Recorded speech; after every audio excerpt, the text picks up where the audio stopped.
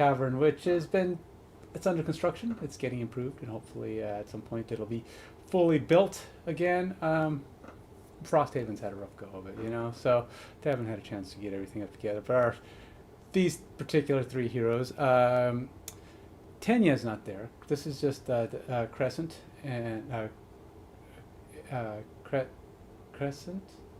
Is it Crescent? No, it's Crescent. Crescent. Crescent. I know something like that. Um, anyway, so Crescent and Royce and Adrian are all sit back having a chat, and they've come to the conclusion that perhaps let's try to build up Crescent's experience a bit so she could be a more formidable opponent in time. So we got to get her up to level 2, ideally. Um, so as they chat, we have, oops, wrong game tool.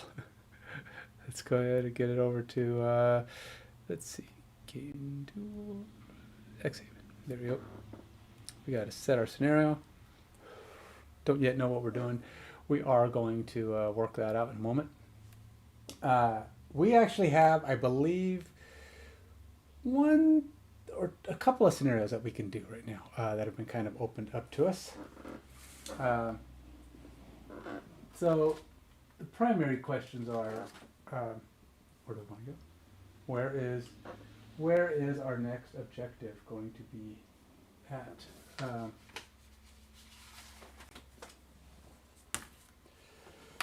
So we can go forward to all of these are going to kind of lead us to extensions of places we have already been. So we can go finish working. The ice dancer princess, whatever she is, did ask us to go help out with the Algox stone or snow speakers, and that was one mission that we kind of put off. Not sure how well we'll do with that as we get further along. This is going to be a level 2 scenario because we will have a... normally it would be going up to level 3 because Royce and Adrian between them are now level 3 scenario pair. But with a lower level Crescent or Tenya, they can actually stick with a scenario 2, which we will do, a level 2. Now, that don't mean much as far as it goes. We've been finding most of these scenarios are very challenging, very difficult to actually pick up loot because we don't have enough time.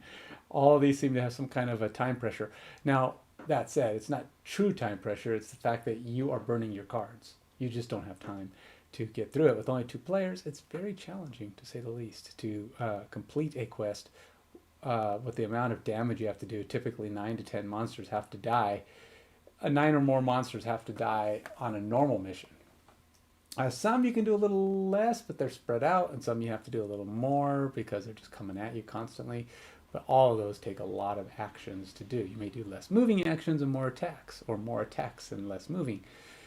But either way, it takes a lot of actions, and with only 2 characters, action economy gets kind of screwed up. So, but we're going to do it anyway. Let's keep moving on. Let's see if we can get through a second scenario in one try. We've only done it once, and that was the last one we attempted. So, as you can see, we have Cesar with us. He's our storyteller. He's the one who's going to kind of get us up to par. You can't see him very well because webcam's crap at this distance. Can't do much about that. There are solutions to that, but I don't really have a working SLR for that, which would make it better. So Crescent is going to be going on this journey. So we got the. Hopefully you can hear me all right. Let me know if my sound is terrible, and I will. I'll try to adjust. I have got most things up and running at the moment. It is daylight right now, as you can see. I'm using real life light, so things look okay, but things get dark. So hopefully I'll be able to get done before darkness sets in, and we won't have to worry about that.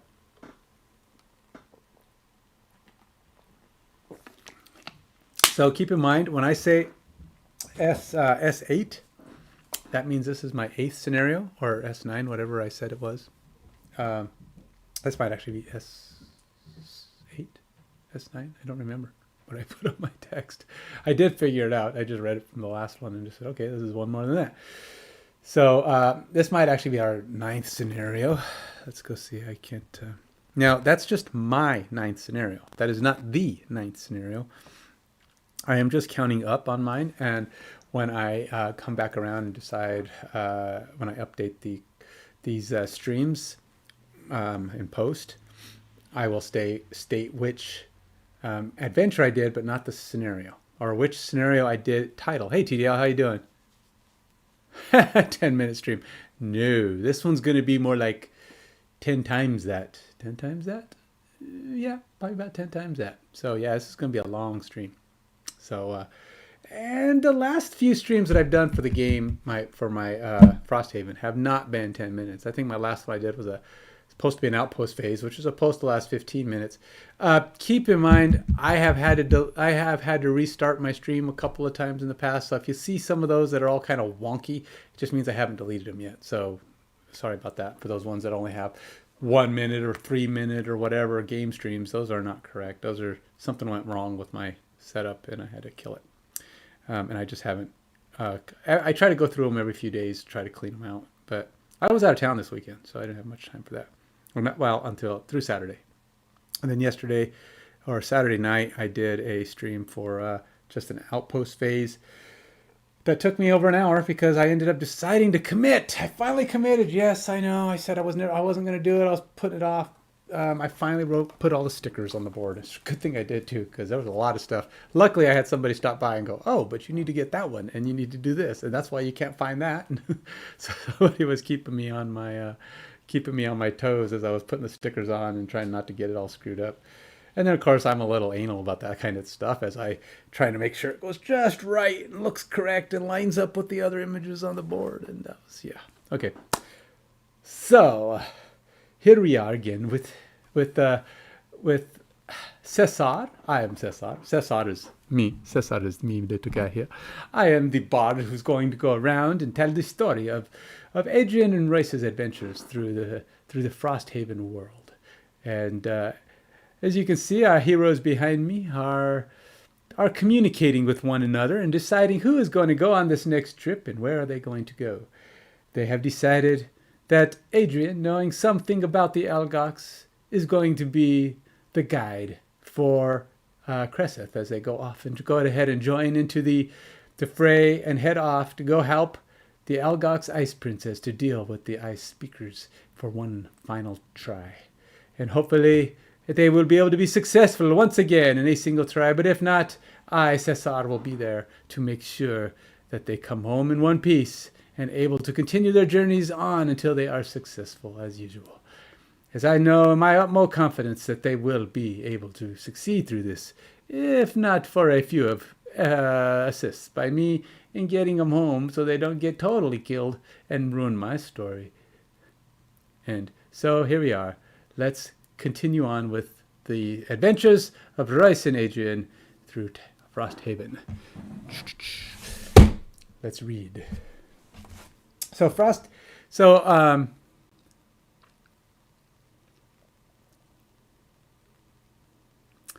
What did I do? No, it was not. When I streamed on Saturday, I was on for well over an hour as I was doing the stickers and fixing my board up. And prior to that, I haven't actually streamed much for the last several days because I've been out of town. So, road event. Royce is going to sit this one out as he has agreed to sit back on this particular trip. And we'll let Cresseth and Adrian head on out. And they will, of course, be trailed by the singing Cresseth, Cesar, who will be singing them tunes on his lute as they travel on. And probably luring in a few wolves along the way. So we'll see how that goes.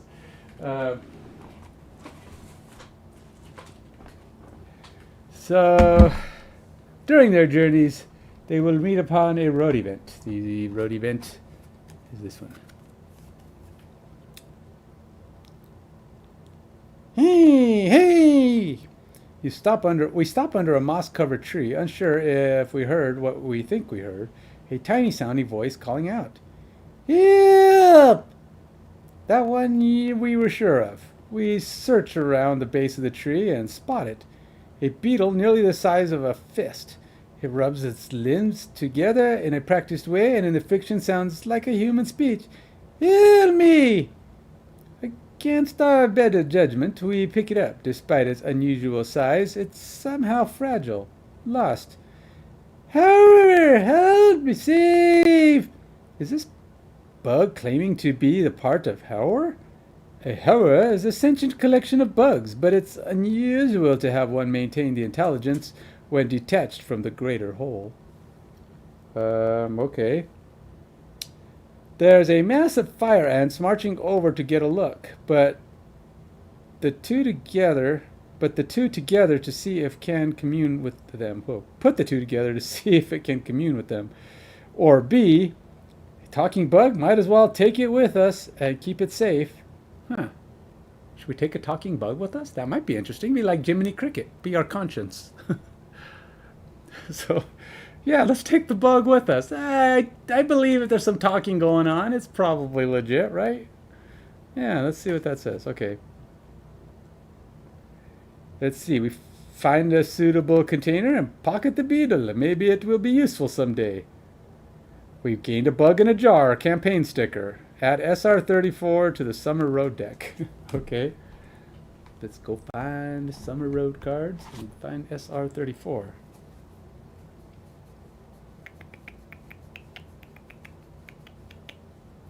SO? Wait. Where's SR?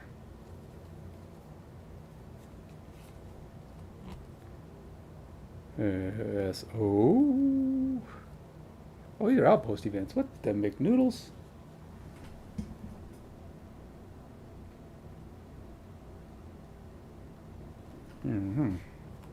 I got these backwards. I got my road events and my. These are supposed to be over here. These are supposed to be right here. Now you would think that by now I'd have this master. Shane Garnet. Yeah.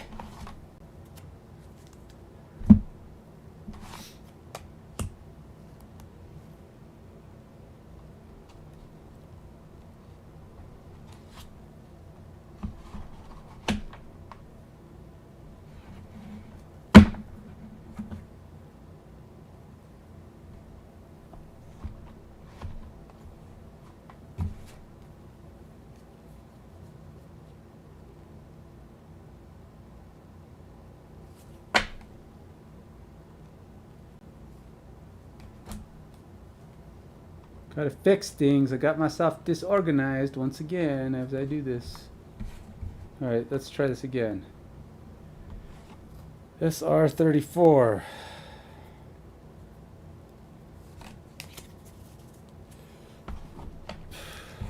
And let's go here. I should probably mix this in because I don't know what I'm doing. Got to keep a mix so that I don't have the problem of, you know, getting them all out of whack. So when I do pick one out,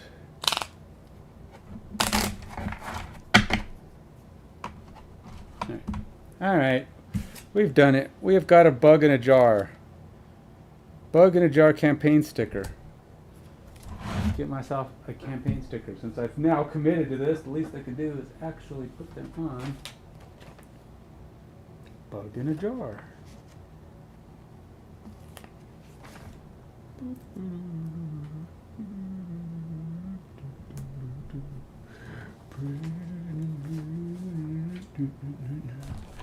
All right. What else did it do? Yep, we did that. Okay, we're good. So, on the upside, nothing bad happened. We're going to get to go into the scenario without any injuries. Woohoo! Yay for us. Okay, so we're going to go ahead and have Cesar stand off to the side. We're going to go ahead and read us a story. a story of number 5. I think this is the story of the Ice Princess and her desire to defeat and finish off the Algox Ice Speakers. This is the Frozen Crypt. It's complete when all the enemies are dead, of course. Scenario effects. Each character suffers 2 damage. Oh, what the French fries? What the... The white firewood stands against the frozen waste like gray, unflinching ramparts. The trees have grown tall and wide, bunched densely together to create a defensive line closer knit than a phalanx of Valrath infantry. But this is where the snow speaker sent us, so there must be a way in. The entrance, which we find only after an hour's search, sits like a gate in the wood. 2 enormous trees guard either side of the snow-packed trail, and just past the opening is a figure covered in white fur.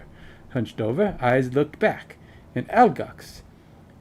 We lock eyes long enough to take a half-breath, and then he turns and runs deeper in. We give chase. The path is trod snow and rock, a road used often, which is just as well. We barrel down it, trees whipping past our periphery, our muscles recharged by the sight of our quarry. However, just as we're certain we've got the Algox cornered, we turn a corner and find a huge Algox waiting for us. It's hunched in the middle of the trail, facing us, but its fists are planted firmly in the snow, a smug grin cutting its face. Not good. We charge forward, ready to leap, but before we can take 2 steps, the ground shakes violently. Large fissures erupt in the earth. The trees buck, and like summer-thinned ice, the ground beneath us breaks away. Thankfully, the fall is short, and we land without serious injury. We cough as the dust settles and find ourselves in an open pit deep enough for 4 Algox to stand on each other's shoulders and not reach the top.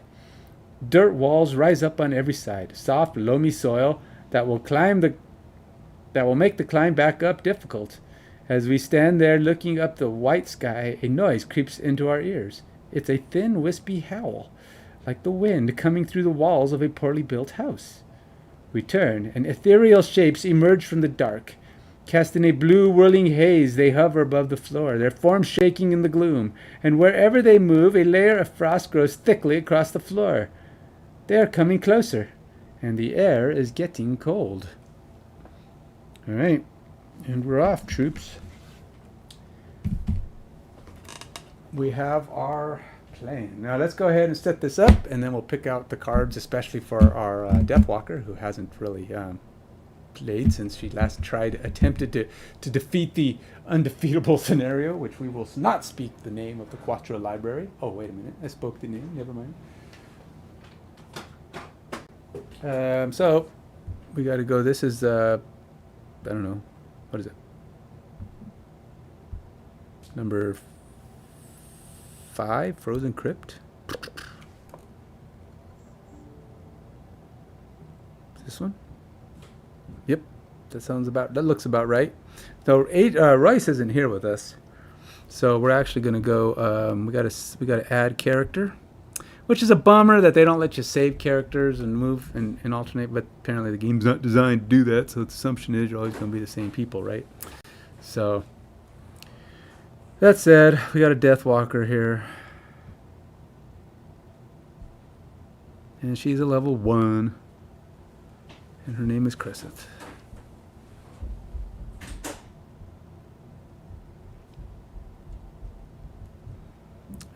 Royce, on the other hand, is not here.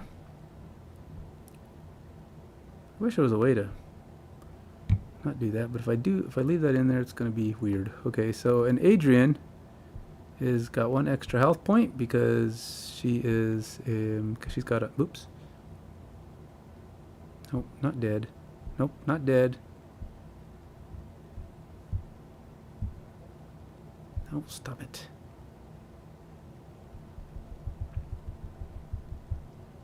Okay. All right, what do we have? We have us 2 characters. They look like wraiths of some kind. Yep, ice wraiths. We got us a fancy pants one. And we have us no, I got to get some boards up. All right, so we need 01B and 07A.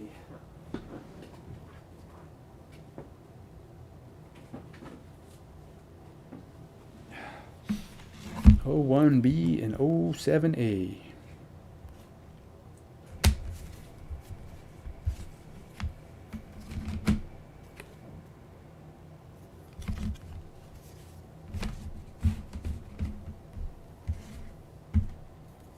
There you go. 07A.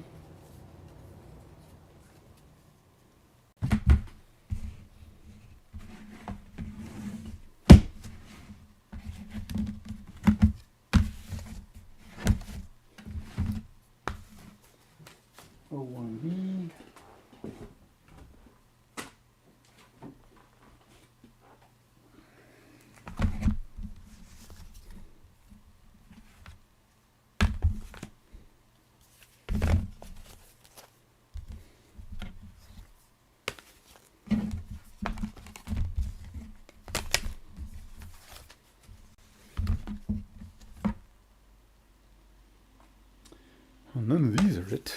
Must have more somewhere. No,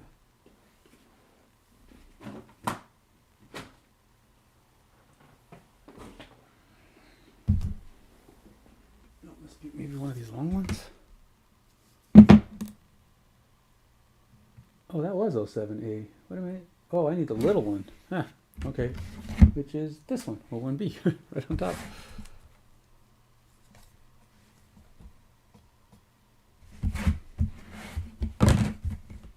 There we go.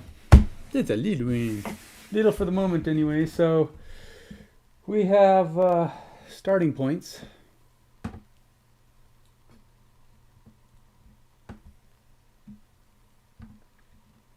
Now we're going to need some ice.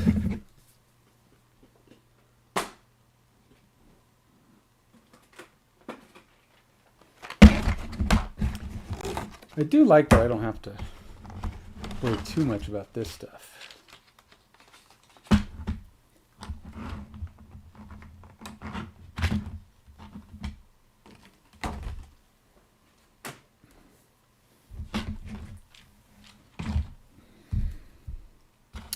Let's get me some ice. There's a lot of ice. Lots and lots of ice here.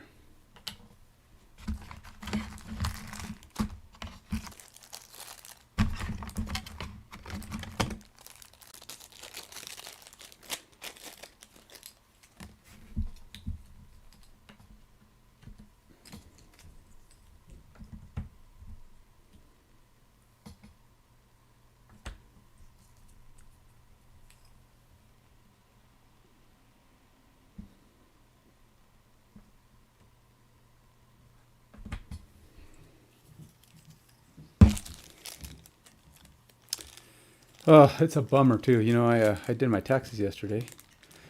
I'm not filing them until April 15th because apparently we're going to owe money. Ugh, bummer. And we owe money from last year still, so I'm getting behind. So basically, my whole bonuses here is going to go right to the IRS. Yay. Joy. Excitement. Yeah. Oh, well. Just c'est la vie, you know, just the way she goes sometimes.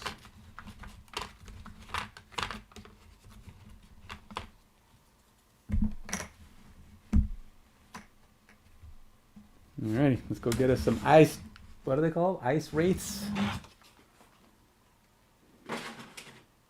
Now, I still haven't figured out a better way to organize my monsters. This is just, you know, the way it goes.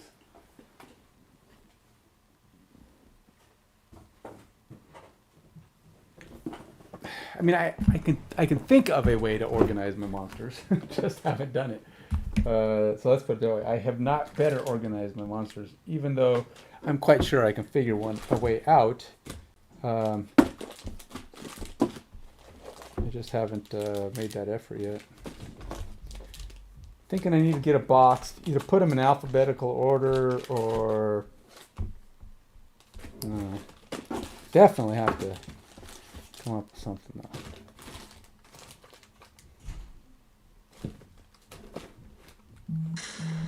Chaos? No, no, I don't think nope, they're not in here. I don't have very many in here yet. I have got them more situated. I don't know if that counts as that's not really organized. So these are where a lot of them are. I could organize them slightly here, but will I do that? I'm leaning towards probably not. Just 'cause. Is that an ice wraith? Ah, ice wraith. And luckily that's all I need at the moment. There's probably something else. I think there's an undead character in here too. What do they call him? A frozen corpse, which I already fought a frozen corpse, interestingly enough. So I fought a frozen corpse in the last mission we did. It wasn't ice race though. That were the guys in the middle were crabs. I got crabs, man. That was so embarrassing. They were tough too. No, I didn't get crabs. They were giant lobster crab people. That's what they were. I'm only fighting 2 guys. Yay! It's like yeah, that's what it's gonna be. Just two, man. Until you walk through the next door, and then you're gonna get your lunch. Okay, so sadly we take 2 damage right out the gate. So that's really a bummer because Cresseth is not a healthy person. She needs definitely help from to start off with 4 health. I mean, she's not gonna like this, but at least she's a Deathwalker, which unlike Tenya, who is not a Deathwalker, and when she summons stuff she hurts herself constantly. Starting off with 4 health would really be sucky. So that's it. We start with 2 damage. For whatever reason, it's cold down here, and it's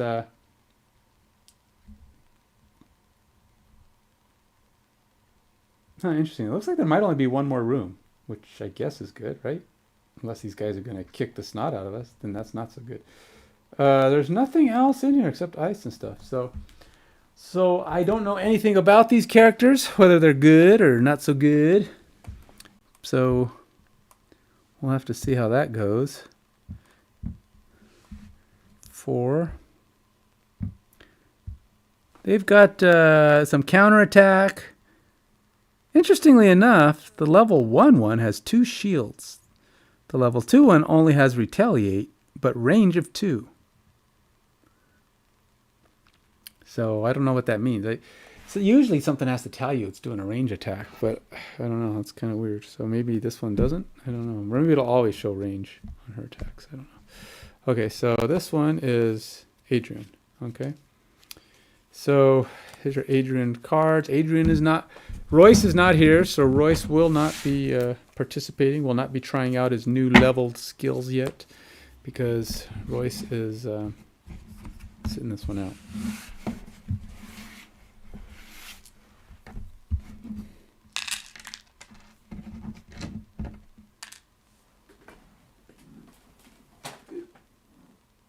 And you get Cresseth's cards. I think this might be Cresseth. Yeah.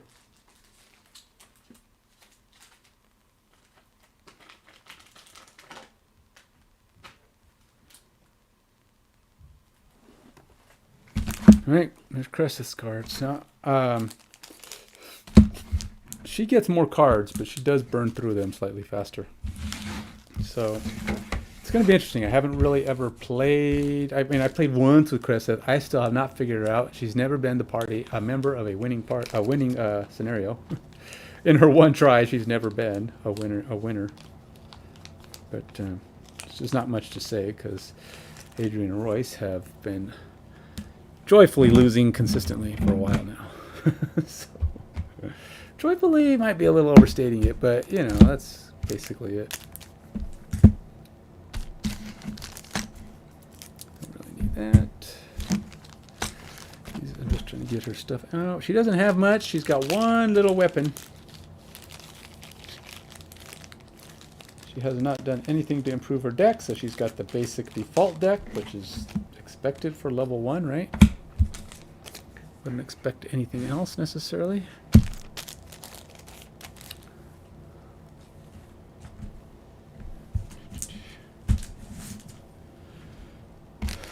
She's got her tokens, which she will be needing when she's summoning the creatures from beyond. I do have minis that I'm going to use for some of her stuff.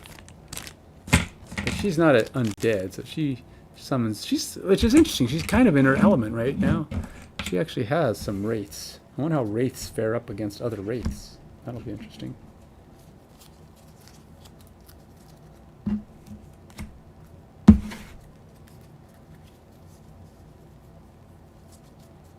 Well, at least they don't get to start off with more negatives in their deck, which I always thought was lame.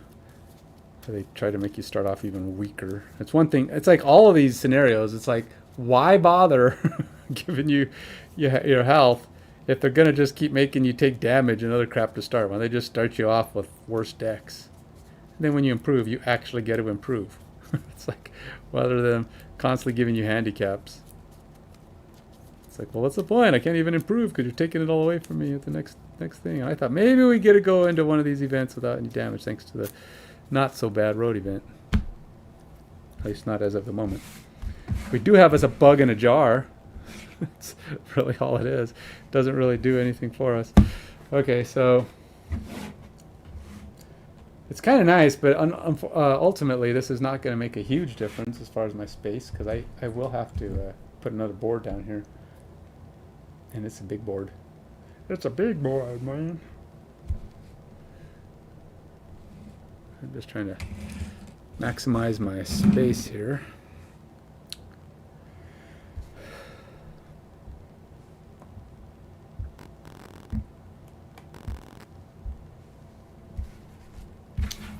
All right, so what do we want, man? What's a good good set of skills to bring along? Let's do a quick review of our Cressith cards. Let's see here. I am going to have her bring her summons with her, mainly because they're wraiths, and what better defense against wraiths than more wraiths? Oh, well, okay, they're not really wraiths; they're shadow beasts. And really, I thought she had more than one. Actually, she's only got one. Huh. All right. Guess she doesn't have too many. I think she gets more, obviously, later on. But right now, she's got one. We will bring the shadow beast. Now, her thing is to have those little shadows in place. So it's going to be tough because for her to cast those things and keep them moving, she has to move too. And she doesn't have a lot of let's move together. Same problem that Adrian has, where her summons rarely get a move when she does. So she's going to have to bring that stuff along, because anytime you're in a multi-room area, you got to bring all your stuff with you.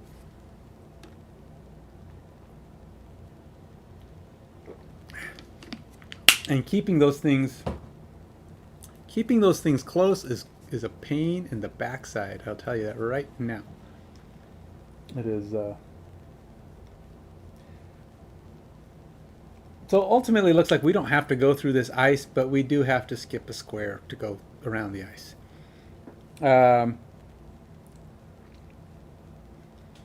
Now, Adrian can jump stuff, but she only gets to do it once every long rest. And I haven't done a lot of long rests. We'll see how tough these wraiths are. I really don't know. Let's see, what's their health? Ooh, they're 10 health. And, yeah, level 2. So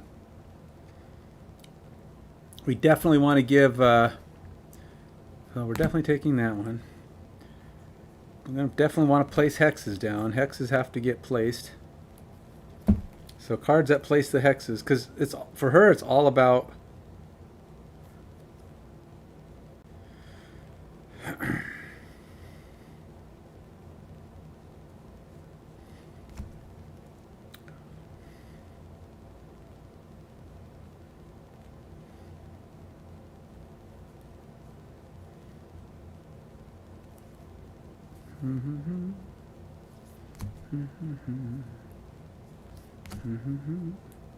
a lot of ways to move the hexes. We got to make sure we keep them in play, though. one of her best moving cards is one that gets lost if you actually place 3 hexes, but you do want the hexes. What I like about her hex abilities is they don't have to be in a range. Like with Adrian, when she wants to move, her allies, they have to be within like 2 or 3 or 4 of her. Whereas almost in all cases, Cresseth can move her hexes, her shadow tokens, from wherever they are, which is nice. So she gets 11 cards. How many have I got? 1, 2, 3, 4, 5, 6, 7. 4 more. Probably should try to get some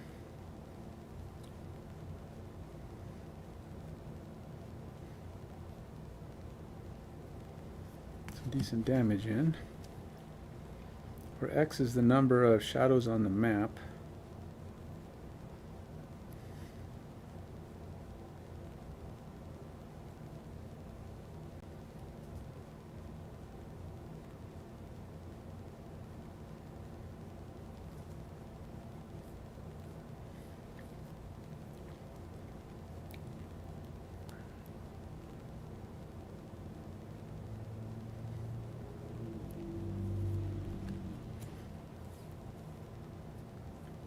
I think that might be my option.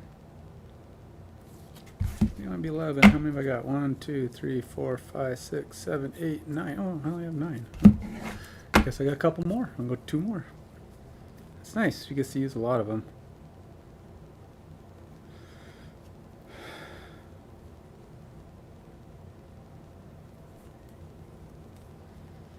Ten.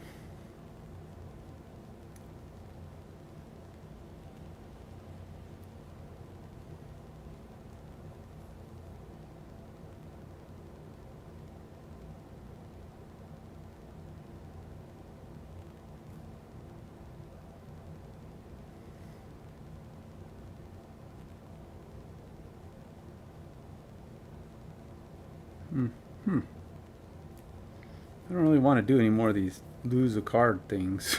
I'm trying to. I never find losing cards to be great.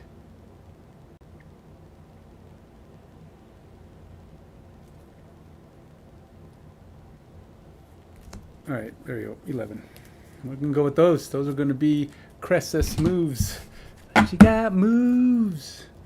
And she knows how to use. Oh, that's legs, huh? She got legs. She got legs. And she knows how to. I don't know. I can't. You know, it's funny. I can sing when I've got music, but I cannot. I have the darndest time finding keys when I'm not listening to music. My brain can't find the correct notes.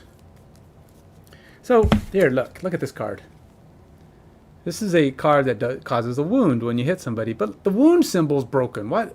They need to fix that. That bugs me.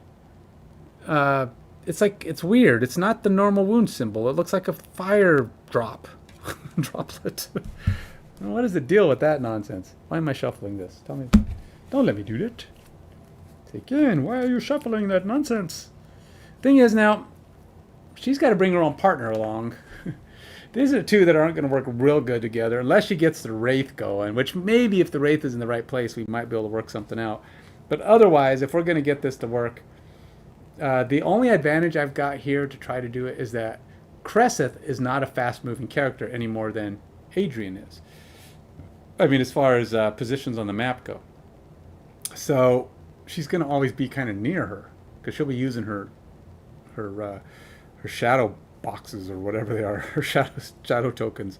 So these guys are going to be kind of playing it at range in a lot of cases. They'll get some low close-up shots, but they're going to be mostly kind of dealing with these monsters, having them come to them, which might be interesting. You know, we might be able to get some, if we can get some wounds off on them, that's going to be helpful. But we don't have a lot of wounding capabilities, so we'll be doing stuff to try to work that out. We got a few, but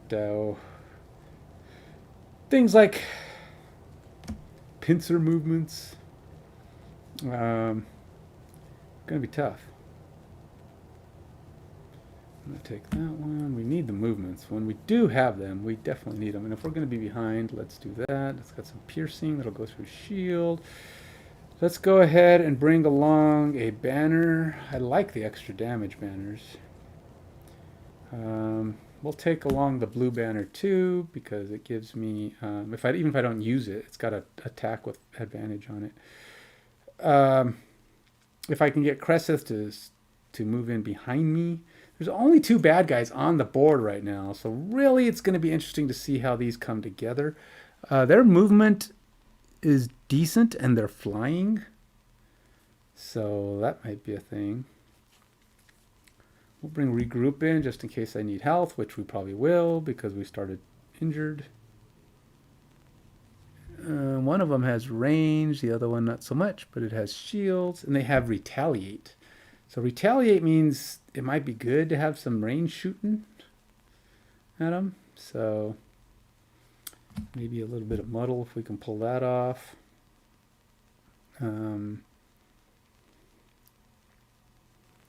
Take that. All right, where are we at? Is that 10? Or do I get one more? 1, 2, 3, 4, 5, 6, 7, 8, 9, 10. No, I get no more. What did I leave out? Just in case I'm... Ooh, my 3 and my 2. I should probably not leave out my 3 and my 2.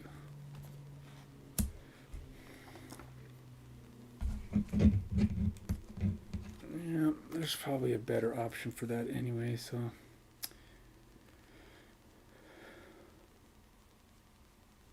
All right.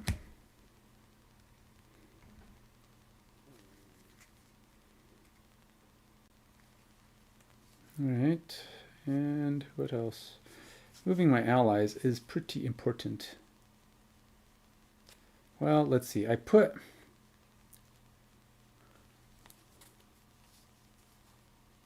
my big hit back in.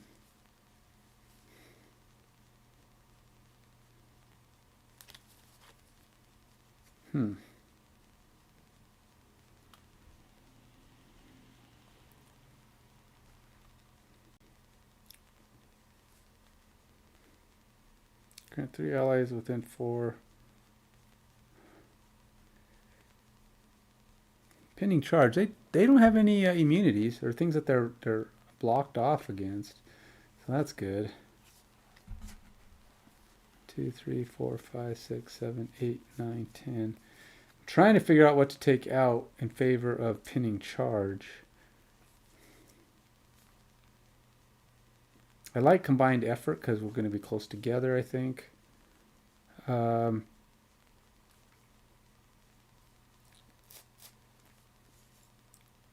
don't know if I can do it. I'm going to try and get a banner started right away. I'm hoping beyond hope that these guys are going to come close enough for me to try to smack them. All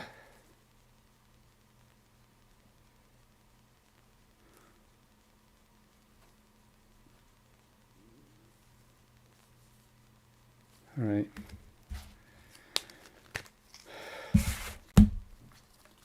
One, 2, 3, 4, 5, 6, 7, 8, 9, 10. All right, there we go. We're all set.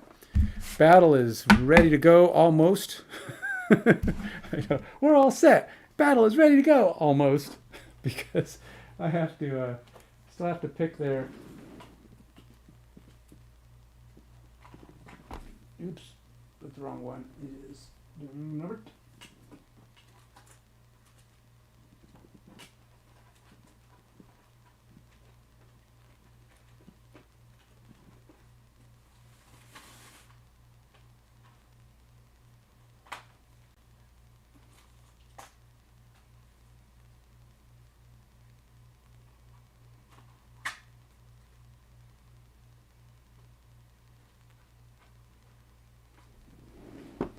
Battle goals. Need some battle goals. Let's do this. I did work out this morning, by the way. I just didn't stream it. I worked out for about 90 minutes too. It's just that I didn't do an official workout. Like I said, I'm kind of trying to stick, like I announced on my Discord page, I'm trying to stick to workouts now that are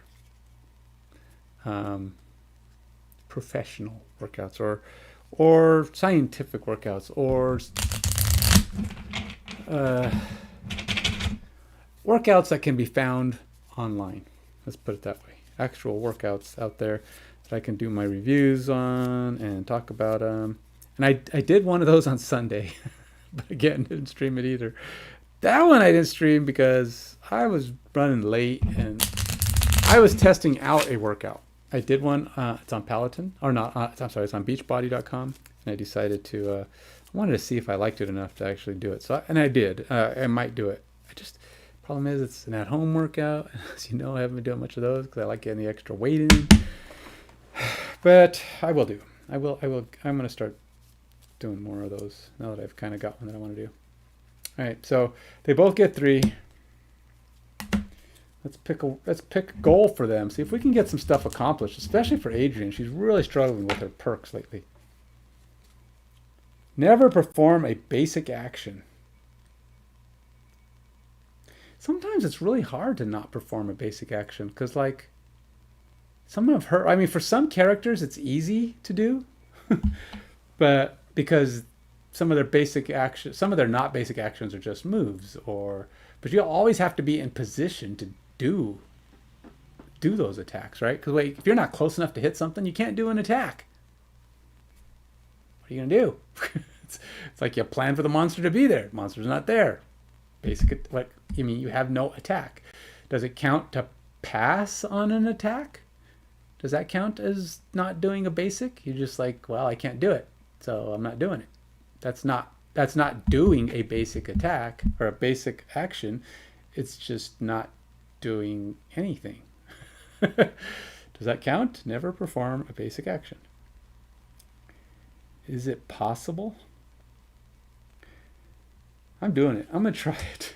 I'm going to count, though. I don't know what the rules are on it. I don't think it's necessarily wrong. But if I can't perform an action, I'm going to perform no action rather than performing a basic action. The only rule is don't perform a basic action. Then maybe I only don't act.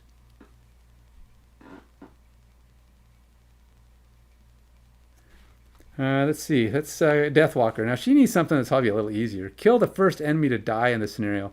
That sounds doable, doesn't it? She can get hers done and over with. Kill 5 or more enemies. Oh man, 5 or more enemies. Well, with only 2 people, it's probably doable because I'm probably gonna have, who knows? I don't even know if there's gonna be 5 in this one. I don't know what's in that next room. All right, so she's going to do opener. I'm going to have Adrian give her a hand in attempting to kill the first enemy, if at all possible. Yeah. So there you go. We've got their battle goals are set. The story has been, the setting has been described. The map is up. And the monsters are en route. Let's take them down, I say. Let's take them down. All right, I'm gonna get a drink.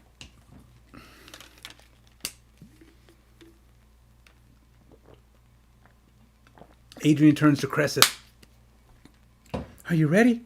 This is it. This is your chance to get yourself some skills. Let's get you going. Crescent, what? Thank you very much. I'll be glad to help you as much as I can. I'm really looking forward to this opportunity to succeed. Actually, I like that voice, but I'll probably forget it. So for next time, I'll be like, ooh, what did I use for her voice? But let's do it. For me, it's always like something comes into my head, I use it, and then I'm like, I have no idea what I did last time. I can always go with a Minnie Mouse voice. What do you think? That would be a good one. Mickey Mouse. I guess they sound the same, huh? Oh, golly, Mickey. Okay, let's move on to the next thing. Let's do an attack. Let's get something going. All right, so we know this monster's over there. It looks like the door is open. It doesn't say it's not. We do have this thing we can't walk over, big ice crystal standing up in the middle of the way. And so I'm going to try and do one of her masteries. Now, a mastery for her is to get a banner up and keep it within 3 of her the entire time. So let's see here. I thought she had a pretty decent range one here somewhere. Because I thought she had one that could do a range of 4. Yeah, there we go. And then we will throw down this banner. So we'll do 18 for Adrian.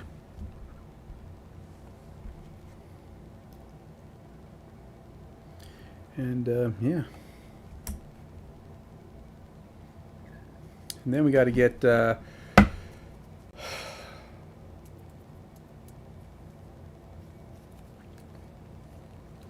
she doesn't really have range. Thing is about her.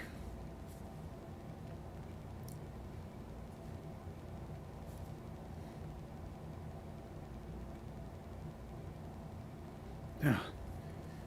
Mm-hmm.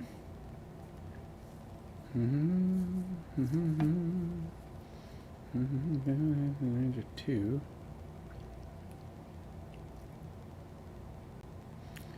During your and your summons attacks. What? So if I do that. Ah, and he's got like no health.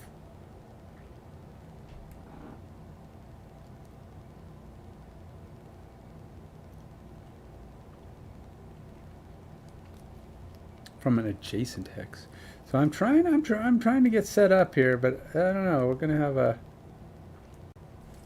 trying to see my, like where I can put down some hexes.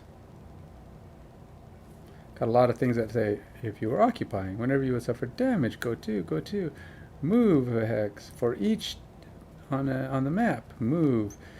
Teleport to. This one you have to have. Place 3, but that's only a one-time shot, which means I'd be losing that card right out the gate. Whenever an enemy enters a hex with a shadow this round. That's not going to be so great.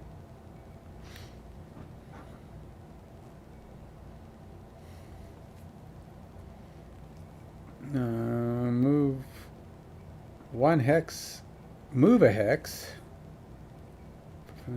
Earth hex. Man, there's just not that many that put down hexes. Remove, use, move for each. Move. Perform as if you were in. Perform as if you were in. Whenever you would suffer, take 1 away. Teleport 2.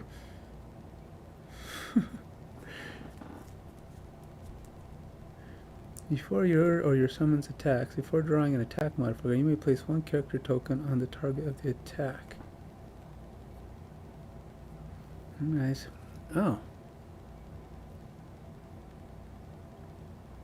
I should probably put that one out.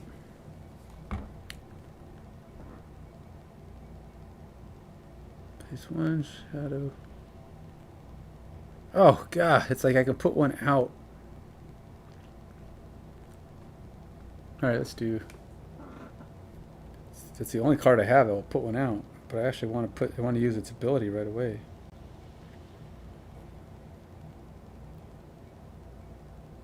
I have exactly 2 cards that are going to put shadows out.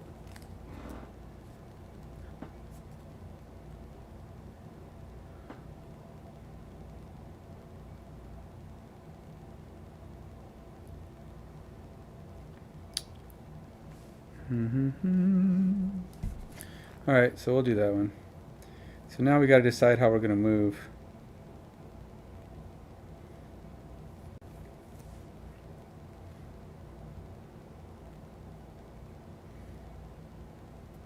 So we got to do that. What's our bottom? Our bottom option.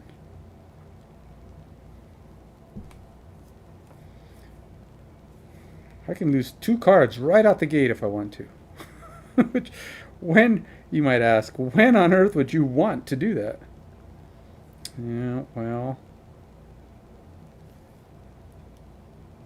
I'm going to have to, man, there's like literally no way to get hexes down. If I lose, I was like, I can put down 4 hexes in this thing, and then I'd have no way to ever go. This one will be in play for the entire thing, but that's the only way I'd get hexes at that point. But then it's a matter of trying to keep them moving. I don't think I want to be teleporting to them if I do that. But I still need to figure out how to do something. Alright, let's do this. Hopefully hopefully it'll work.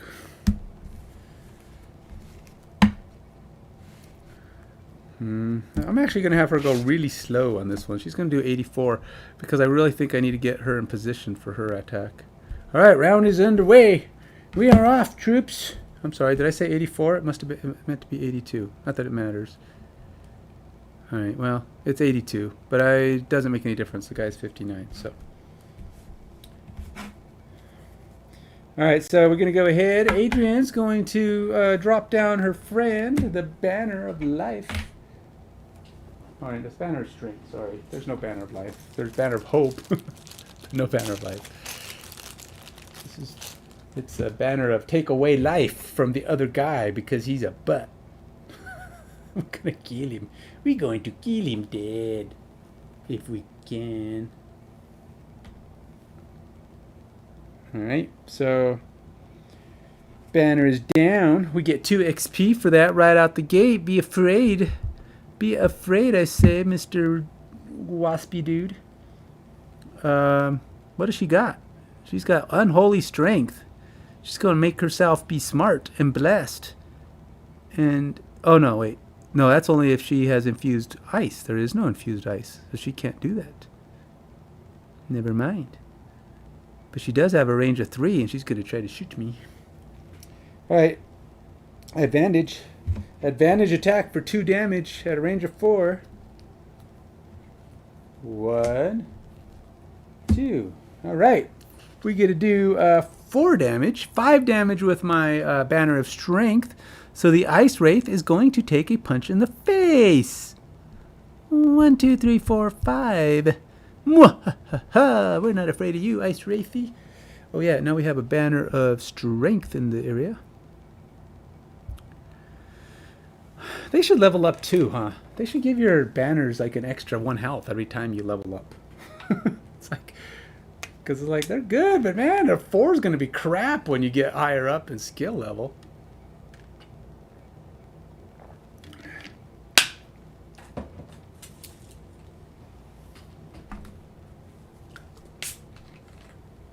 I know, I'm making you an unexpected pause in the action.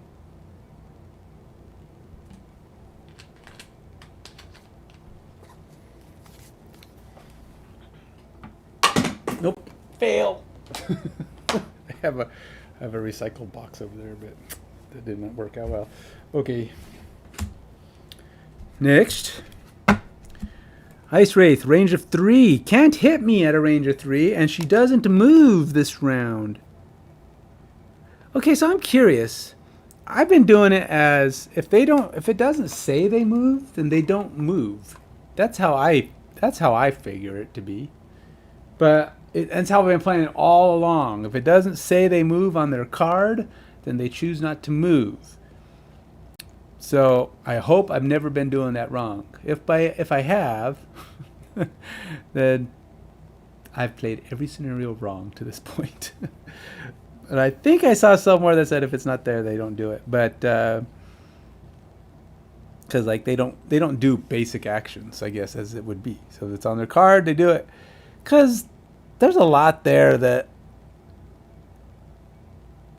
I don't know. Do they do basic? I don't know. I hope I'm not wrong because I've been playing every one of them wrong. Because I've always said if they don't have an action that says move, then they're choosing to sit there and do nothing. That's what they do. And I'll tell you what, if they do get a move when they don't move with those cards, I don't know that I would have won any of the scenarios because that free movement would be brutal. So anyway, range of 3. She can't hit me. Either can the other one for that matter. So yeah.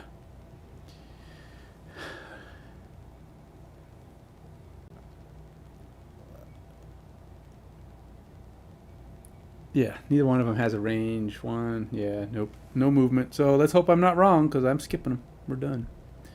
Cresseth, you're up. Cresseth is going to do this card. Put it up here. And then she's going to... she really doesn't have any significant range.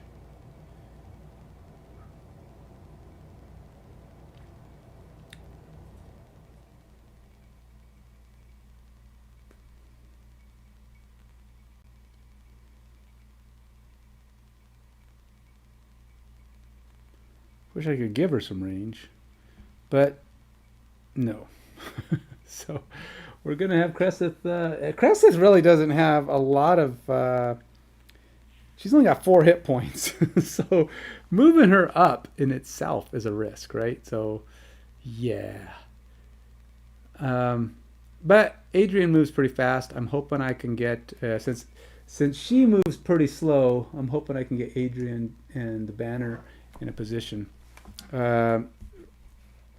So she moves 3. She can't hit this thing. It's a range of 1. I wish it was a range of +1, so she could actually shoot further away. But a range of 1 just means something around her, and she can't reach it. So that's it for her. She was hoping to get some poison on, but the person didn't even flinch. There was no forward progress on that at all. All right, so Adrian is up. Let's go ahead and see what we can do for Adrian. Get another shot off if possible. So I got to keep this banner in my purview. I'm hoping that Cresseth can get the shot off on this guy that kills it. So we're going to try to soften him up just enough to give Cresseth the shot. Or better yet, maybe I could just... Well, it's 5 damage. I don't think Cresseth can do 5 damage, given she doesn't even have a...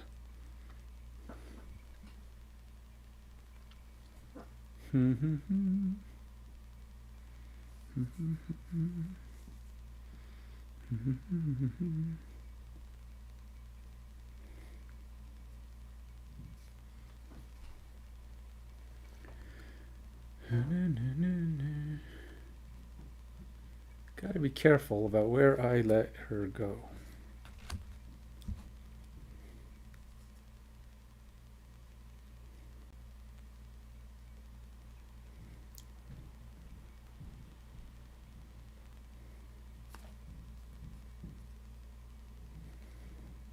You would think they'd be weak to fire, huh?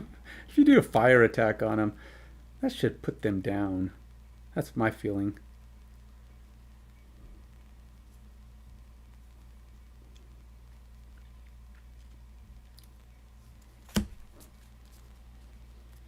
It's probably good if we're not right in front of it, because these things have they don't. Oh, you know what? Oh, he had 2 shields. Shoot, he's not as wounded as all that. The white one has 2 shields. The other one has regen. And I actually did the wrong guy too. It's like, I'm so wrong. He's fully healthed. Okay, so that one's got that. This guy took 3. 1, 2, 3. I did the wrong one. Okay, so we can do some extra damage. There's no reason why we can't do more damage.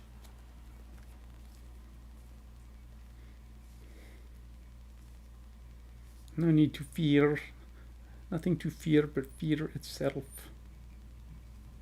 Alright, we'll do that one and try to get him, see if we can do some damage enough to...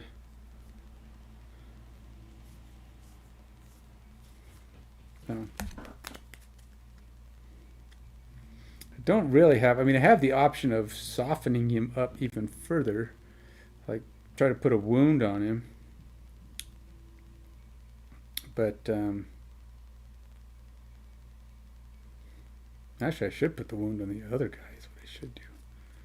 I don't know what this guy's got, but I have a feeling these guys are going to have some nasty stuff. And watch, as soon as I'm together, they're going to do something that's adjacent death. they're gonna do adjacently kill me. So we'll see how that goes. We're going to go 21 for Adrian, just because I like Adrian to move fast. In this case, it works out well for her, so let's do it. And then we have to do... Again, the other one's the one with the retaliate, but right now we're just trying to punch through this character's armor. So we're going to try and go fast this time. Now, what that means is the only summon she has is one dude. And if I throw the summon up, he doesn't get to attack this turn. That's what's so frustrating with him. I could put her up really late, which is probably what I'd have to do. But if I want, she has no range at all. And nothing on her bottom half. Damage. Nope. Nope, nope. I can place some shadow hexes.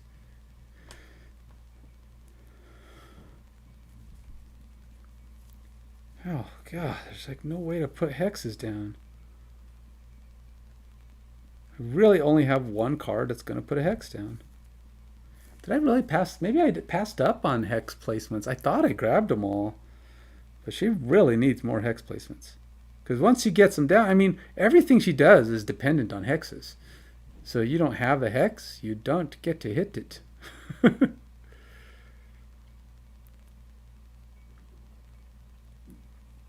Let's see, do I have anything that will charge darkness? Oh, no, it won't matter right now.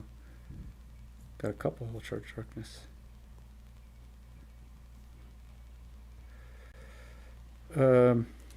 Alright. That stupid thing is just sitting behind the...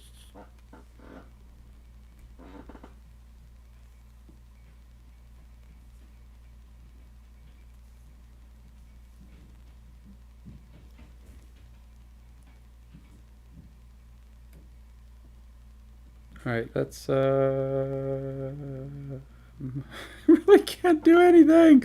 It's driving me bonkers. I gotta do this. It's driving me. I have to place hexes. This means I'm losing another card on only the second turn. I'm already gonna be down to 9 cards. So it's just like without the hexes, I'm pretty much blah. She can't do anything without a hex.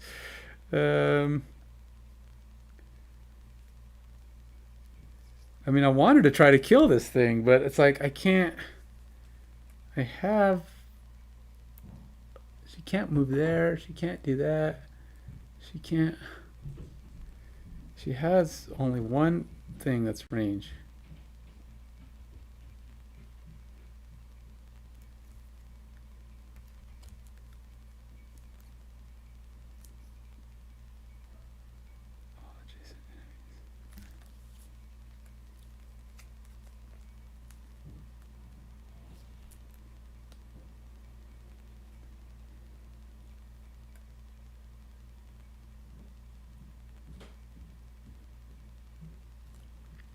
All right, let's try this.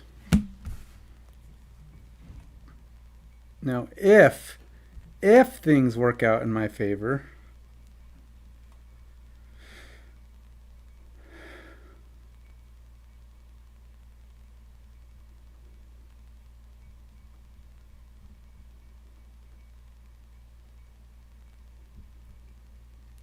all right, I'm gonna do 14. Oh, 14 is way fast. That's too fast. Suck. 86 it is. Hopefully she doesn't die. Because she's already going to be pretty far down the road. All right. Oh, hey, look at that. She actually gets to move first. All right. The monster is going to do all elite ice wraiths become normal, and all normal ice wraiths become elite. What? So they're going to mess with me, man. What does that mean? Or at least... Whoa, what is that? So basically she can hit hard. Wow, that's going to be weird. I'm going to be thrown off by that nonsense. You can't change them. This app doesn't let you change them. So that's weird.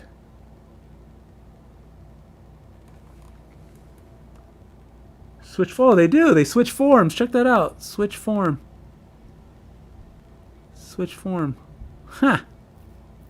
Interesting. But they don't switch form yet. Never mind. It's not their turn. They don't switch form until I take this, until I move. Okay, until their turn. So yeah. So we're going to move myself 2.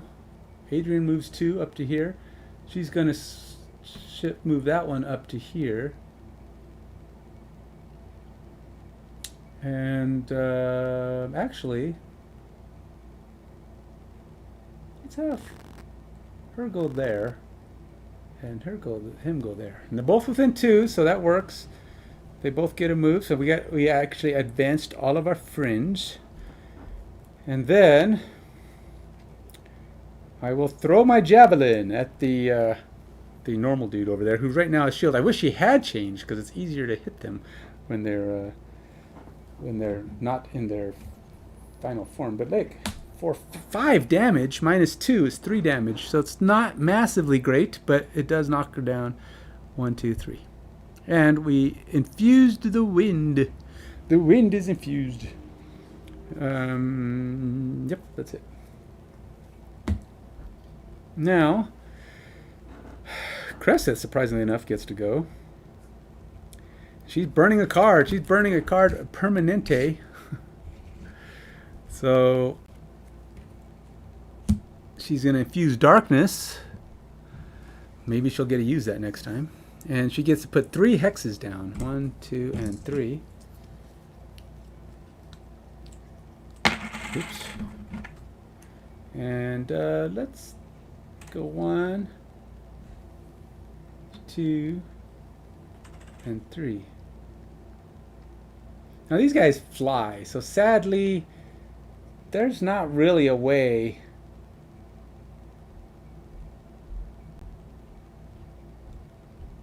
you know what? I'm going to put this underneath him and this underneath him. It doesn't say you can't do that. It doesn't say unoccupied. It just says in 3 hexes. And supposedly that's not even a thing to stop. So I'm hoping that's perfectly valid. I'm hoping I'm not doing anything wrong. So I put those in. That card's gone. But now I have all enemies occupying a hex with a shadow is wounded. So, bam! You guys suck. So, wound. Oops, nope. Wound. And wound. And whenever an enemy enters a hex with a shadow this round, they gain a shadow. They gain a wound. So, I don't think it matters. I mean, it lasts till the end of the round, but they're both wounded already because I put one underneath one of them.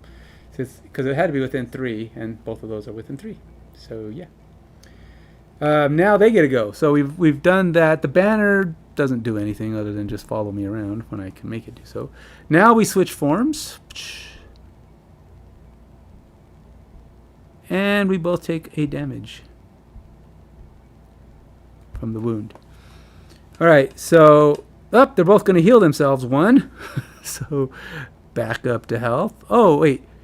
But that means their wound goes away. Suck an egg. All that work. And they heal themselves and get rid of the wound. Oh, God. Whatever. All right. Now they had to move.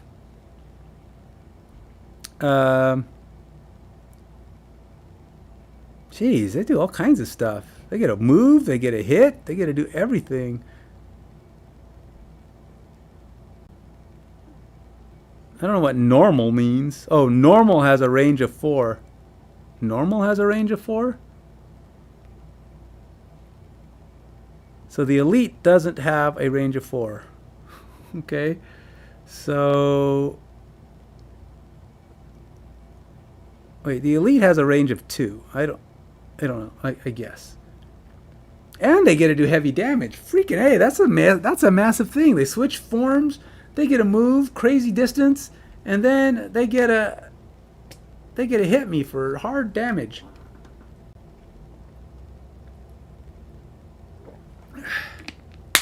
That's a brutal hit. They might kill my banner, because so they heal themselves, move, and attack. The normal, the elite has a range of 4. So neither one of them has to move. 1, 2, 3, 1, 2. So, oh gosh, that's a bad state of affairs here, man. Okay, so 2 damage from. So the closest, whoever moved fastest was Adrian. So this guy's the normal guy is shooting for 2 damage on the banner. 2 damage. The banner takes 2 damage. The elite guys over here gonna shoot for 3 damage on Cresseth. Eek. Cresseth is gonna be discarding cards. Oh, all right. So 2 damage on Cresseth. Cresseth has got to deal with that health problems. They're done. That was a scary round actually. It was kind of painful. Got a lot of guys wounded on that maneuver. We gotta kill some stuff. Cresseth needs to kill this character right now. Um, but now she's got some tokens in play. Hopefully those are going to help her actually be more effective at this point. And we have some darkness in play, so hopefully there's darkness. Let's see, what's the darkness thing's going to let us do? Hit a little harder. Hit a little harder. Anything else? Muddle. Either way, I think we have a pretty good shot. Plus, they switched forms, so if we can do this at distance, uh, these guys are reversed now. So this guy's elite, this guy's not.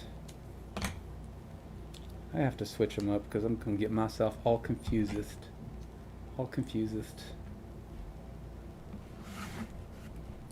Right, so did I do that right last time? Yes-ish? Yes-ish? Oh. Wait a minute. I think Cresseth actually took 1 less damage and the banner took 1 more damage because I had the wrong guys attacking. See, that's why I got to switch those. So 1 less for Cresseth and 1 more for the banner. Ow! Banner is in bad shape. Oh, and wait, wrong way for the Cresseth. Okay. Cresseth only took 1 damage because it was up against 2. So yeah. Alright, so we got to kill these guys. That's what we gotta do. Gotta kill something, man. And the elite has retaliate, but no more shields. So she has a pretty good chance, maybe, of taking it down. It's only got 4 health. I don't want to remove any hexes if I can help it.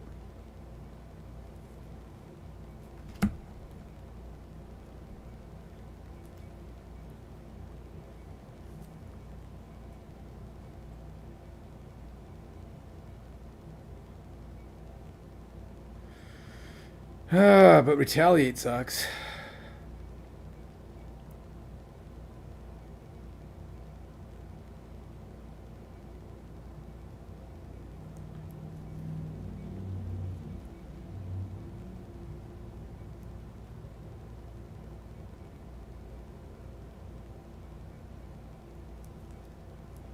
What does lightning do again? I forgot what lightning is.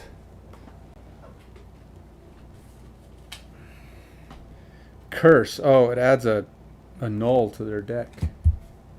It's not bad, really. I don't want to do anything that's going to remove my shadows. Because the shadows are too hard to get. I got to do things that are going to keep my shadows in play. And I'd like to do stuff as though I'm in... Because then, if I'm not actually there... So if I hit something as though I'm in a shadow, perform the attack as if you were occupying a hex, which I'm not, does that mean I don't have to take damage from the retaliate? For each shadow on the map at the start of this turn, perform each attack as if you were occupying the hex with the shadow. See, as if you were occupying a hex with a shadow. I don't think I have to take retaliate because I'm not actually occupying it, which means retaliate is for something that's standing next to him, and I'm not there. For each shadow on the map at the start of the turn.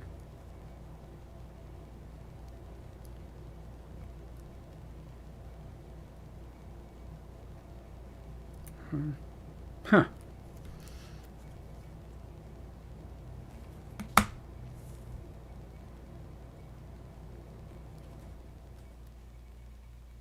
Oh, it's a lost card. Urgh, I don't want to lose any more cards. It's too early to lose cards. Gargly Murgly. Alright, well. Kind of looks like my best bet would be just to do a range attack. It's not a sure thing I'd kill it. Because... I'm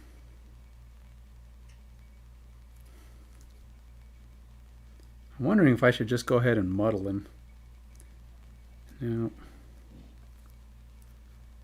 Alright, well, let's do this one.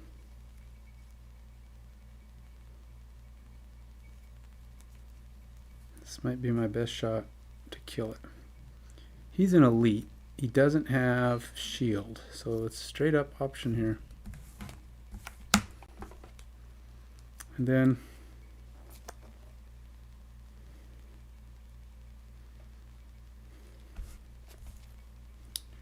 she has a chance to complete her quest right now.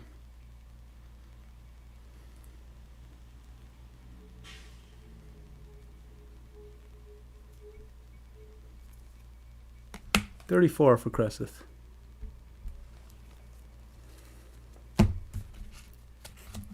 Now, if there's something she can do to kind of, if Adrian can come up with something that will kind of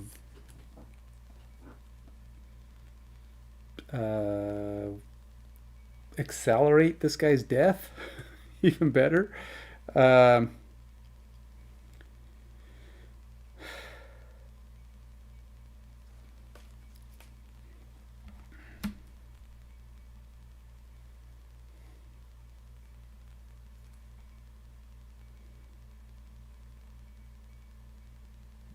need to do something. How about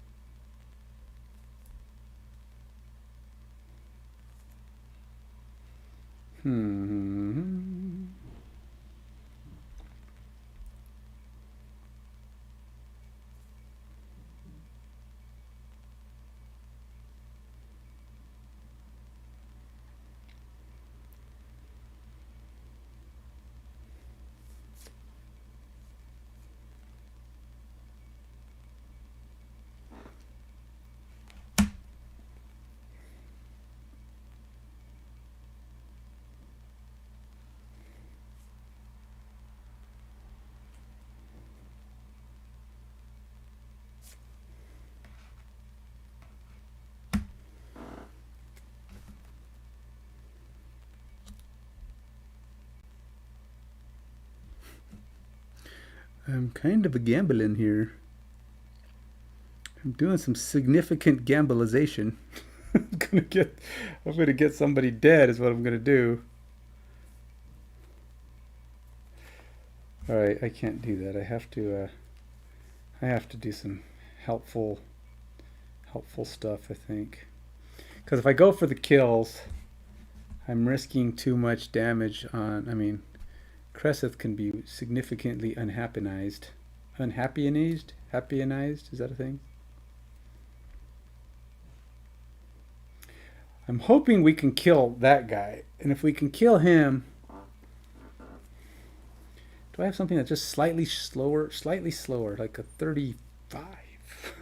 Nope. Got 25. She's going to hit. I think what I need to do is just hit this guy, which should protect the banner, and then let her.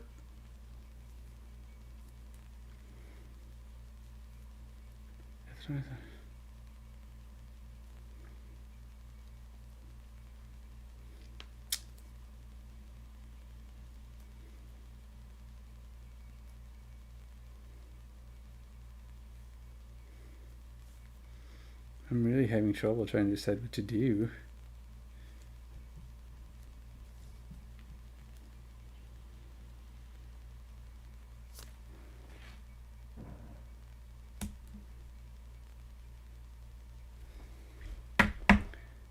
$17. I want to hit it. I don't want to kill it. So that's the problem. And then I've got to heal some stuff. All right. So it has no shields. It has a 4. All right, well, let's do it. We're going to... I don't want to kill it. I could shoot for the other guy, but that one has shields. I think we need to...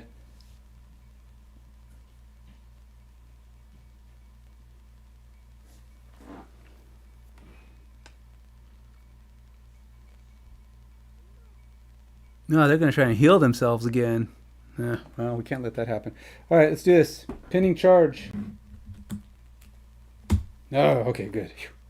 All right, so what this is 3 damage minus 1 for 4 damage. No, it's 4 damage minus 1 for 3 damage, because I'm using the wind as my infusion here, which goes away. So, oh no, that doesn't do range. Okay, never mind. It's 3 damage, because I get 1 for the banner, 2 for the dead hack, 3 damage. Nobody's adjacent to him, so I don't get that. So it's just 3 damage on this guy. Whew, just better. Just barely enough. Just barely what I want. It'll be pinned, so this guy cannot move, just on the off chance that he doesn't die on this round. And then Adrian gets an XP, and that's it. Now he can move her allies. Now,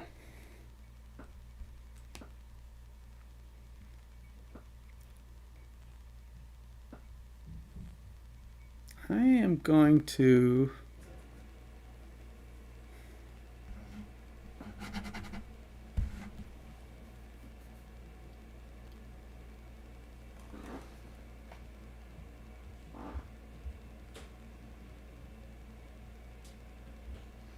well, we're at the very least going to move the banner up a notch. Hopefully, wait, there's not like, they don't have any range or multi-area attacks, do they? Nope, okay.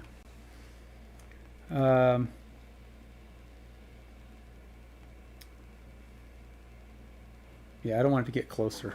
All right, so we'll do that. I can move her, but she needs to have a range of... Well,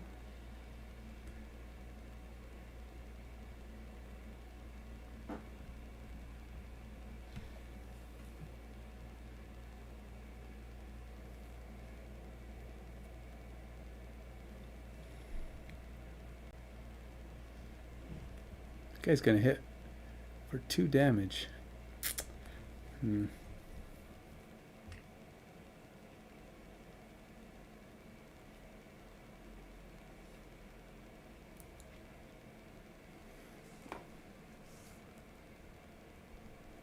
All right, let's go ahead and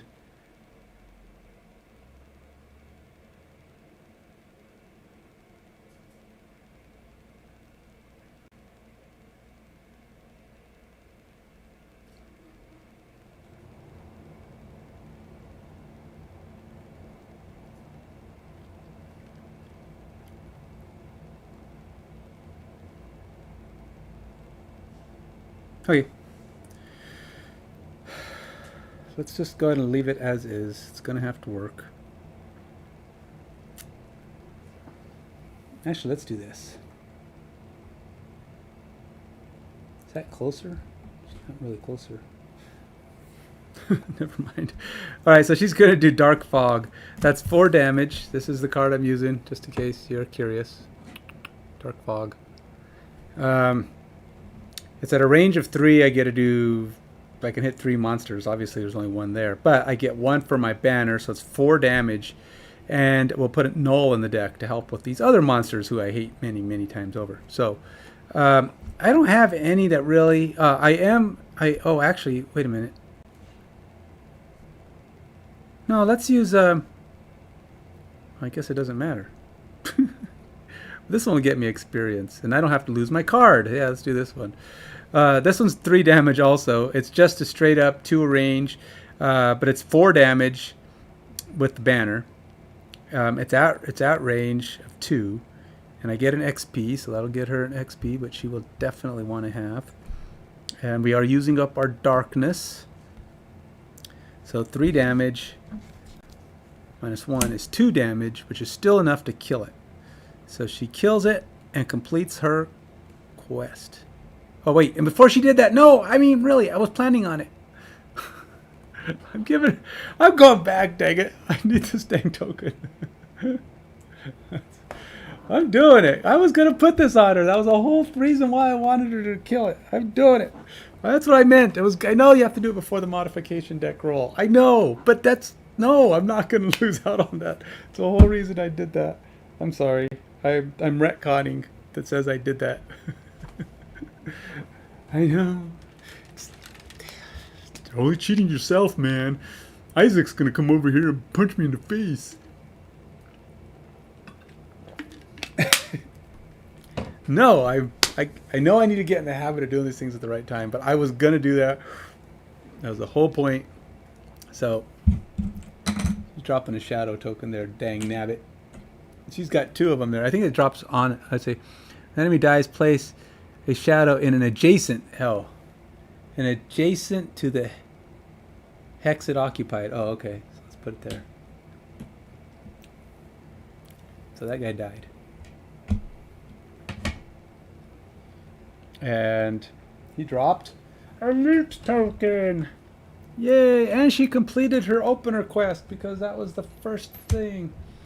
So let's mark that off. It's only a checkbox, but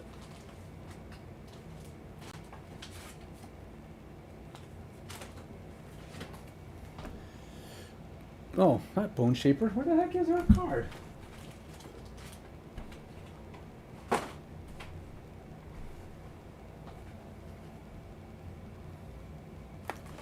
But everybody's card but hers.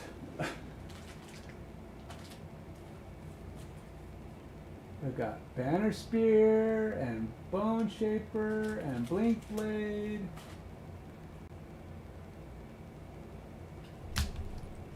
Oh, it's right here.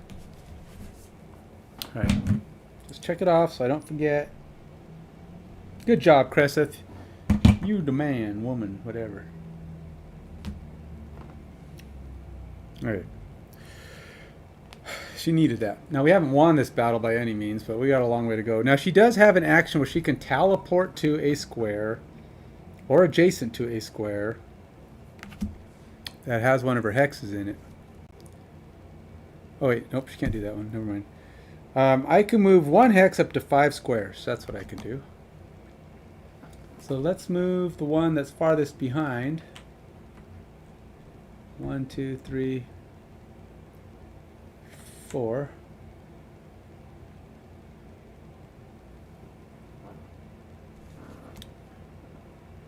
Can't really go 5 because I can't put it in the blocking terrain, I don't think. So I have to put it in front of it. I was thinking I was gonna teleport back and pick up the loot, but yeah, I don't think we're getting that loot. I'm not gonna waste my time and actions on trying to get back to that loot. It's too far away. That's too much, man. Okay, that's it. So done, and now it's this creature's turn, who's gonna be a butt and try to heal herself up even more, which you can't really do, but still, it's enough that bugs me. We have got to do some healing, though. That's all I know. All right, so she's going to heal herself 1. She can't. She can move 3, but she has a range of 4. She's going to infuse the ice. She has a range of 4. So she's going to hit for 2, and she's going to hit Cresseth. Dang. Okay. Well, whatever. They got a lot of recycle cards. They keep doing these attacks that let them heal, move, attack, and then it recycles, so you just get them all back. Oh, +2. Ouch. Ouch.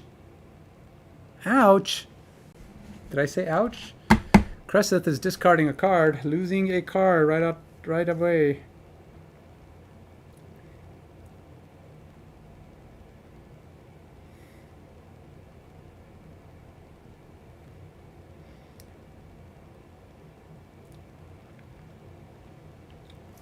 This is a hex loser.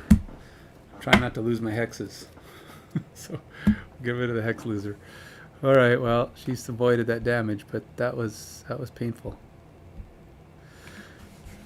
All right, so we've got to do some significant healing to stuff, and right now there's not a lot of good ways to heal. She's got a couple of healing abilities. We will try to pull those into play right now. Adrian has got to get her butt into the way, though, because this is she's got to move and potentially do some significant damage to this guy. Oh, but I can't get outside of three of the range of my banner. So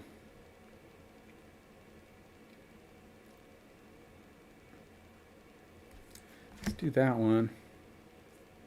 And that one. Ooh, those are some pretty slow moves.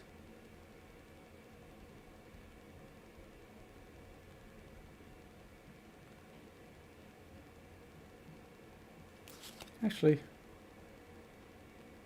oh, the wind is no longer, oh, I used it. Bummer. This stupid thing likes to heal itself. It's really irritating. Oh, that'll infuse the wind, but that's for later.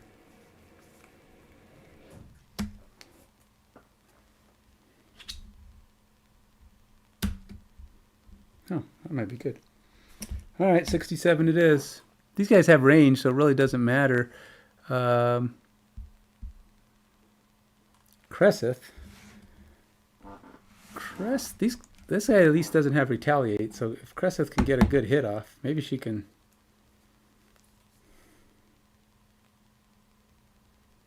No darkness available.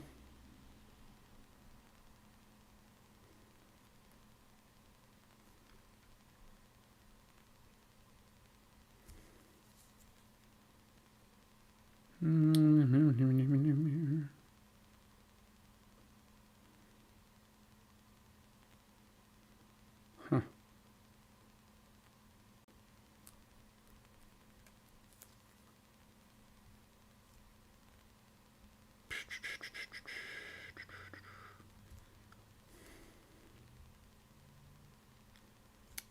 This guy just standing there. I don't want to use my hexes. Gotta make my hexes survive. Does she have any healing? Where's the heck is her healing? Where's the heck? I thought I had healing in here that was dependent on the number of hexes she has. All right, so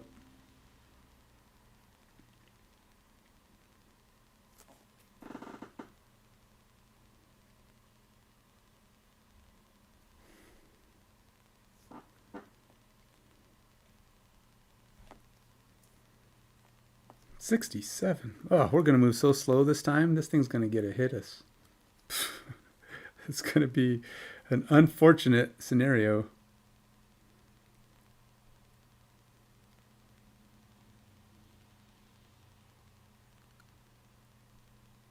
Then if I bring in my apparition, I lose another hex, and I have no real good ways to put hexes down. I mean, I suppose if we kill it, it'll get a hex. I mean, she only has 4 hexes. Oh no, she has 5 hexes.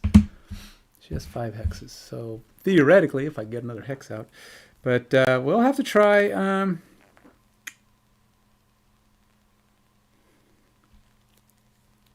Got plenty of ways to move the hexes. Damn, I don't want to lose them though. Lose the card. I can do a card. I can do a thing right now. We'll just pummel her to death. Bah, bah, bah, bah, bah.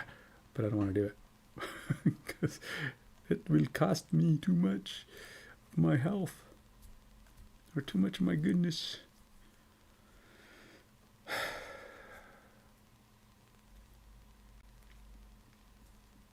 All right. Well, let's bring in the apparition. Probably shouldn't. But 96. We're going to be way at the bottom of this one. She's probably going to have to discard another card because she's probably going to get hit again. Let's see. Oh, and she's first. Oh, and she's invisible. Oh, God. She invisibilized herself. Basically wiped out my entire attack. I can't do squat against her. Oh, just wiped everything out. Well, sort of. Not everything is truly wiped out. She's not going to attack, so she's not going to do anything. She's turning invisible, and she's got ice, so she's going to give herself a blessing. Oh, wait a minute. Didn't I do a thing that I thought I did a thing that put a bad thing in her deck? Oh, I guess I didn't. Yeah, I was going to do that one. Never did. Okay. I did a different thing. Okay, so she's got a blessing in her deck, which is weird. An apparition with a blessing, isn't? How do they get blessings?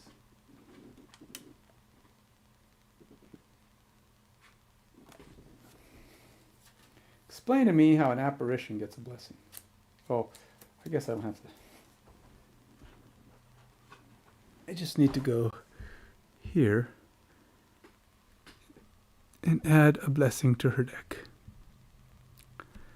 Okay. And she gets strength, which means she's going to be extra accurate. And she's infused, and well, she infused the ice. She used the ice to do that extra stuff, and then she infuses it as her ending. So that's it. So she's just there, didn't do nothing, but I can't touch her. So she basically blasted my entire action. I can't target her. So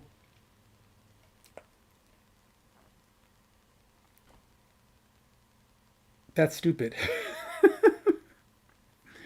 I'm pretty sure it just means you can't do anything, right? You just can't be the target of an attack. Even a range attack cannot be targeted. Remove at end of next turn. Cannot be targeted. Yeah, interesting. Yeah, I don't know how to...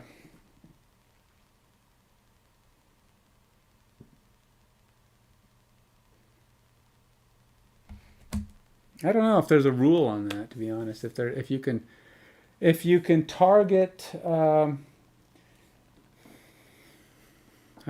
want to look it up because I feel like if there's an area of does AOE, can you hit an invisible character in Frosthaven with an AOE attack? Let's go see.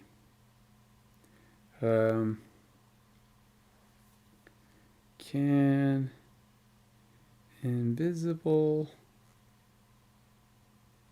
be hit by AOE Frosthaven? Oops.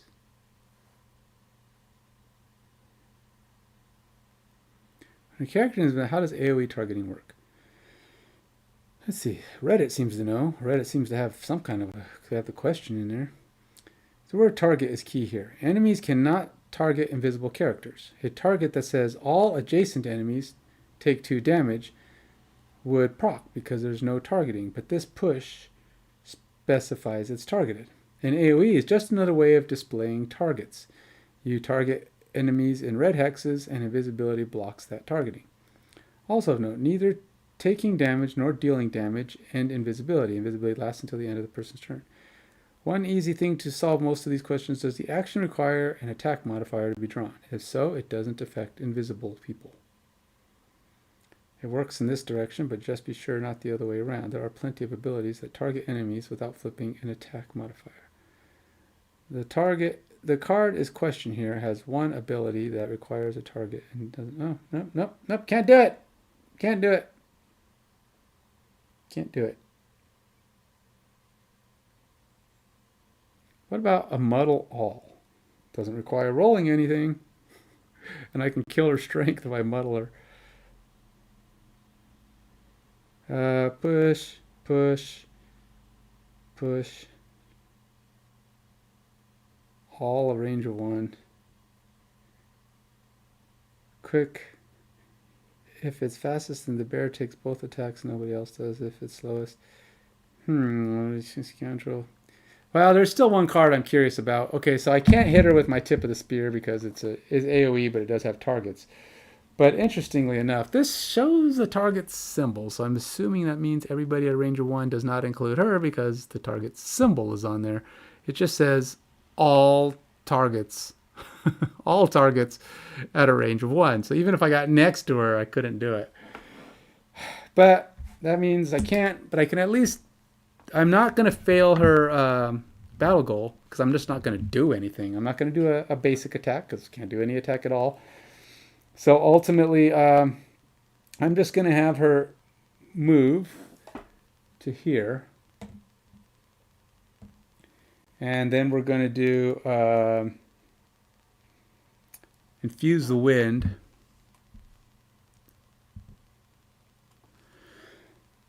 which kind of sucks. I can't. There's nothing I can do to her. I'm skipping my ability. I wish Muddle. Wish I knew if Muddle worked. It just says all at a range of 1, but it's probably good I'm not doing it because it would muddle my own teammate. No point in doing that. I got to hit this thing before it hits me though, because that's going to be problematic if he gets to shoot. And I can't do squat against this guy, but I will be able to. See, she's done. Adrian's done. Cresseth can't attack it, but what Cresseth can do is, now that she's here, she's going to move all her hexes 1. So it's going to go there. That one's going to go there. That one's going to go there. I'll just leave that one, I guess.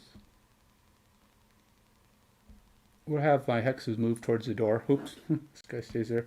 And we will summon an apparition. I'll have the apparition just appear behind her. My apparition is going to come down on you.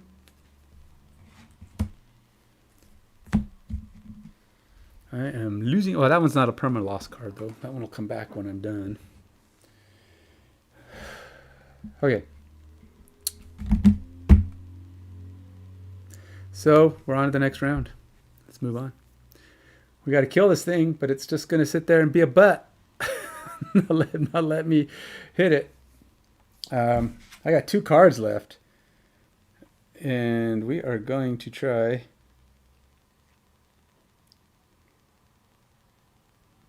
We got to pummel this thing. I do have wind now.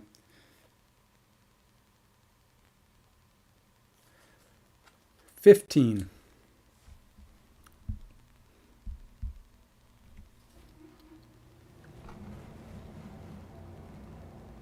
And Deathwalker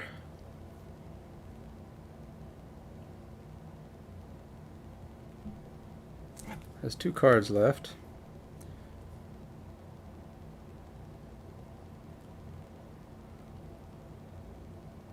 Oh yeah, she's got her Wraith friend.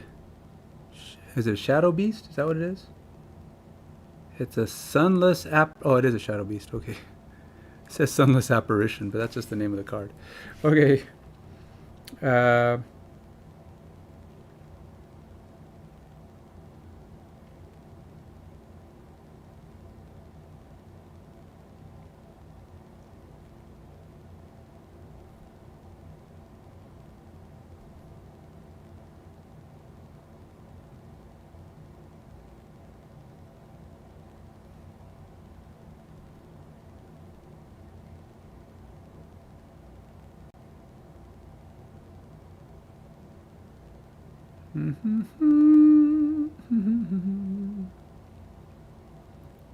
Alright, well, let's just pound on this guy a little bit, shall we? Let's just take this and say 28.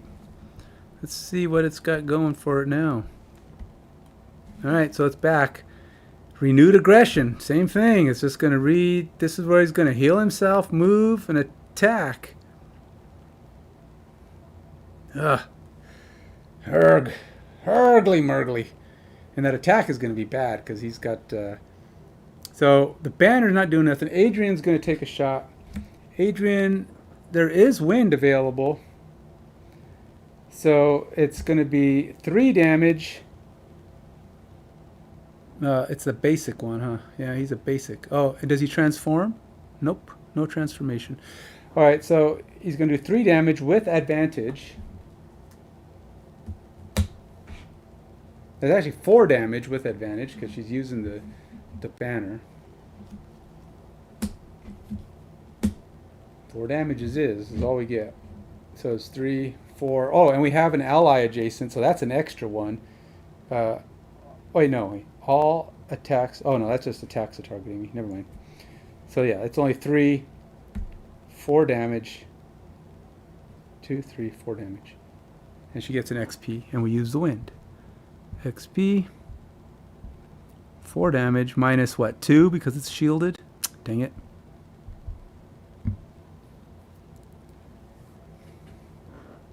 But attacks targeting me are at disadvantage, which is good because I'm the one who's going to get targeted. And then I wish my banners weren't permaloss cards. That's the problem. If they weren't permaloss. All right. Now she gets to do something. Oh, the Wraith gets to go. The Wraith has a 3. Oh, I have to get rid of the. I have to get.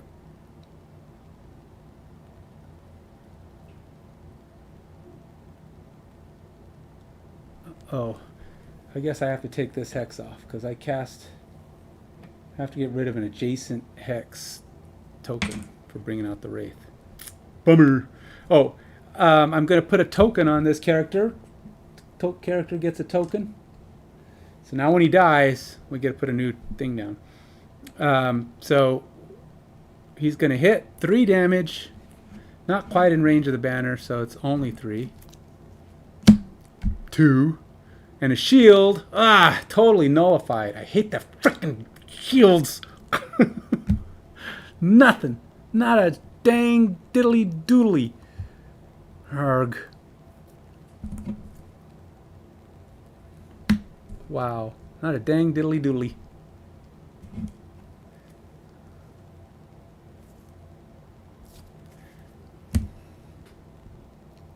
As for the Wraith, I gotta put her thing she got for putting the Wraith out. So nothing. A shield's gonna be a problem. Nothing like having to punch through shields. Gotta hate it. What is she gonna do? Oh, she's gonna heal herself. All right. So again, at a range of. Wait a minute. Did I?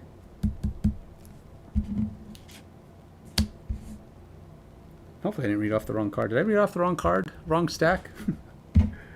No, I didn't. Never mind. We're good. Alright, so 2 damage, which is no damage, but it's 1 damage with the banner. That's 3 damage. 3 damage, and it's at range, so I can't use my jagged sword. Well, actually, you know what? Yeah, let's use my... Oh, but she's going to heal herself. Dang it. She's constantly healing herself. I can't even put curses on her or wounds because she just heals them. Heals, gets a health back. I just gotta do. So I don't know how I'm gonna punch through this stupid character. All right, so it's 3 damage. Plus 2, nice. 5 damage. Minus 2 damage is 3 damage. So we got him down a little bit. 1, 2, 3. At least there's some progress being had there.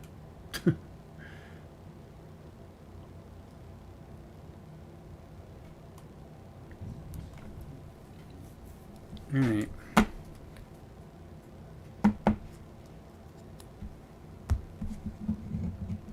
So we are slowly but surely getting all of our attacks off.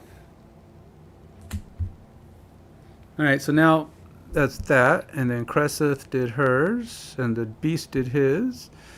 Now it's going to heal itself 1, so its invisibility went away. It's going to move, doesn't need to. Well, it might though, because it wants to not be at disadvantage. You can only shoot 1 target, but where can it move? Oh, it has no movement. It's not. Oh, move 3. 1, 2, 3. 1, 2. 1, 2. So it's targeting.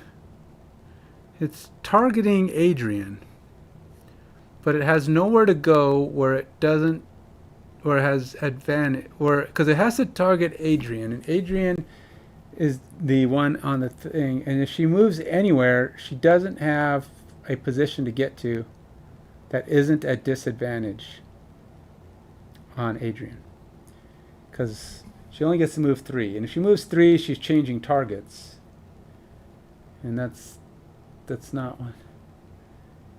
And so if she's still aiming at Adrian, there's not a spot that isn't at disadvantage. So she's at disadvantage. But it's normal because she's got strength. So it's not disadvantage, it's just a normal advantage. So she lost her strength advantage. because of the positioning of everything. But it's 2 damage and a regular attack. She will infuse the ice, I guess. So it's 2 damage on Adrian. That's all she gets. Normal straight up attack. We're on to the next round. We got to kill this thing though, because we're burning through we've already burned through all of our cards. Granted, we've only done it once, but still, it makes me nervous. It makes me nervous when they. Pretty sure strength only lasts for 1 turn, right? I think it's just like muddle goes away. Yeah. Okay. All right. So now they have to rest in some form or fashion. I am going to have the Death Walker take a long rest. She's going to go to 99. Oh, actually, wait a minute. She might have... Does she have her extra good heal? She had... I guess I didn't bring that extra good heal in.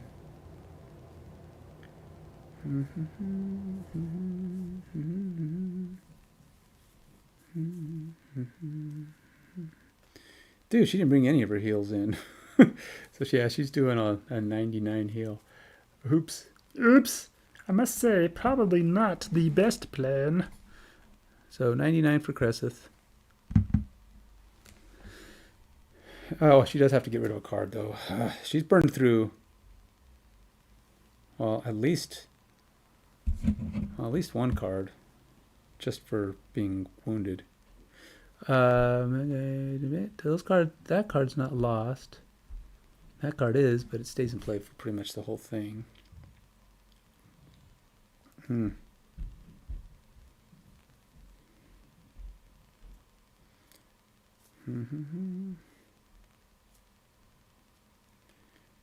Trying to avoid losing cards, if at all possible.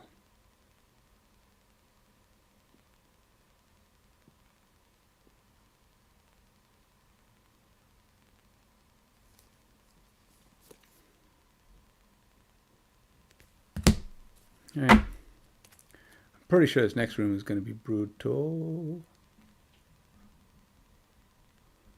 Man, that's a good card.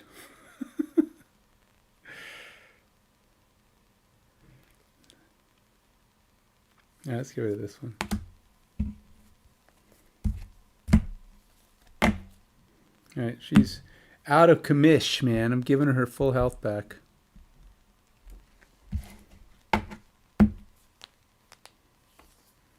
Hopefully her Shadow Beast will be able to do something. Adrian does not, on the other hand, plan to take a full rest because she doesn't really need to. She's actually in pretty good shape. But we do need to beat down this critter. If we can beat it down, then the healing won't be an issue so much.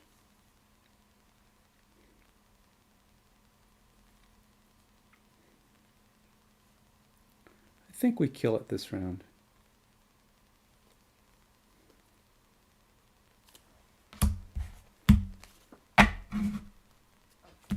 $25.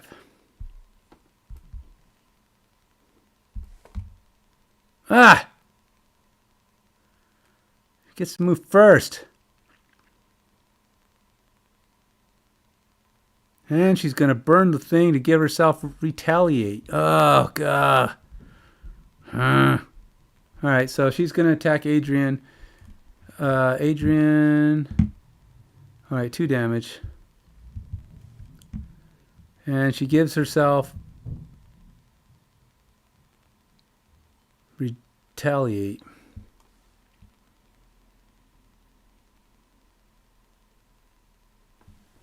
To retaliate 2, but I guess you can't really give yourself retaliate 2. Sorry, it's not an option, my friend. You can't have that, Billy. Okay, she gets... It's only for this round, so she's sitting there with retaliate 2. Okay, so she did burn it, give herself retaliate 2. She did smack on Adrian.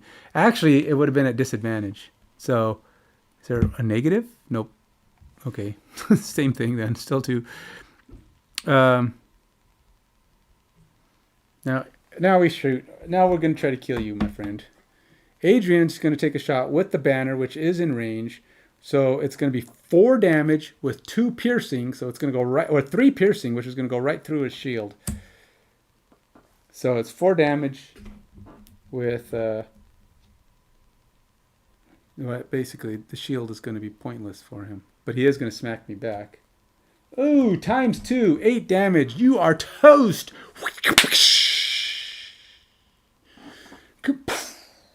Wraith burns up into nothingness. And let's see, whenever you place a character, when that enemy dies, place a token there. So she gets a token there. So we got our tokens. Keeping the tokens alive. That's the important thing. And there is this thing. Well, yeah, I'm not going backwards for them.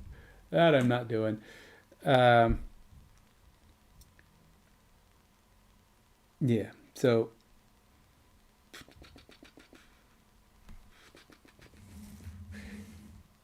actually, you know what? Even if she had moved to go somewhere, she would have still had disadvantage on my attack.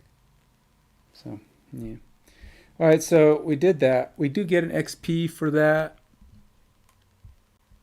because I used the tip of the spear, which apparently is experiential. And then we can get 2 allies at a range of 3 movement. So we're going to go 1, 2, and 1, 2. I would love to give 3. Oh no, because if I go 3 and give my banner, if I give my banner it can't pick it up. So I want Cresseth to be able to pick this thing up. So at the end of her turn, Cresseth's turn ends on the loot, so Cresseth gets to pick this up. I hope you can pick up if you're just sitting on top of loot, even when you're healing. Why not? She woke up. She's feeling better. She goes, oh, I think I'll pick up this loot. Not L-U-T-E, L-O-O-T, just so you know. Just so you know. All right. Actually, you know what? I'm also going to have her use her potion. Why not? Potion is now toast. Toasty potion. All right, so everybody's sitting on top of the shadows. Everybody's up front. Everybody's ready to go for the next round. Wait a minute. How did... I think that's supposed to be in my hand. Because I just forgot to put it back in my hand. And because she had healed at the same time as her, how did I get 3 cards in the discard pile? That would have been weird. Okay. All right, so we're on to the next thing. Now we have to move on to the next room. So we will see how that goes. We do have some need to heal some stuff. That banner needs a regroupage. What? Ah, I used my regroup? Arg. Ken. No. So hard to heal stuff. I only have one thing to heal, and it's regroup. Regroup is it, man. That's all I got.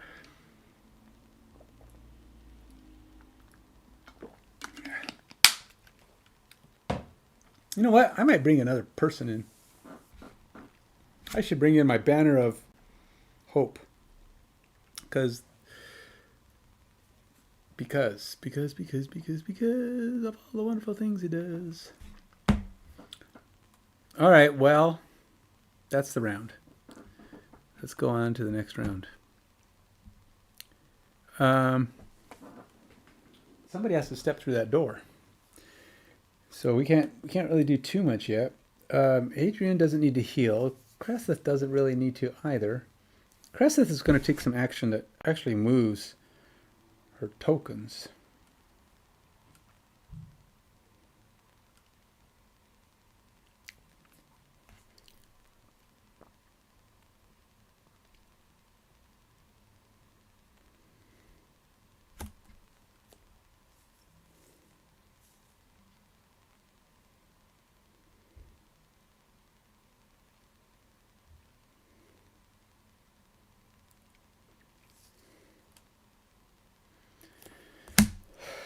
Is a wraith smart enough to know to go to the next room? I mean, I know they advance towards enemies, but how do they know where the enemies are? Uh,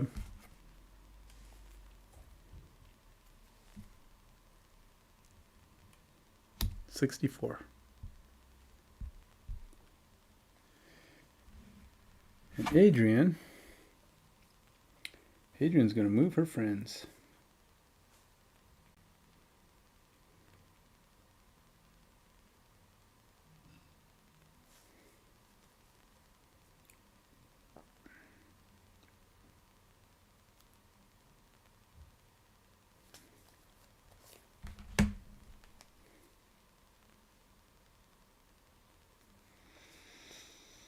And she'll probably just have to pass on an action.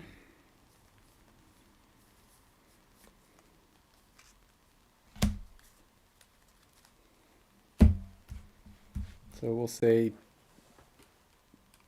does it matter? We'll say, does it matter? I don't think it matters at all, not even a tiny little bit. 17, why not?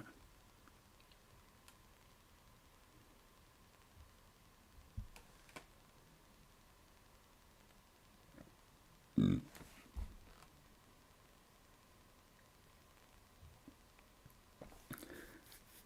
$17, why not? Okay, next round.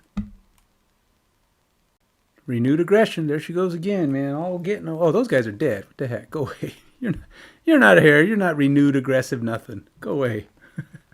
So, Adrian.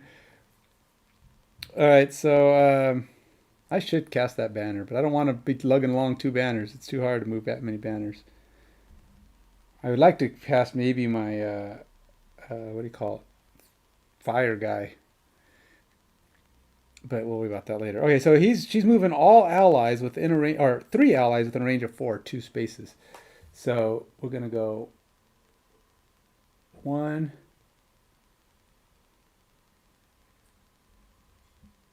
2, 1, 2, and 1, 2.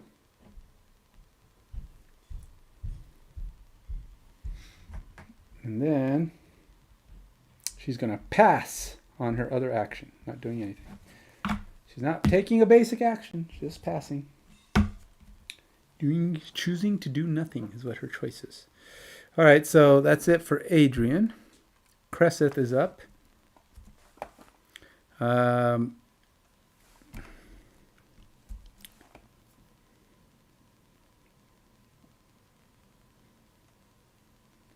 All right, well, let's see. What is the trigger here? When door 1 is open, read 7.2. So shadows probably can't open doors.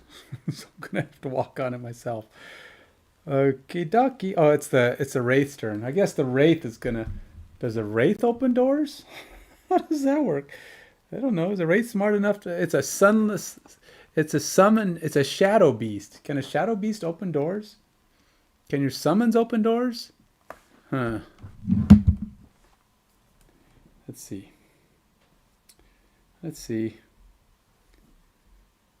Can Shadow Beast open doors?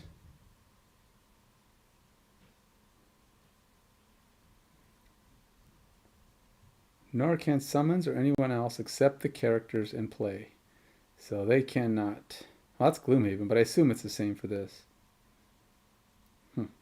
Okay. There we go. There's our answer, troops. You cannot open doors unless it's one of your dudes moving. All right, so that said, do I want to move? Do I want to open the doors? I have to. Blump. Blump, blump, fizz. Oh, what relief it is. All right, so, yeah. We stepped on 1. Let's go read 7.2. And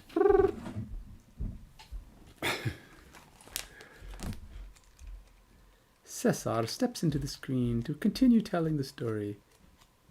As our intrepid heroes, I don't even know what that means really. You know, what is an intrepid hero? Our intrepid heroes have conquered the first wave of monsters. But what is What is in store for them as they move through this following door?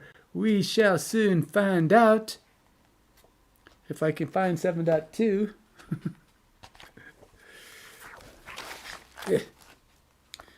This place we've fallen into, which at first we took for a simple underground pit, appears now to be something more purposely constructed, a crypt. Narrow graves have been dug into the earthen walls, and signs of ancient burials are scattered everywhere. Bits of smashing pottery, disintegrated cloth. However, as we move deeper, something stirs in the center of the room. A new noise rises to our ears. It's low at first, like a beast waking in the night. But then another noise joined it, and another. Together they form a low chorus of moans. Figures stalk out from the shadows, and it's clear that these are not beasts at all, but a horde of undead. Lumbering Algok's corpses shuffle toward us, glowing with sickly green aura. There's little time to think, but at the far end of the room we notice a crumbling stone altar from which burbles thick lines of heavy emerald smoke. Alright, special rules. All frozen corpses are immune to damage. Whoa! And cannot be focused on by summons until Altar A is destroyed. What the freaking frijoles?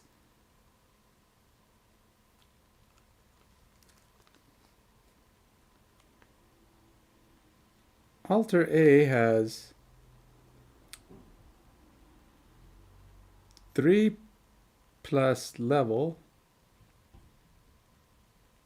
times character hit points. It is an enemy to you and allied to all monsters. Set the round track to the first round. At the start of the third round, spawn 1 frozen corpse at B. It is normal for 2 characters or elite for 3 or 4 characters. Elite for 3 or 4 characters. At the start of the 5th round, spawn a frozen corpse at C. It is normal for 2 or 3 characters or elite. Freaking A! So I've got to fight 5 frozen corpses, and I can't touch any of them until I destroy the letter A, which means these guys are just going to get free shots at me. How are you supposed to? There's no way. I have 0 chance. These creatures, I fought frozen corpses. They are not easy. So basically, I'm going to have 3 of them right out the gate that I can't touch. 1 of which is elite. So it's just going to come in. These guys get a free pounds on me. How? Freaking A. Who thought of these things? Who thought of these contests? Because they're literally, they just get harder and harder. I don't understand how I could even, how I'm even going to come close.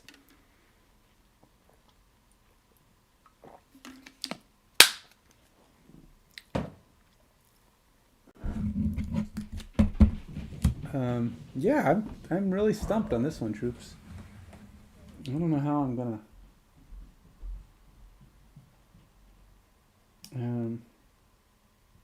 Trying to figure out how to put this so that I can put the other board on.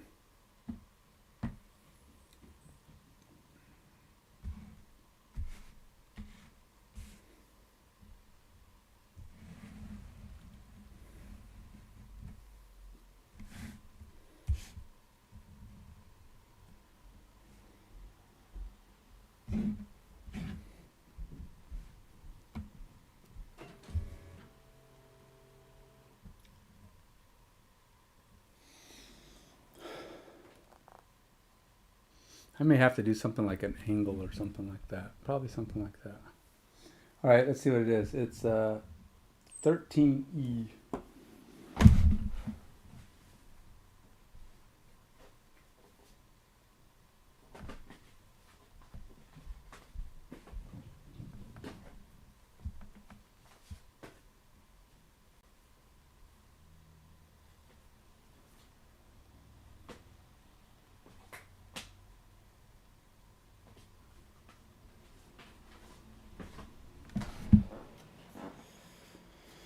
Okie dokie, 13E.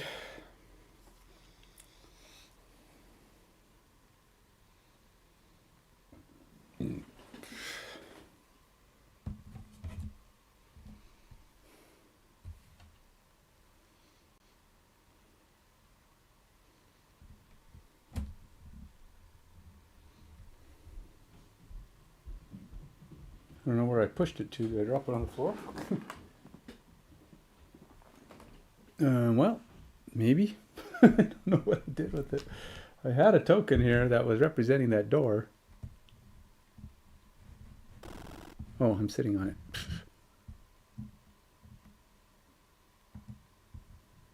it. I really don't know how I'm supposed to get through this.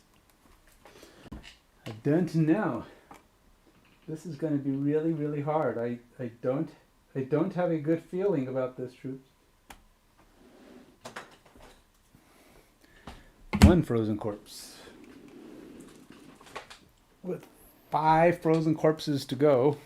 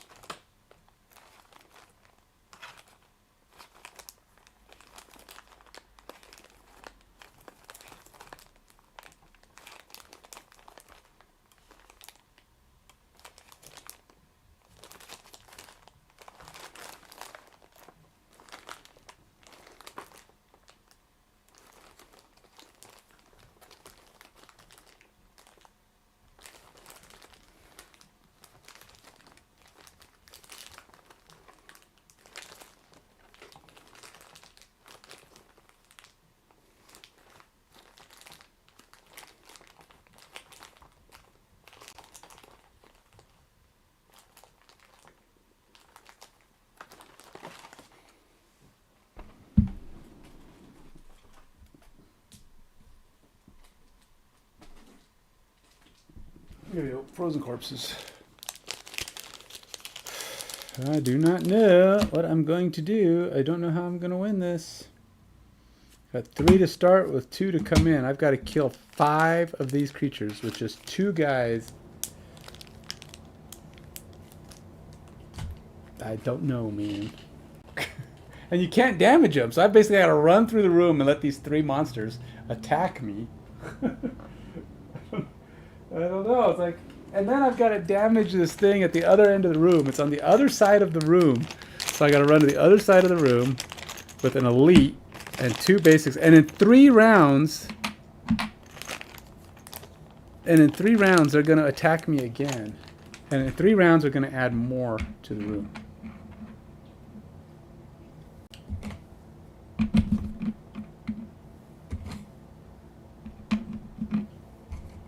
Alright, so I have an elite that's sitting right there.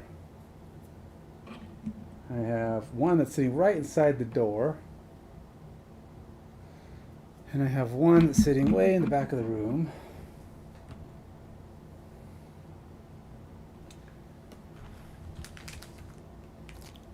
And these guys are planning to come in and harass me later. And I believe it's normal for 2 characters. At the start of the 5th round, spawn a frozen corpse. Let's see, it is normal for 2 or 3 characters. So basically I have 2 more normals coming in.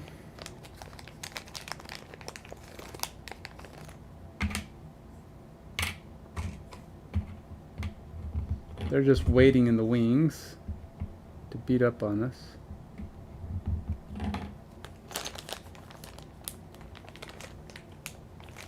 And then there is treasure in the room. there's that. Way the heck back here.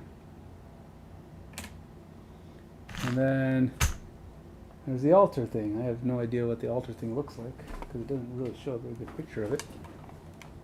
Altar thing.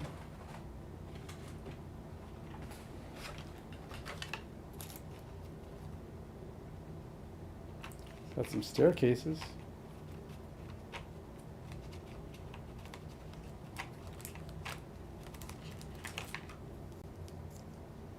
And traps.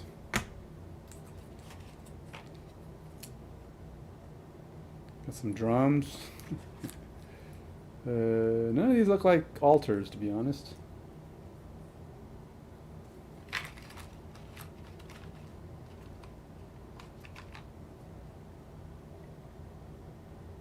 Like a locker. These are doors, I guess, is what those are. Weird. They actually have actual doors. How come we just have... How come we've been playing with these other things? Doors exist, but apparently not for us. I have no idea what the altar is supposed to look like, but I guess we'll just have to go with whatever. Yeah, I have no idea what that is. Got a better picture of it here? Oh, there's a little thingy here that looks like an altar, but I know not what that is. So is it this thing? Oh, that must be the altar.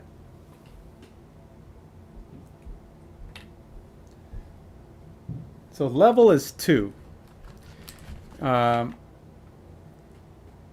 So the thing is a 5 times the number of characters, so it's 10 hit points.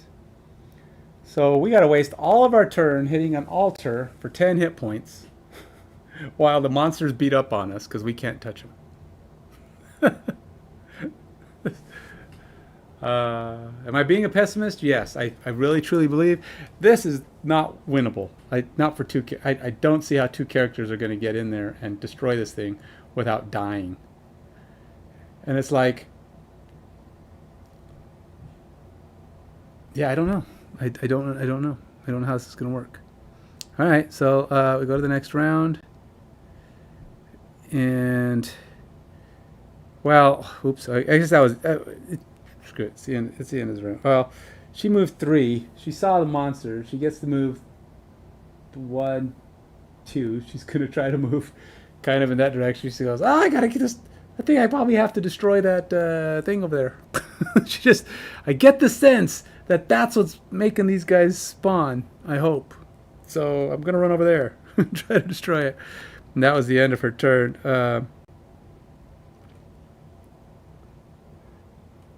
Oh, you know what she could do?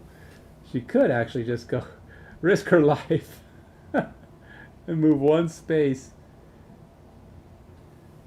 Oh, but wait, I don't think they can even be targeted. All foes are immune to damage and cannot be focused on by summons. Immune to damage and cannot be focused on by summons until altar is destroyed.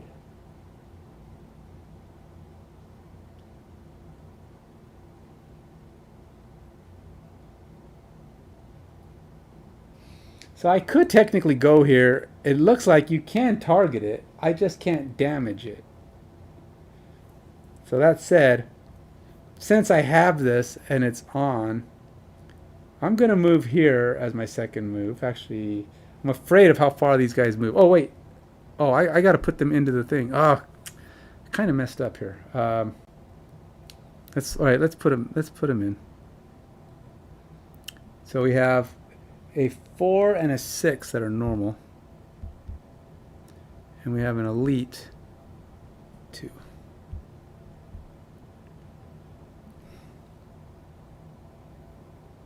What kind of movement do they generally have? Probably not a good idea for me to be next to him, especially since I can't really hit him forever. So yeah, let's just go the other way. I'm not gonna try to do my sneakiness. I was gonna poison him, which will be good for later, but it also means I'll be a sitting duck right now because I can't hit him. He would just be poisoned while I go try to destroy the thing, assuming he doesn't like crush me. I got to be kind of out of their reach. So yeah, let's put that out of the way, and then we will. I'm not doing the poison thing. Okay, so that's the end of that.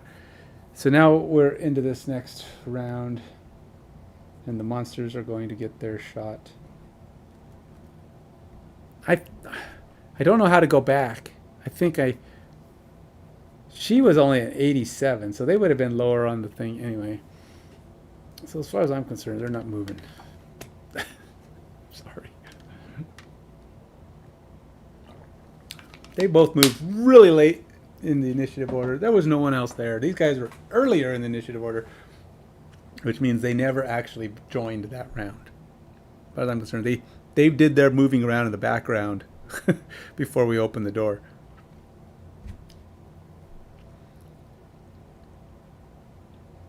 Right, so yeah,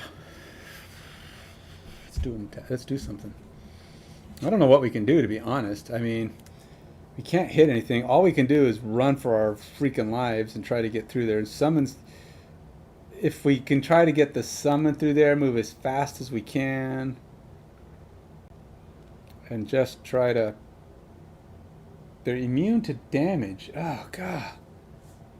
Oh, this is stupid. I don't know how I'm going to do this. I can't do my mastery because I'm not going to be able to move my summon because we have to run all the way to the end of the board.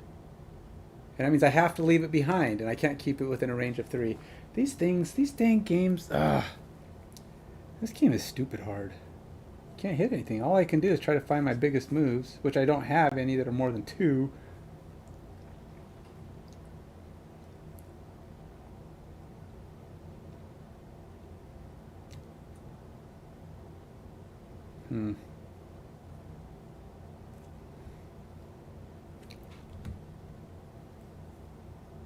Can't hit anything, can't target anything.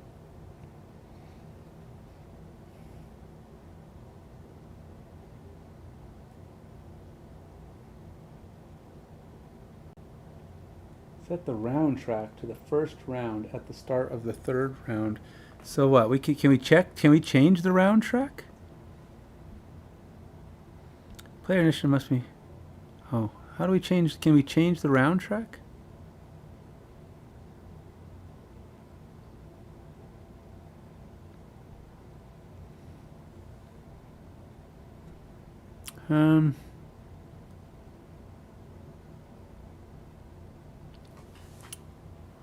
Huh.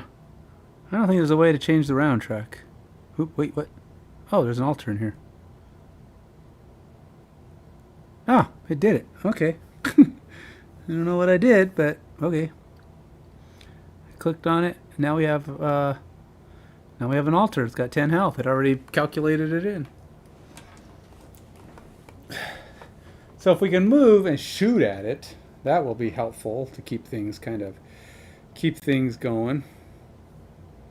But really, I just got to get...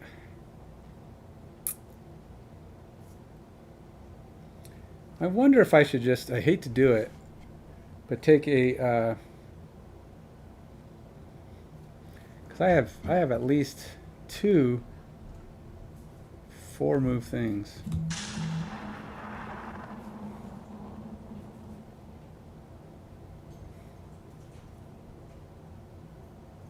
All right. I'm guessing I'm going to go ahead and do 15, I guess, just so that we can move.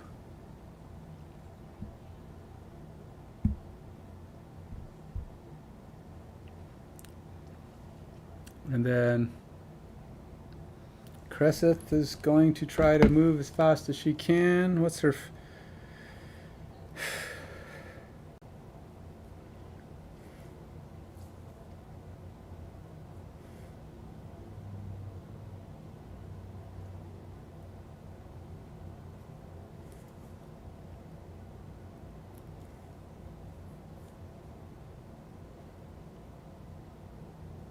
Wait.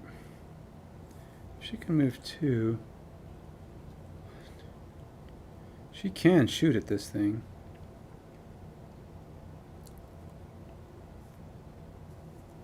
Is there any way she can infuse darkness? Bring darkness into play? No. I think she's going to have to do a short rest at a point here. Alright, well... She's actually got a couple of ranged attacks here. They're little drinky-dink attacks, given that she's got no banner help. But it's better than nothing. So she moves, does that. Let's go 28. I'm hoping these monsters are slow. I can't remember how fast they move, to be honest. Yes, they're slow. Doesn't really guarantee me squat. How far are they going to move? Oh, they're not going to move much. If the element is consumed by the frozen corpse during the move ability, it suffers 2 damage. Oh, interesting. But it can't... but it's immune to damage, so he can't hurt it yet anyway, even if there was fire. But yeah. All right. Well, which one did I do? 28. It's this one. Okay. This one's up. This one's ish. All right. So we're gonna grant 2 allies within a range of 2 movement. Oh, she's gonna move 2. Wait a minute. 1, 2. Now these 2 guys can move, so she's gonna move him 1. How far? What kind of damage can these guys do? Lots. But they don't move very far. 1, 2. Actually, the white ones don't move at all. It's only the big ones that are going to move. And then this guy's going to move here.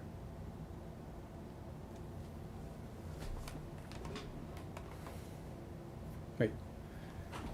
Yeah, it's 1, 2. Okay. All right. So we've moved, and then so Adrian's done. The summon is going to move. He gets to move 3.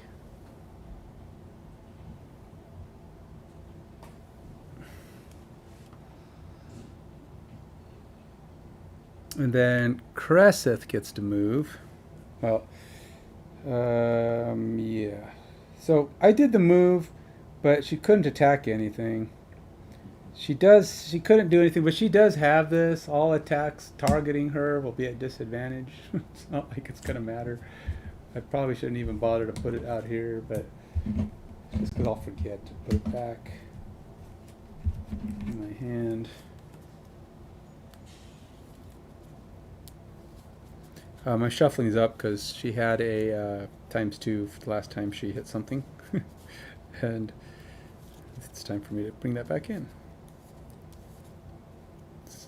I don't know. I got to get across. Luckily, these things move really slow, so I'm trying to stay away from them just enough that we can maybe get down there and start damaging that thing before they come in.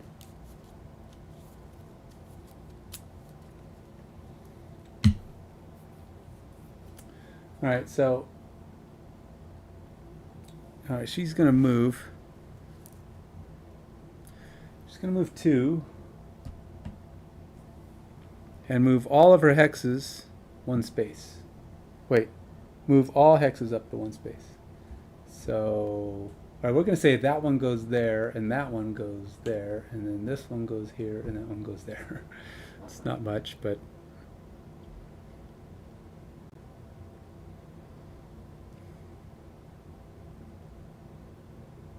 now she's going to do a range of 4, so she can hit the altar. 4 damage. There's no darkness infused, so it's just... I'm not 4 damage. 4 range. 2 damage. There's nothing here that... Nope. +1. 3 damage. We got 3 damage on the altar. Yay us. 1, 2, 3. That's all it did, though. Nothing special, nothing fun. All that's left is us to run.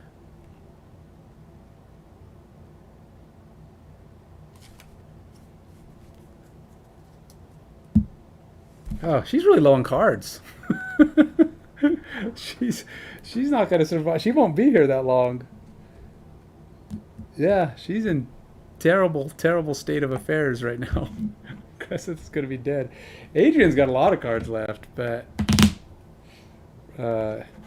not so much for Cresseth. Yeah. It's getting to be painful. All right. That's it. Oh, wait. No, they get to go. All right, so they're going to move. Only the elite moves coming in after us. Beyond that, there's no fire to consume. There's no... they have no range. Can't move anywhere, so that's that. The altar doesn't do anything but sit there and burn, but it is a pain in my backside.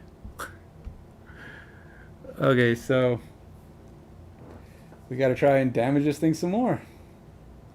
And meanwhile, Adrian, who's like 1,000 miles away, can't get down there. Let's see, if she were to move... 1 space, she would not have enough. Would 4 spaces be enough?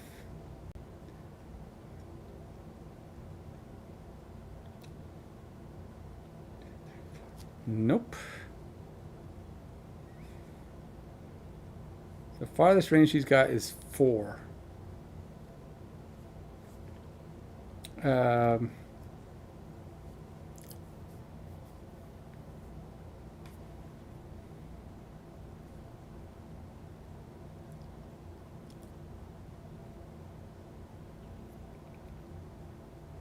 The big question is whether or not the Wraith and Cresseth can kill that thing. It's only at 7, but you know, if they both hit it significantly hard, ugh. Cresseth doesn't really have a hit really hard kind of option. That's not really her thing. I'm tempted to have Adrian. All right, tempted to have Adrian just summon something. Because if Cresseth and her Wraith can destroy that thing before the Wraith is killed, because Cresseth is going to die here. I mean, she's gonna run out of juice. That's pretty much all there is to it. And it's going to be up to Adrian to finish all these guys off. I don't know. I really don't feel very confident in our ability to survive this at the moment. And Adrian is so out of the loop. All right. All right, I'm going to have Adrian take a short rest. She needs these cards back. All right, Adrian. Giving up a card unnecessarily. Hey, wait a minute. Oh, you know what I never did last time? Oh, Adrian should be 2 cards. No wonder she's got a lot of cards left. Adrian has done a long rest. No, Adrian hasn't done a long rest. Adrian should be down 2 cards. Oh my gosh, Ken. All right. I don't know how to do this. All right, let's do this. I gotta lose a card now. Let's lose the card for now, and then I gotta do something to lose another card. Dang it! I knew she had too many cards. All right, that one's gone. She may not have any allies in a minute, but I'm gonna keep that one.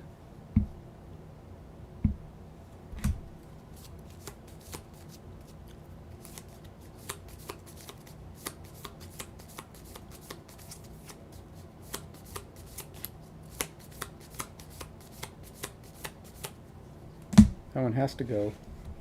Now, for the one I didn't, it was a long rest. I was allowed to choose which card would have gone. Oh, no, it wasn't a long rest. Dang, I didn't do long rest. I did random. So I'm going to have to say that she lost one of these cards. That's all I can do, because I don't know how else to do this. I hate when I make mistakes like that. All right, so that one's gone. All right, so, yeah, she's got less cards than I thought. That'll do it. I wonder why. Okay.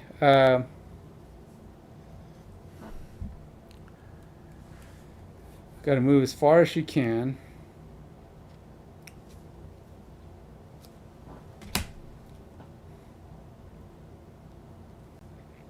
Just to get into a position where she can maybe do something later. And plus these creatures, they hit really hard. So they're just going to be pummeling us while we try to...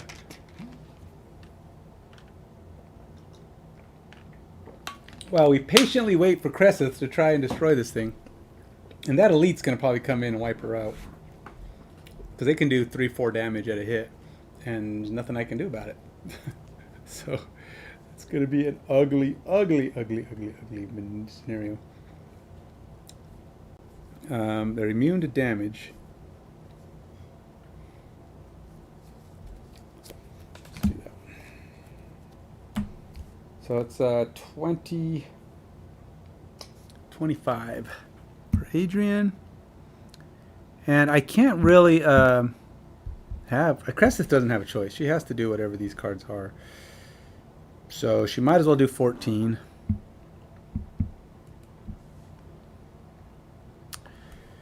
That means the Wraith gets to go. Wraith is going to move up on the altar and smack it for 3. No extra.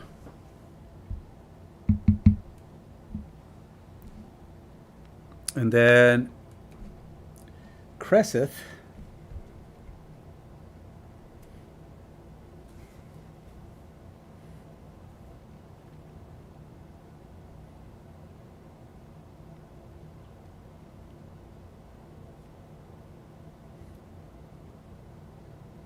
oh yeah, we are going to attack.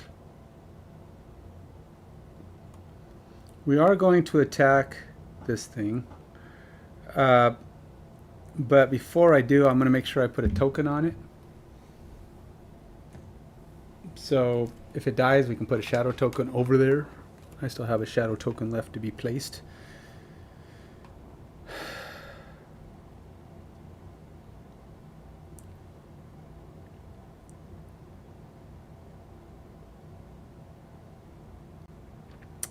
Don't have a lot. Really all I have is a range of 2 attack. But I really don't want to be in position.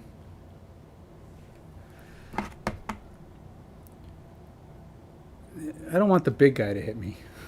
So I'm just going to do a basic move to... What do? Golly, they get a hit.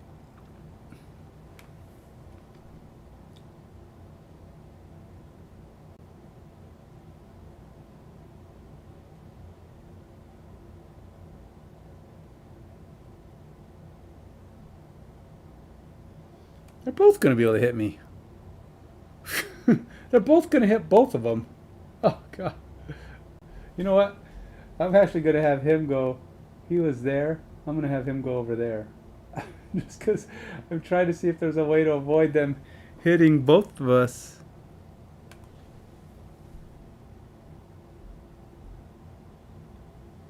How come a corpse can hit 5 people? That's stupid. How does a corpse hit 5 people? Everybody in the room just took a smack. How does that work? That's just dumb. What? How long are his arms? Oh. I don't think there's any way to avoid. Yeah. They're gonna hit me no matter what I do.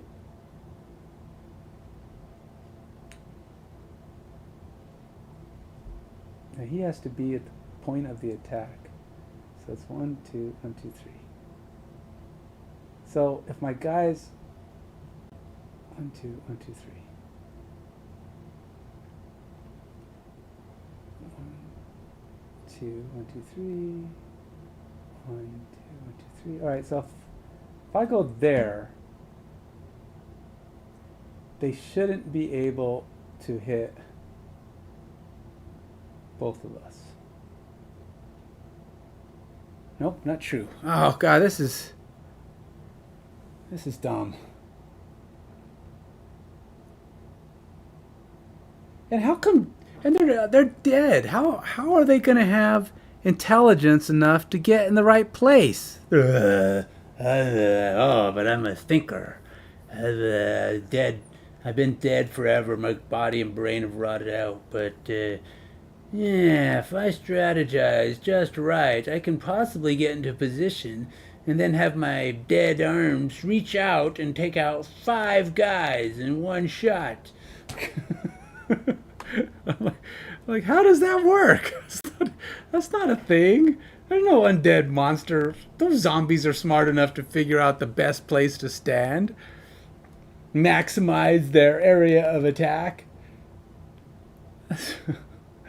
It's just so many levels of stupid. Alright, so I was here.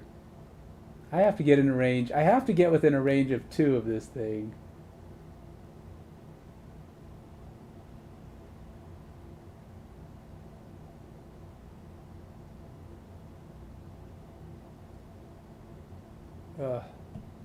I can't. I can't even avoid it from one guy.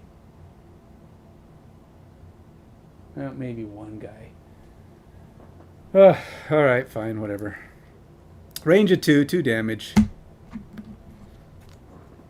3 damage. Oh, we got it down to 1. So I moved, and I fired. If I could somehow infuse the darkness, I could possibly get a little bit more. I could have gotten enough to hit that, or could have got my banner in range. Any one of those things might have done it, but nope. And the thing is, they're going to kill the Wraith. Unless, well, I mean, it's not guaranteed, but it's not a good scenario. Let's just put it that way.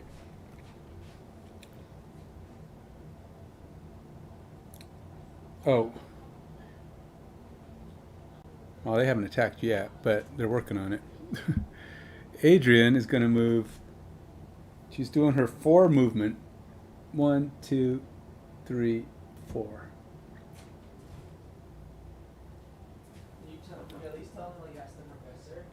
And then I'm going to do a muddle all and infuse the wind. So this dude, number 6, is muddled.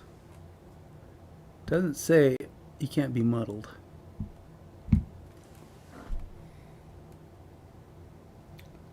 Yeah.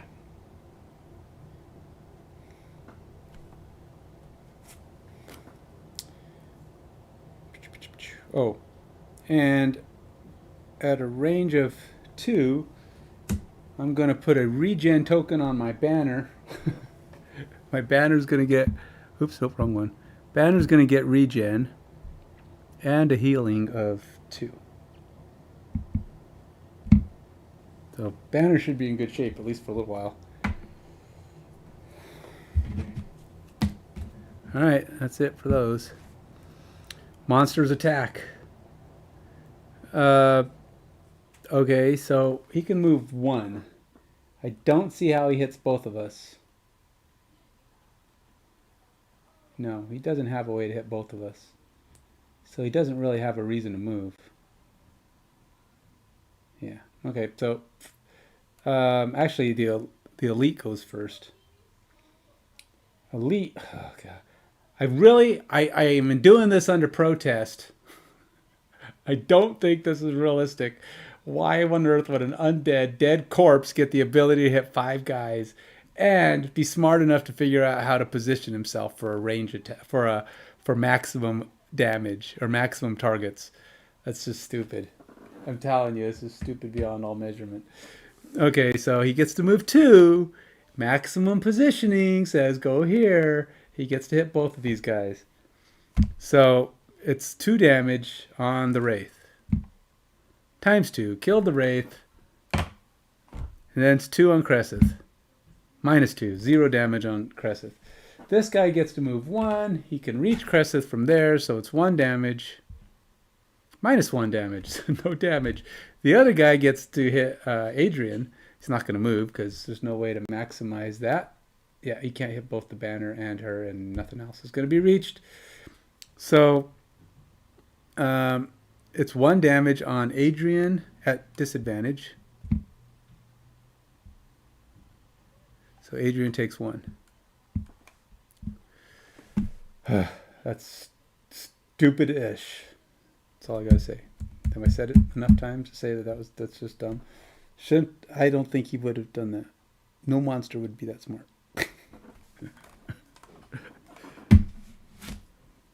Oh wait, how far are we? That's it for the monsters. And all we have to do is hit this thing once and we can start hitting those guys. I might even have her hit it and then run to get back out of the range of those guys. I don't know. Spawn a frozen corpse at B. Where is B? And it's a normal. So he comes in over there. Yuck. So yeah. And these guys are pretty big too. They're like 9 damage each. And they have shield. They have 9 damage, they have shield. So I have to do... Well, by the time they're all done, I have to do 45 points of damage on these guys, because there's going to be 5 of them, with 2 guys. Actually, plus 1. It's 46 points of damage. That's why I think Cresseth may have to destroy this thing and run back, and we can try to utilize the banner.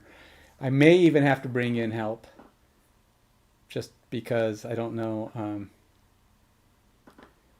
we got to get something else going. I don't... Oh, this thing died. It does go back into my pile, though. It doesn't. It's not lost. I guess that's good, right?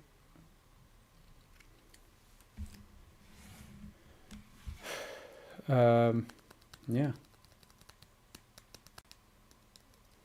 All right, so we did that. Cresseth and Adrian going to go for next attack. Now we can, well, we can't really do any damage yet. So I got to move slow enough to let Cresseth. Cresseth has to do a short rest. She didn't take any damage, so she can probably not. But she really doesn't have a lot of control over her lost cards, because she can't just keep letting things go.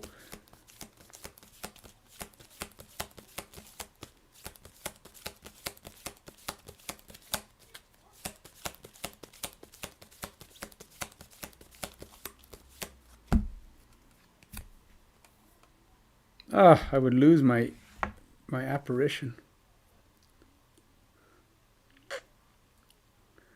I think we need the apparition. She has to take the health damage. Can't take that. I can't lose the apparition because that's too much. I mean, that's too crucial. All right. Let's do this. Does she have anything that's... Nope.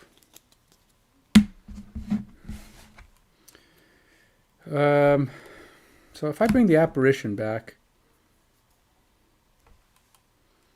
Nope, I can't do the apparition. I have to kill this thing. Fastest move she's got. 28. And it's got range, so that's a good one. So we'll do that one. Cresseth is going to move at a 28. Then she's got to do something to...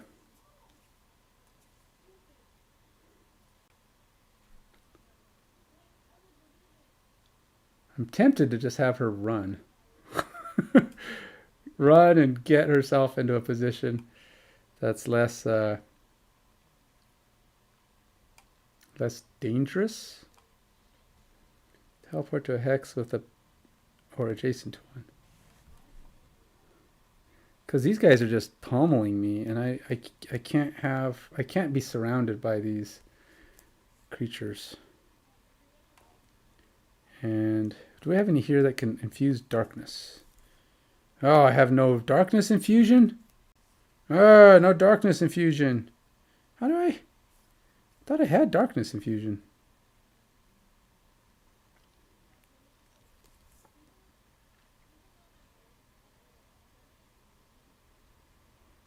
All right, let's just do this one. So it's 28 for her. So I got to move slightly slower than her. So whatever I do has got to be more than 28. Oh no, 67 is the closest thing. She's either crazy fast or stupid slow. But she won't be able to hit anything from where she's at.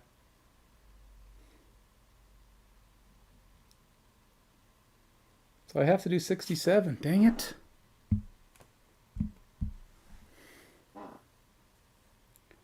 All right, so 67 it is.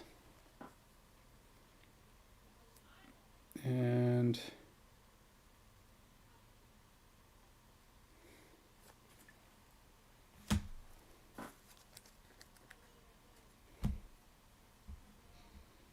all right, 67 for Adrian. Let's go.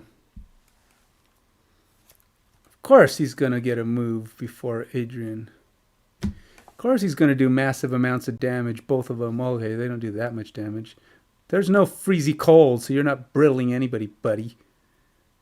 You did not do that, so Alright, Cresseth. Destroy this thing, would you? Alright, so at a range of 4, she gets to do no extra damage, but it's enough. The thing is toast. Yes! And a token falls right there. So we can now hit these stupid things. And but meanwhile, Cresseth is not going to stick around and let these guys punch her in the face. She's going to teleport to one of her hexes or adjacent to. So she's going to go with that one right there.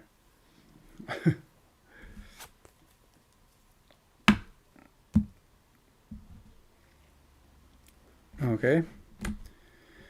Cresseth is done. That guy's dead.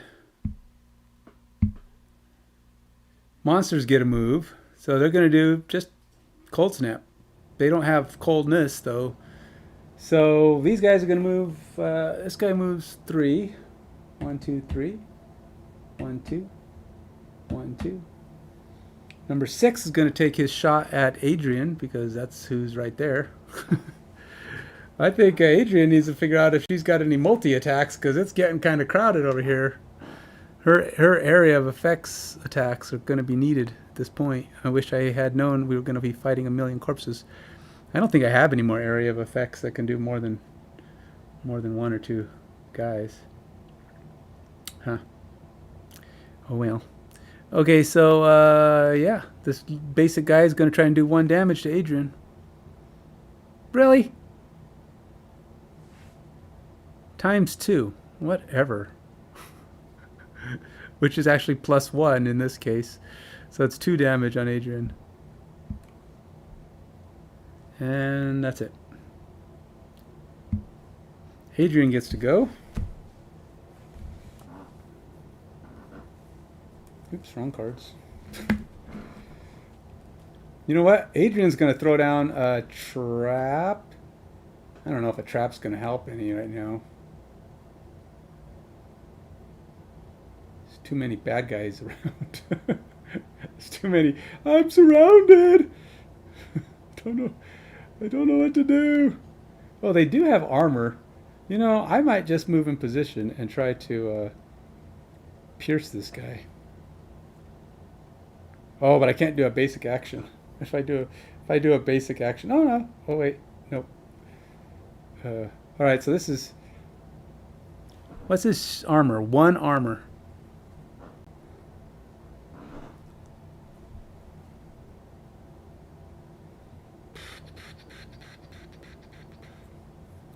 One armor.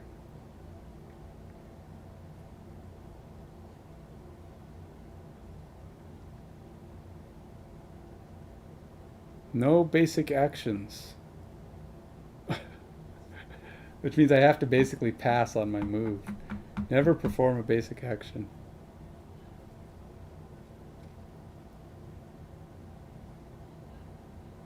And I can't attack the beast next to me either because it would be disadvantaged because this attack is range.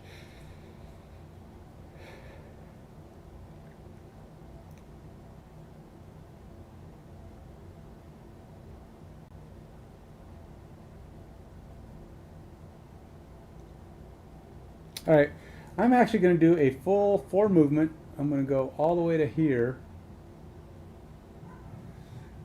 And then I'm going to shoot at advantage, driving inspiration.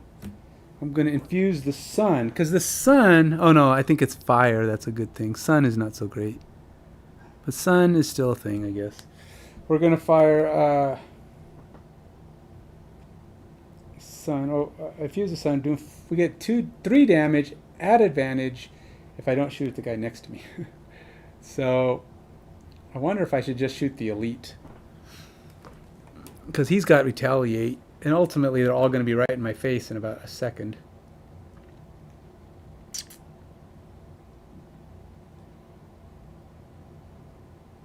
Yeah. Let's shoot the elite. He's only 1 bigger. Oh, he's actually 2 bigger. Sheesh. But it's at advantage. So 3 damage plus 2. +1. I don't have any allies adjacent, but that's going to be 3, 4, 5, 6 damage on him. Wow. Wait. No. Yeah, 6 damage. Wait, it's at advantage. Oh, no, I can't have both. Never mind. I'm trying to give myself both. It wasn't a rolling attack. It was just a regular attack. So I get 2. 5 damage. So it's the 2 plus my banner is 3 plus the 2 is 5. 5 damage, and so -1 for his shield, so 4 damage on the elite.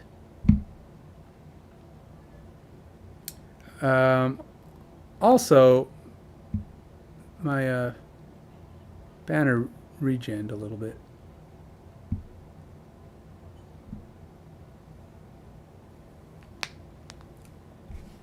Now, I don't know how or what we're going to do at this point. See, is there anything? I am gonna throw down a trap just because I want there to be a trap on the ground. It's getting a little crowded here with all these bad guys. I want them taking harm for attacking me. So it's getting way crowded here.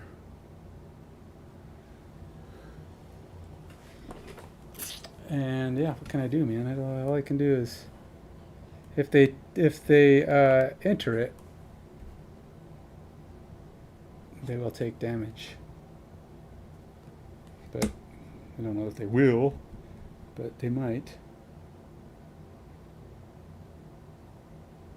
Okay.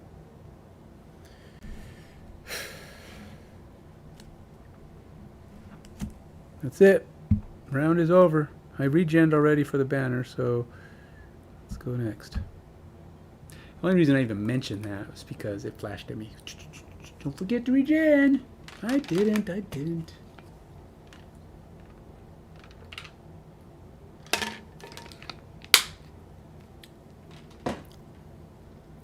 I'm tempted to have Cresseth try and bring in her buddy again. She does have a pretty good multi-monster attack here, though. If she can get into position for it. And these monsters have to get kind of close.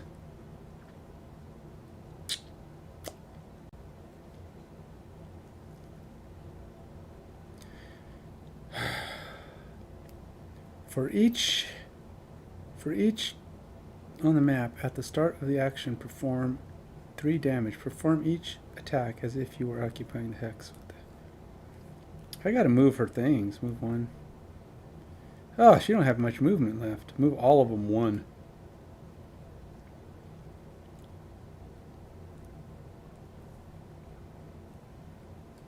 I can move 1 5.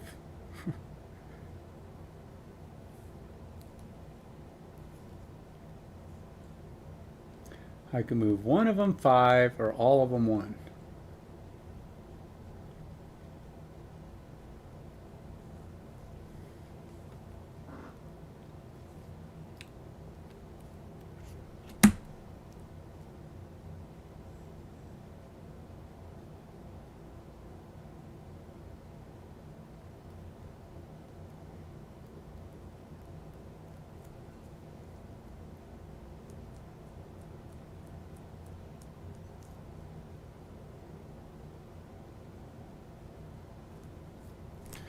I don't know how fast these guys move. I'm hoping it's slow because I'm giving Cresseth a 58. It's the fastest I can make her do this. So it is what it is. And then we're going to try and see. Do I have? Nope. No area of effect attacks for Adrian. So all she can do. In fact, all of her things are mostly. She didn't infuse the wind, huh? Nope. Trying to figure out how can we do this. Alright, well, I think she needs to try and wound something. Wounding them will speed up their demise. But they all have oh, that ain't even gonna work. Because they all have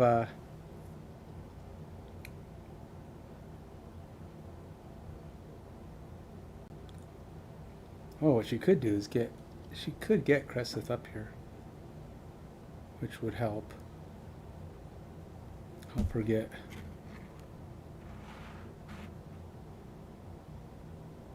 Trying to protect the banner, to be honest, because the banner is the only way we can do any significant damage.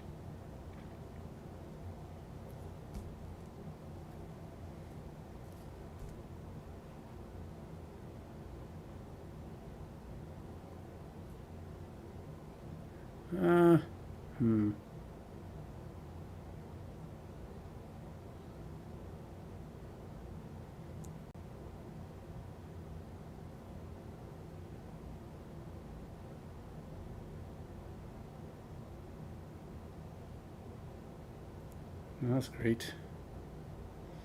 Can't actually do either attack here. I need to get.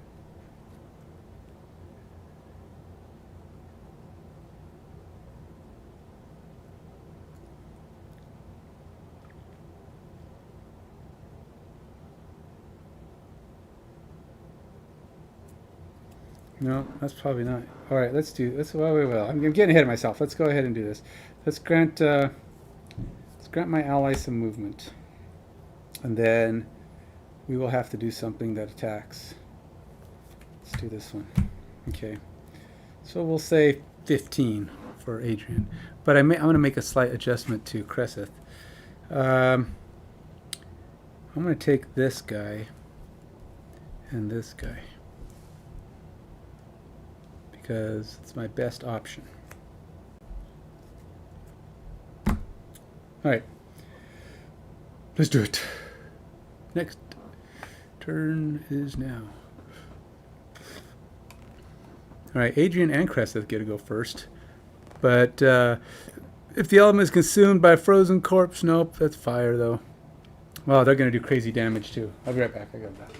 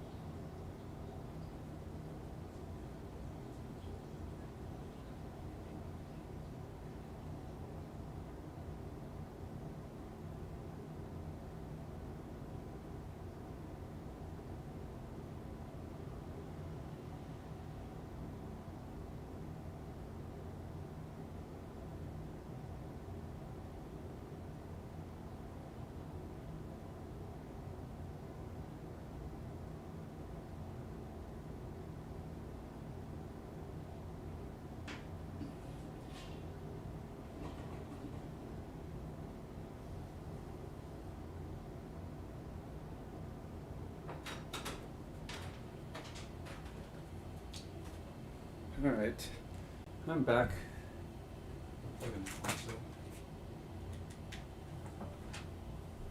All right, so this battle is getting pretty hairy. As you can see, these guys are going to close in on me and just wreck my life.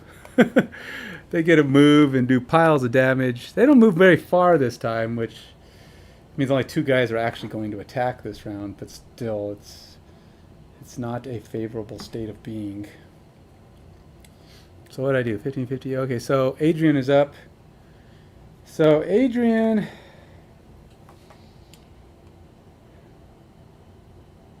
Well, Cresseth is going to move first, so I really don't have. Oh, I do have to move her. Okay. So we're going to have.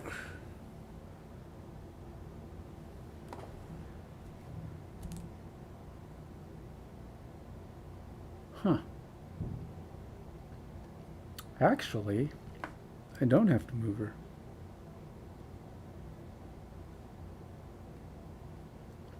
Yeah, I don't have to move her. So let's not. Let's leave her where she sits. And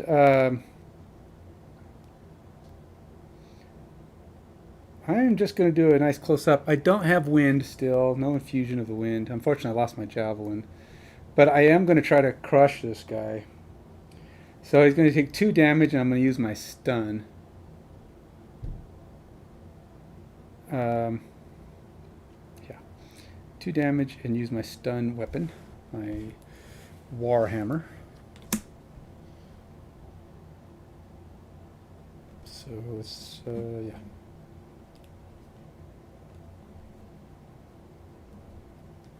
Oh, man. -2. Frickin' A. Number 1 there. Wait a minute. I have, oh, I didn't ever put one on the board even. But he is stunned. So I didn't do any damage because, of course, I get the -2. I could have got up and... Oh, wait. It's 3 damage, but it's still bad. It's 3 damage, but he -2 is 1 damage, but he's also got armor of 1, so still didn't get through. So, but I do have any attacks he would make would be at disadvantage. Anybody makes right now is going to be a disadvantage, but the only one who can move can't hurt me. Or the only one that can move, or only one that can hit me can't get close enough on this action. So, as far as my moves go, grant 3 allies a movement of 2.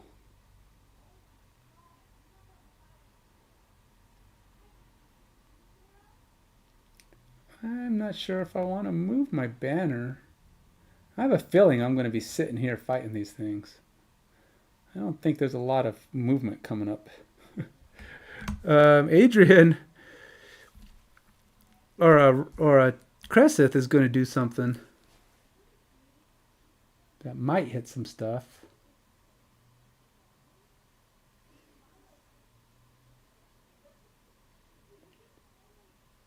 I'm hoping. I want to get a couple of my my tokens in position. Okay. So grant 3 allies. I don't foresee. What's better? We attacked. How much is? Who's wounded here? Actually, the one that's wounded most is the elite. That's ahead. So I got to focus on him and knocking him down. Everybody else is. Oh, that guy's not muddled anymore.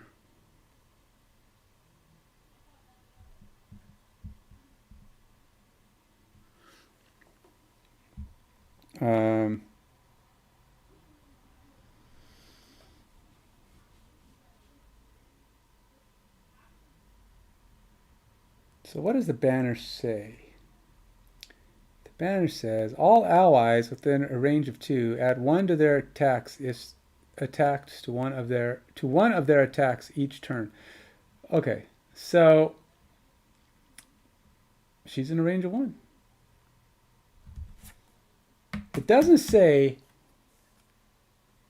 It says I'm doing attacks from my shadow spots, but it's as though I'm as though to me means I am not actually there. It's like a ghost of me, a shadow of me does the thing. But to me, that means it doesn't say within range of the attack. It says in range of an ally. My ally is sitting right there. So I am reading it as I can do what I'm about to do. So I'm sorry. My understanding of the way that words and the way everything says is that this is perfectly legal maneuver. So feel free to yell at me later if I'm wrong. But here it goes. I can move. So what she's going to do is move 1 hex 5 spaces. Now I want to put it in between these 2 guys. So 1, 2, 3, 4, 5. The only one that can reach is this, and that one's already kind of where I want it because I want one in the back side and one kind of on this side. 1, 2, 3, 4, 5. Puts that one right in the middle. So now I kind of got one that's in between everything. And then that's that action. But now I'm doing a lingering rot. That's this guy right there. You see it? Yeah. Perform. I basically get to attack, do 3 damage to all adjacent enemies, giving them poison. Perform the attacks as if you were occupying a hex with a shadow, then remove the shadow. So that shadow is actually going to go away, but this will do 3 damage to both of these guys. I'm going to use my banner's ability on this one, so it's 4 damage on the elite. And this is actually 2 damage, and she's going to lose this card in a minute. 4 damage on the elite. There's no negative, but he also gets to be poisoned, and it's 3 damage because he's got a shield. And he's poisoned. So I did that right. 3 plus 1 for the banner is 4. Right, and then I didn't add anything. Yeah, 3 damage. Okay. Now she's going to do 3 damage, no extra boost on the other guy. -1. 2 damage. And then he's got a shield, so it's 1. So the number 4 guy is only taking 1 damage. This is going to take forever. And that card's lost. Okay. Now, the only one that gets to move is the elite. He's going to move there. That token goes away. Oh, shoot. Those attacks both have these things on them because I am saying I did it. I'm sorry. To me, that's like, I'm doing it because it was still in the turn. I know it says before you roll, but it's part of the plan. It's always part of the plan. She's always doing that. I just got to get in the habit. And to me, if I don't do it and just keep saying I'm going to do it next time, I'll never do it because I'll never get in the plan. Got to do it. So those guys are they're getting the tokens. I'm sorry. I know. It's hard enough to win this game without petty little things like that. This game is crazy hard. It's not like I went back multiple turns. I'm still like, it's right there. So, and I didn't do it after they died. This is for later anyway. Okay, so I'm justifying it. Yeah, that's right. I'm justifying it. What are you gonna do? Okay. All right, the other guys can't move. This guy can attack me, but he's stunned, so he can't attack me. There is no fire, so there's nothing for him to consume and injure himself with. I wish there was. So based on all that, nothing happens. Oh yeah, and I didn't have the guy retaliate when I hit him because I'm not there. It's just a shadow.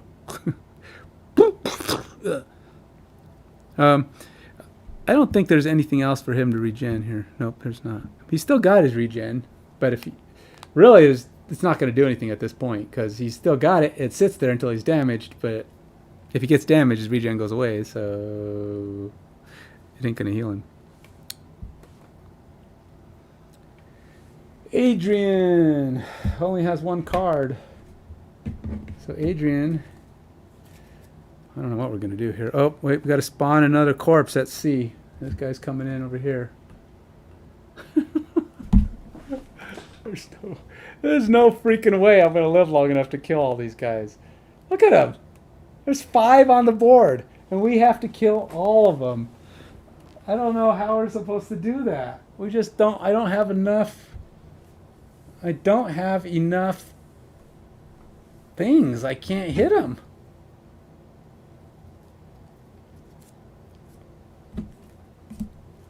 It's just not enough attacks. Oh, this card. That card just went back in my hand. She has to do a short rest because she has no more cards, so she really doesn't have a choice.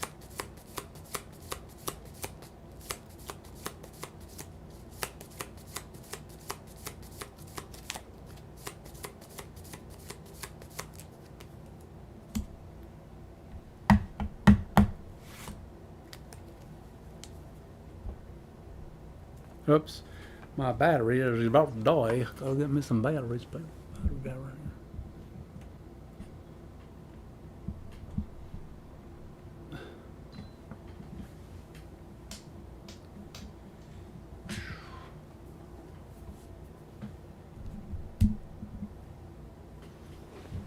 Turn on my battery now.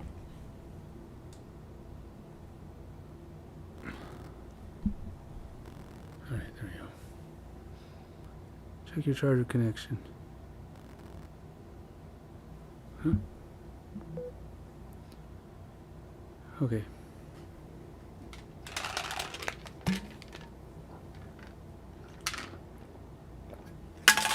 All right.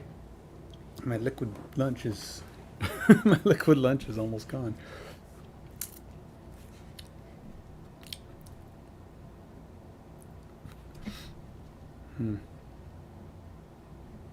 Oh yeah.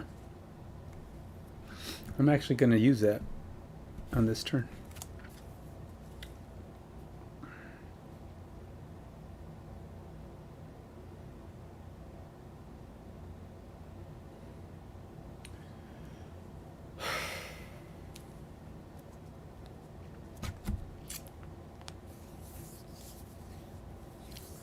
I really don't know how I'm going to get anything. I think I'm going to have to do a basic attack. You okay?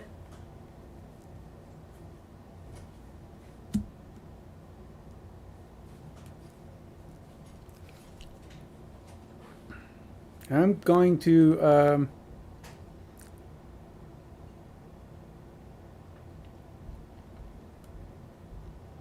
don't know what I'm going to do.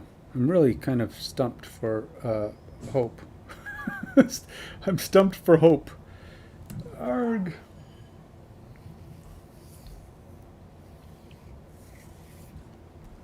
I'm moving late in this action. I know this is going to be really dangerous because they're gonna move up on me and crush me. I know it.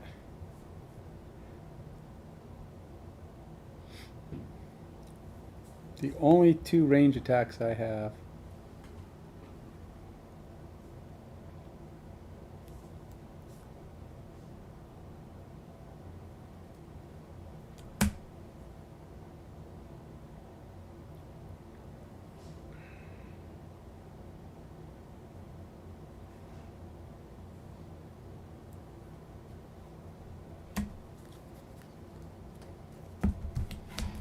Both guys are going late. That means everybody's going to have a chance to hit me. It's probably bad for me, but we'll see what happens. 39. Oh, no. That stupid frickin' ability. I hate this. This is the dumbest ability in the world. Corpses should not have this. This is stupid beyond all measure. And they get to go early in the attack. I just don't get it. It makes no sense. Freaking A. So basically, this guy's going to come up and hit everybody for 2 damage. Alright, so Adrian, 2 damage. Banner, 2 damage. Cresseth, 1 damage.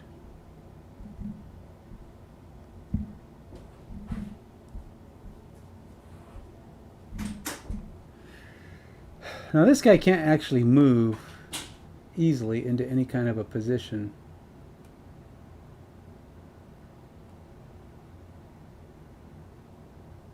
The wall's kind of blocking him.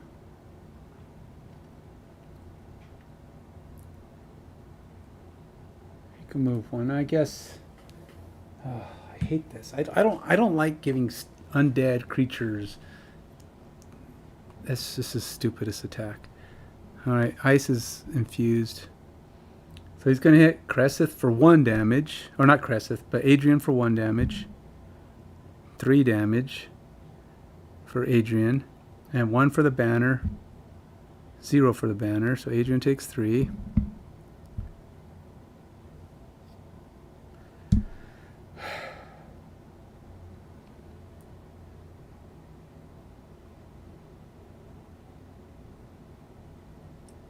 Adrian for 1 damage, 0 damage.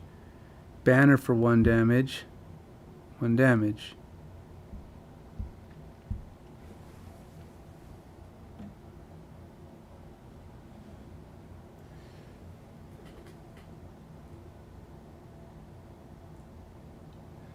Adrian for 1 damage, 2 damage. That guy can't reach anything. Frickin' A. That's the stupidest frickin' attack.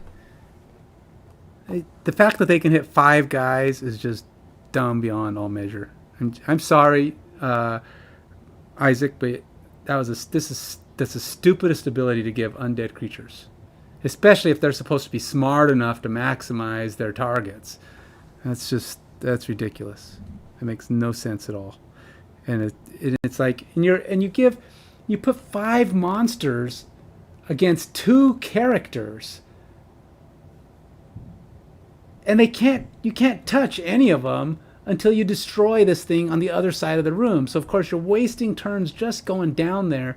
And if you happen to have guys that don't have enough area attacks, by the time you come in there, you can't hit more than 1 guy and you're dead. You literally have 0 chance to win this. That was stupid. I know, I'm venting. It's just because it's stupid. Okay, so that's it. Both of them get to go now. Adrian is up.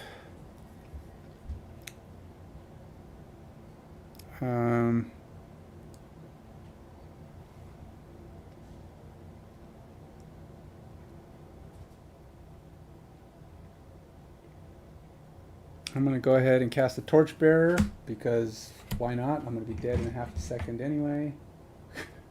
It's like, this is dumb, because I have 0 chance to win this. Because if they get this area attack thing, and they basically get to hit all my guys. Oh, don't put them so close together. It's like, yeah, well, Adrian don't function unless she's got her allies in the room with her.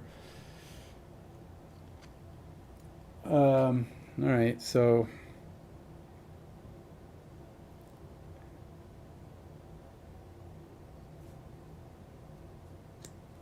I am going to go ahead and do tip of the spear. I can only hit 1 guy, unfortunately. I'm going to hit the elite guy. 3 damage. No, 4 damage. 3 damage. Minus 1 damage is 2 damage. But it goes all the way... Oh, no minus 1. Because it's 3 plus 1 is 4, but it's piercing. So he doesn't get to subtract any of it. So it's 3 damage all the way through. Oh, and he's poisoned, so that'll kill him. Yay! We killed 1 of the bad guys. Org. And she gets an XP for that.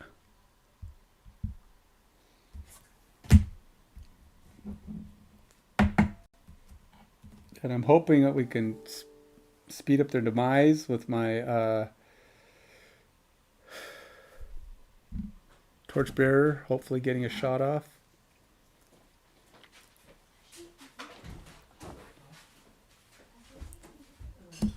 So she's going to move 2 and move all the hexes 1. Oh yeah, and a hex falls where that guy died at. So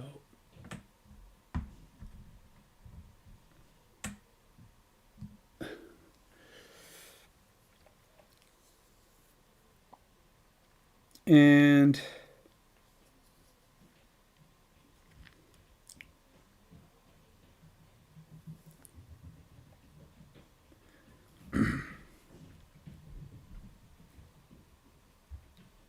I don't really have anything that's all that close to anything, so I can't do too much with my hexes at the moment. But I'm going to throw another... I'm going to attack this guy.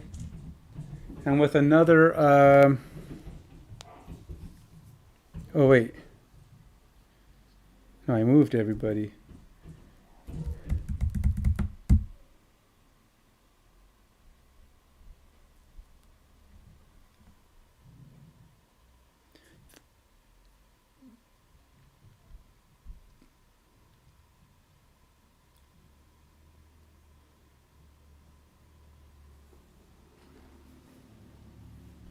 I want to put a wound on this guy, but if I do this, I'm going to lose my apparition.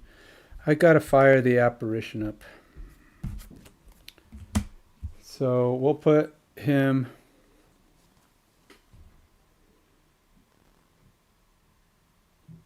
here.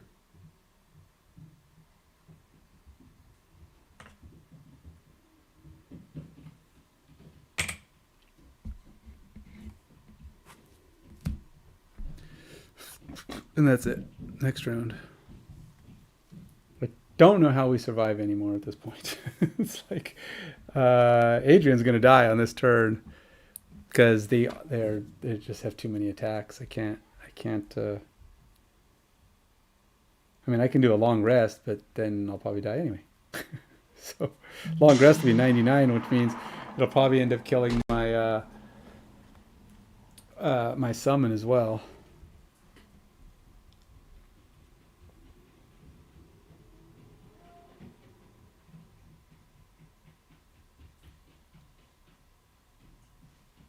And her summon's gonna die on this turn too, probably.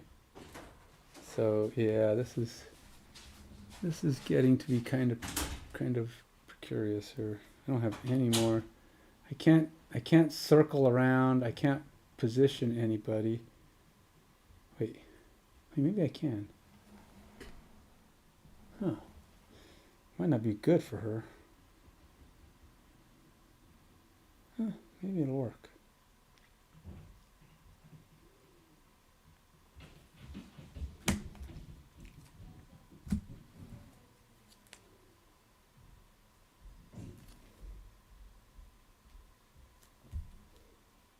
No, let's not use that one.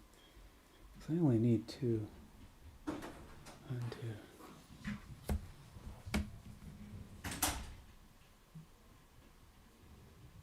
17 for Adrian. Rest for my Deathwalker.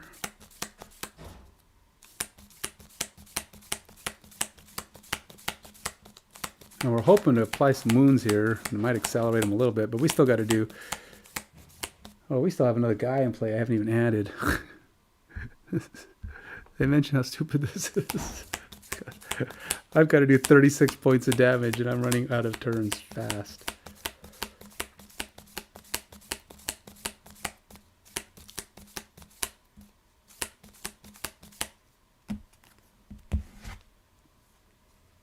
So I won't be teleporting to hexes.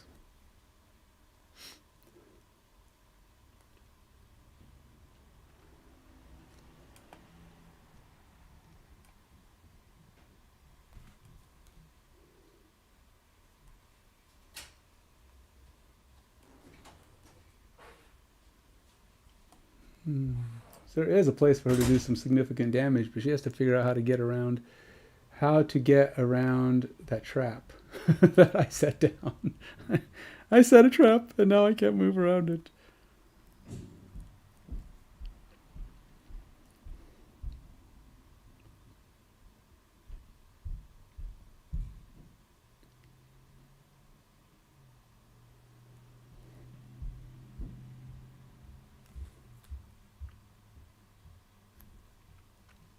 Mm-hmm.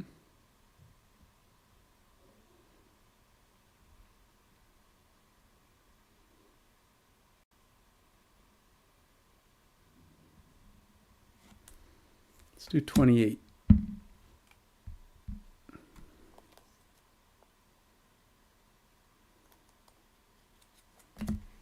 Oh, she is so out of cards. We are relying on a whole lot of damage getting dealt really fast here. I don't see it happening. I don't see it happening, troops. This is going downhill fast. But stranger things might happen. I don't know. Okay. But hey, at least we get to go first. 17. All right. So the torchbearer doesn't have to go anywhere. She just smacks. And she is in range of the... the torchbearer only does 1 damage. So it's 2 damage with the banner. So it's 1 damage, but the guy is wounded. So 1 is got 1 damage and he's wounded. 1 damage and a wound. That'll speed him up a little bit. And now it's Adrian's turn. Adrian is going to grant 3 allies in range of 4 2 spaces. of movement.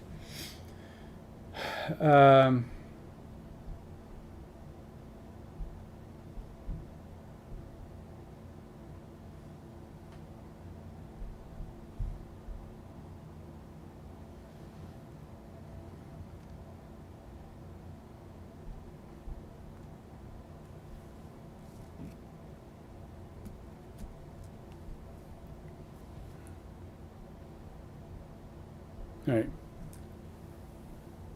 So I'm going to actually move this guy over here. Oh, no, I really can't. Well, I was thinking of having it take I need him to be there to take the hit, because there's going to be bad stuff around me. But I'm going to move this guy in. 1, 2. And then we're going to do a head of the hammer. And we're going to try to... Oh, we will stun. Actually, that's sad. I can actually move my guy here. Alright, because he's wounded. We're going to do head of the hammer for 7 damage. 6 damage. No, it's 8 damage, 7 damage, and then he has a shield for 6 damage. So it's 6 damage on number 1. And he's stunned. 1, 2, 3, 4, 5, 6. Which I never took his stun off from before, but that's right. He's got it again. And that's a lost card. I get to do 3 experience for that. Well, that'll speed up his demise if no one else's. I can do 3 allies. She doesn't really have a movement though. She's kind of stuck. Okay. Now it's his turn. I'm going to mark another bad guy. We're going to mark this guy. And the Wraith gets to go. 3 damage. Times 2. 6 damage. Nice job. Killed that guy. So this one drops. Which isn't great, because that means I kind of opened up the door for someone else to walk in. And now it's her turn. Now she's going to try to hit number 6. She never did get one of those tokens on that guy though. Oh, he got a token on it because he killed it. Which actually means, oh wait, oh, he already had a token on him. Apparently. So he already had his token. I don't know how he got it, but he has one. So this thing falls right there.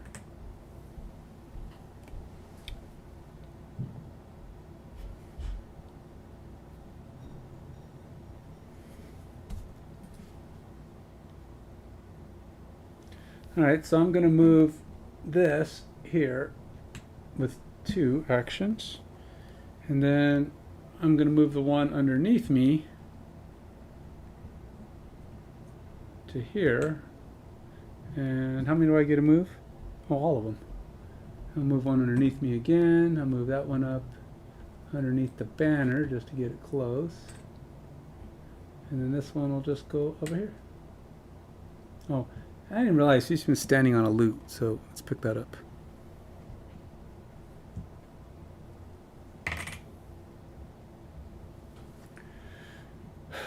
Okay, time is running out, but she does have a pretty nice attack right now.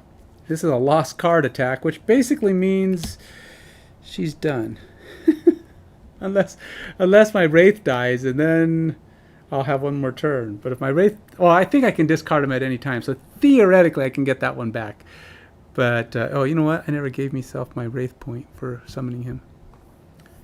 But I'm going to lose a card again. She's got to do this. This is for the greater good. So for every token on the board, for each token on the map at the start of this action, perform 3 damage. Perform each attack as if I was, or a 3 damage attack. Perform each attack as if I was occupying that hex. So I've got 3 of them that are next to guys. So starting with the one she's on, which she actually is occupying that hex. But I got to shuffle these cards. Cause my... Oh, do I shuffle these cards actually? Oh, wait a minute. Because the Wraith did that. Oh, shoot. Oh, well. I am now. I messed it up. Oh, well. All cards are available. Bad and good. So this is going to be worth an XP to her. This is her big attack. And it may cause her to have to discard cards, which means her Wraith may have to die if she doesn't want to be dead at the end of this turn. I could make her... No, resting wouldn't do anything. I mean, it would just give my Wraith time. But also, they might kill the Wraith anyway. If they kill the Wraith, it won't matter.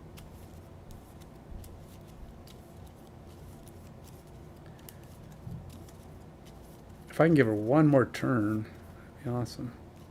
I don't know, I mean... These guys are still 9, 8, 9. But I will hopefully do some damage here. Okay, this is her big attack, her big capable thing, and if it don't work, oh well. All right, so number 6, I'm using her jagged sword because she can only do it for a single attack, so it will be wounded. You know, actually, I wonder if I should use it on him because I'm going to get 2 attacks on him, and it might be better to use it on someone else who's in better shape. Well, 6 is... No, let's use it on him. Let's give us a chance to kill him.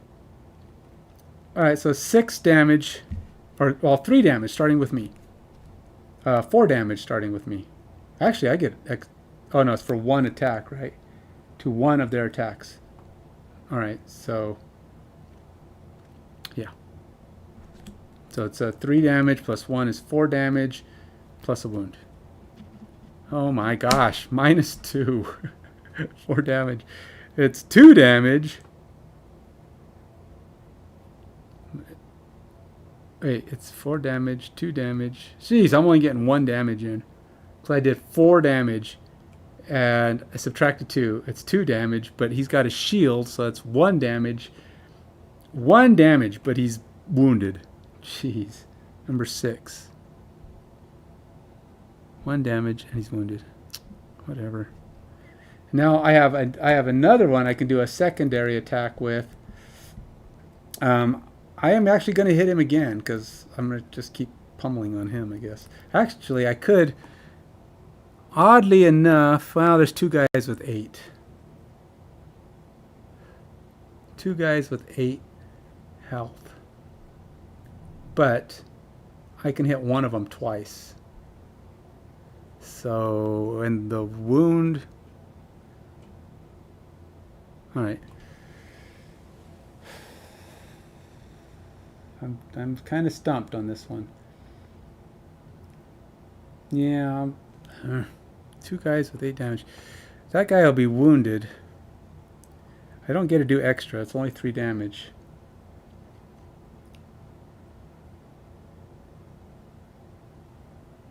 Alright, number 4. We're just going to hit him twice. 3 damage. 3 damage. Second attack. Same guy. 3 damage. 4 damage. So he takes 7 damage. Number 4 takes 7 damage. 1, 2, 3, 4, 5, 6, 7. So he's almost dead. If I'd have done it, the other guy wouldn't have done enough to kill him anyway. But at least he's really, really close to toast. You know, if I win this, I will have succeeded at keeping my banner alive. Maybe. Of course, I could be speaking too soon. Now that I think about it, these guys have some pretty nasty attacks coming up. Actually, dude, this guy's going to do 3 damage to 2 guys. Oh, he can only reach 1. Never mind. He can't get in position to optimize that attack. And there's no movement. Neither one of them has any movement. It's actually only... They are going to kill some stuff, though. All right, so this card is lost. That goes here. Cresseth has attacked everything, using everything she can. That monster did his thing. Okay, so they're done. They're done. He's up. They all take... Well, not all of them. Just the one that was wounded takes a wound. I don't know how we're going to do this. Time is running out fast.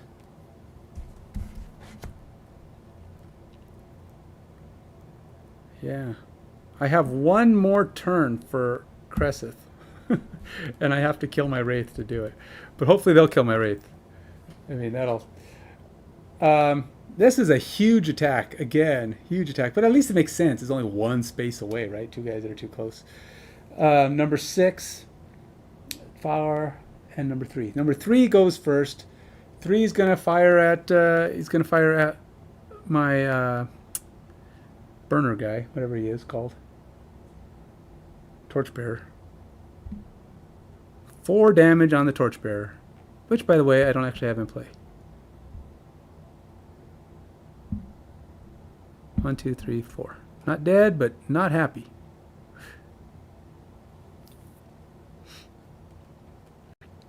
And then number 4. Oh, no, he's got to take a shot at the Wraith. He pummels the Wraith.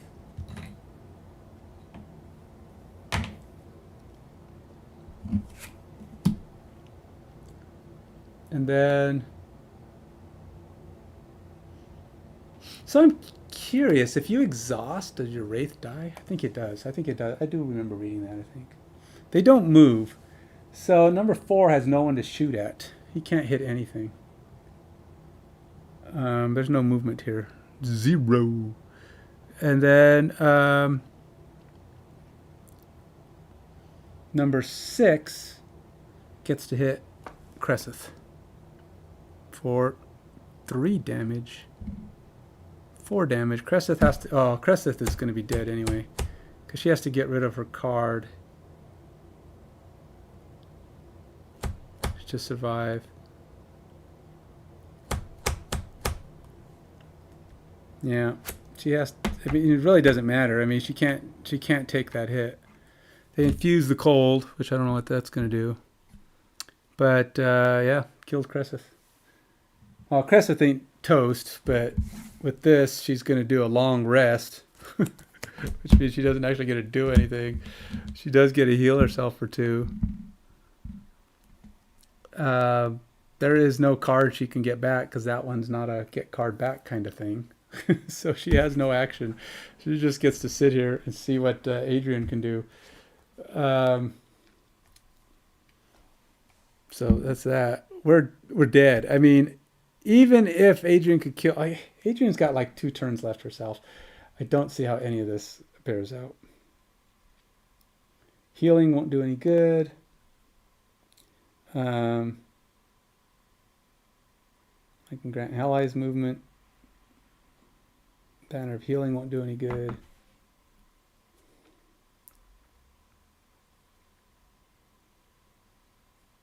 Do 18. And 99.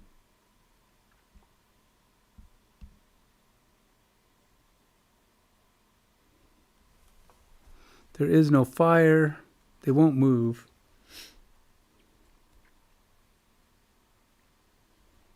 All right, so the Torchbearer does 1 damage to number 3 and wounds it. 2 damage. So it does 1 damage. 1 damage to number 3 and it's wounded.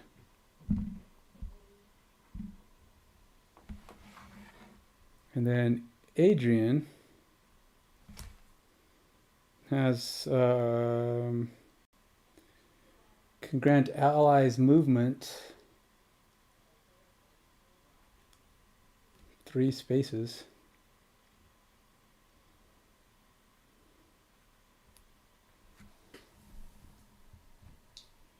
I'm sorry, Torchbearer, but you need to be in the middle of this. All right, so at advantage, I get to take a range shot on number 4. I wish he was wounded. If he was wounded, he would just die on his own, and I wouldn't have to waste this attack on him. Oh, ×2. Ouch. I mean, it's good, but it was wasted because, oh, God, all those good shots. All right, well, we killed one of them. It's like it's going to be one of those where we come down to the wire and we're just like, just barely missed.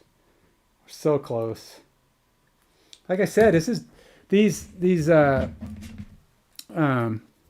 scenarios are all designed that if you're only two people, and I mean, like, I can't even pick up loot. I can't go after loot. I can't pick up treasures. It's very rare that I have to be like right in the perfect position just because it's part of my attack that I can kind of land there.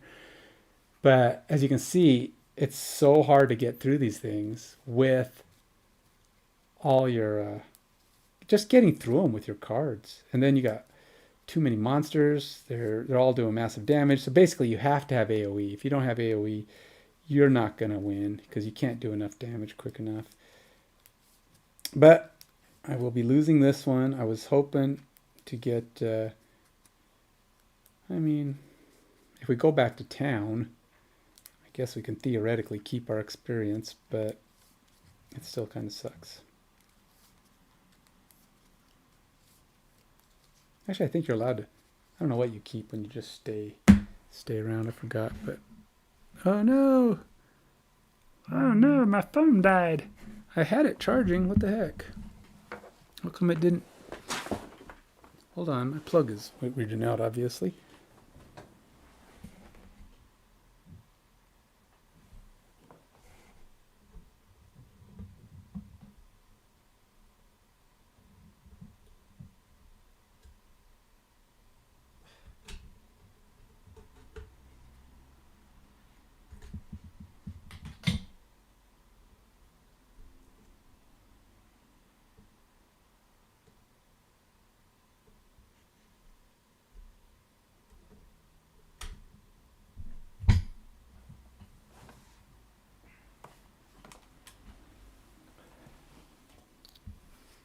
I don't know.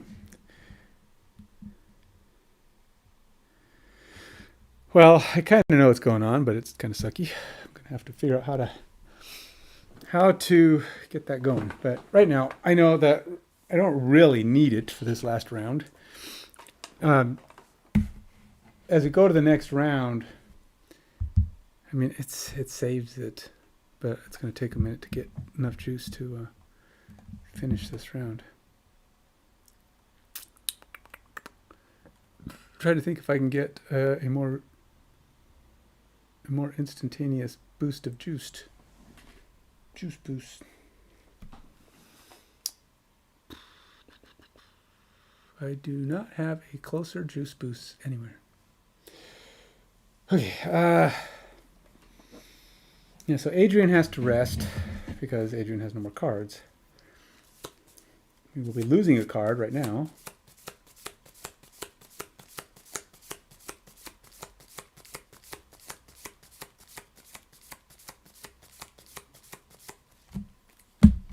I wonder if this card is... my core may not be good. Huh.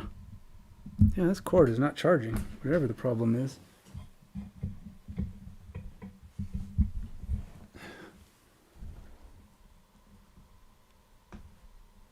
I don't know, I thought this was a brand new cord. Doesn't work. Let's try another one.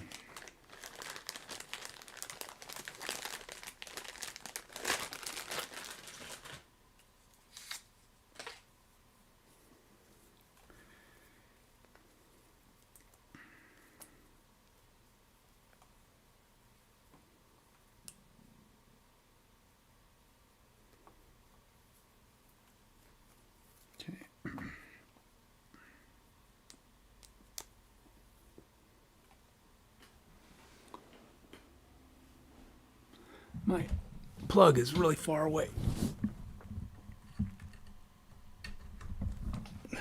Well, it's not far away, it's just in an awkward place.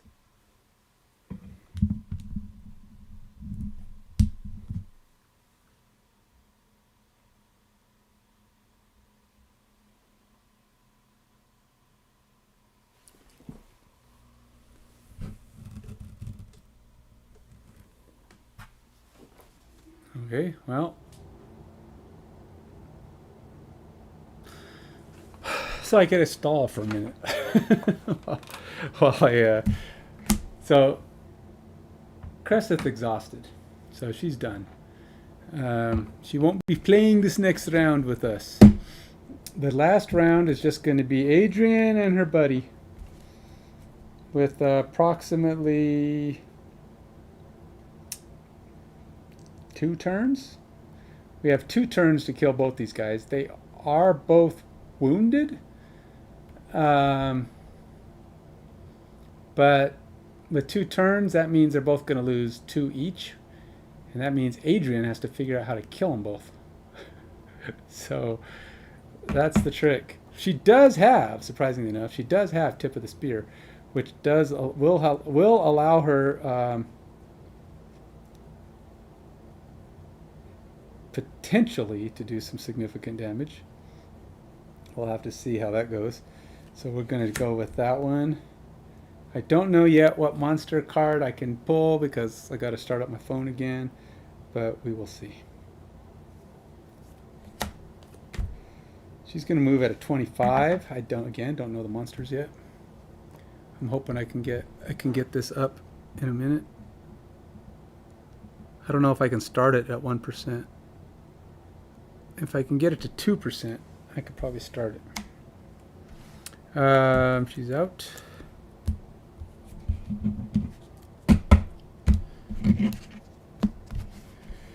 So is there a miracle involved that can allow Adrian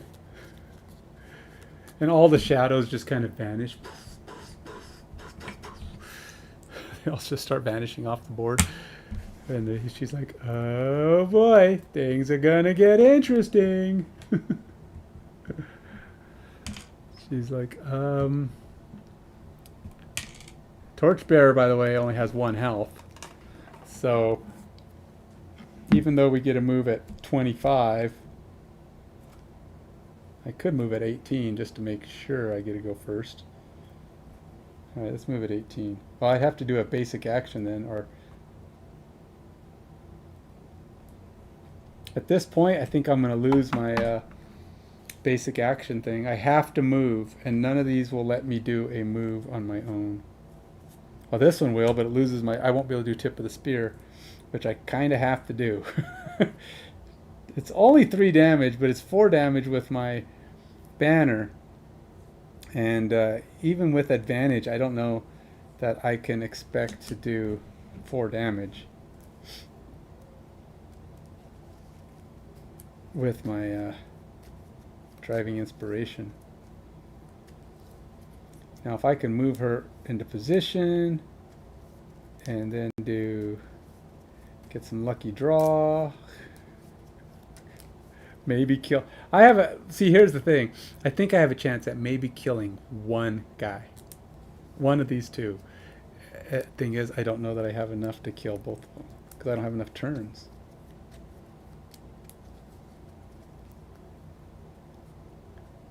I may have to drop my banner just to get another... I don't know if I drop them both.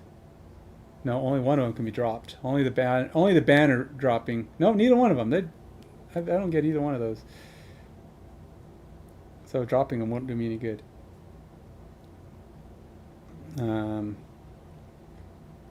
Okay, so is it better to do 2 with advantage, or 3 with advantage, or 4 piercing? Yeah, I'm going to do 4 piercing. That's great. We'll do that one. So 25 is the fastest reasonable action I can do.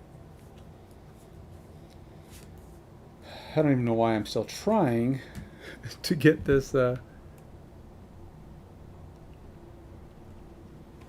don't know why I'm still trying to get this action off, to be honest. The specialist maneuver... I mean, we're going to draw this monster a little closer, assuming he even moves. Right now, like, he could just sit there and not move. Or he could just... Because he's got actions, the weaker monsters could potentially not move at all on this. So he'll just stand back there. And if he stands back there just 1 turn, I can't get up on him on my 2nd turn. How am I supposed to kill him? How much does she move? She moves 2. Yeah. She can. I mean, they're both wounded. So I've got. If I have 2 turns, that's 2 damage each just from wounds. Um,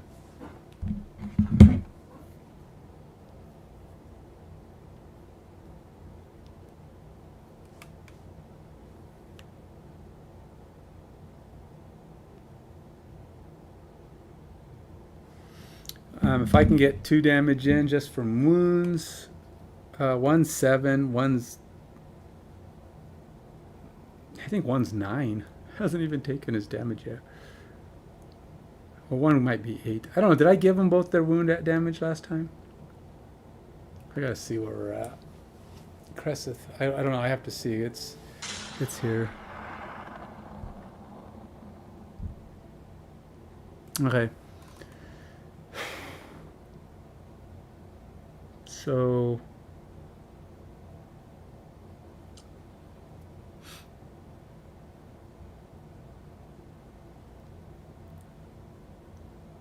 no, I didn't give them their wound damage, but still, it's not going to matter much.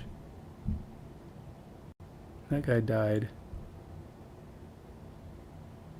because I haven't even had them move yet, so they haven't even taken a shot at anybody. So Cresseth technically is not dead yet. Cresseth is technically sitting right there, but they don't move. So really, I may not have my guy on this turn, because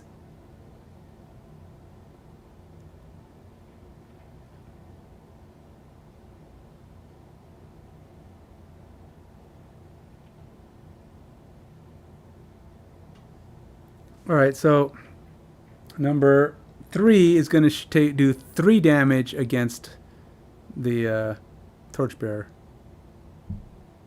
4 damage. Yeah, the torchbearer died. So there's no torchbearer involved. And then this guy's going to do 3 damage against Cresseth. 2 damage. Cresseth isn't dead yet, but she will be once the turn's over.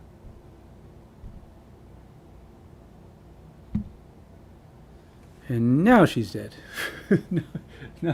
Now she just passes out from exhaustion. But see, they didn't move. Not that they would have. Not that they needed to on that one. So Adrian is toast. Or Cresseth is toast. Adrian is up. Adrian's going to move at 25. Oh my gosh. The multi-area attack, of course.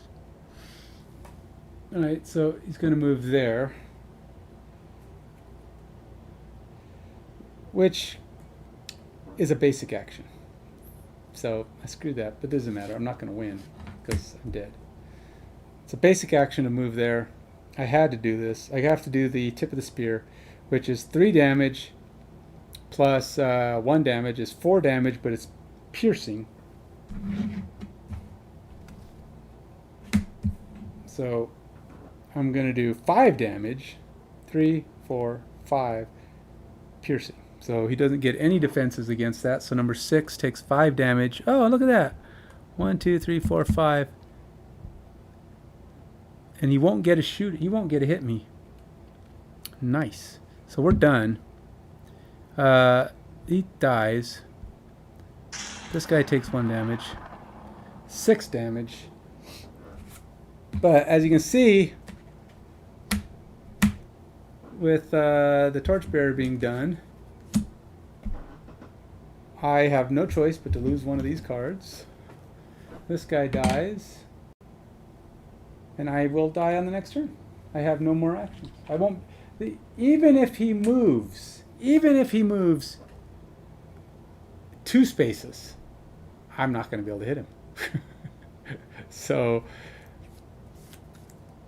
I basically can pick one because it's all... Adrian's only got 1 health. I guess I can't pick one. I thought I had more.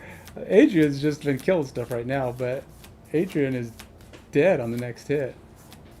If she doesn't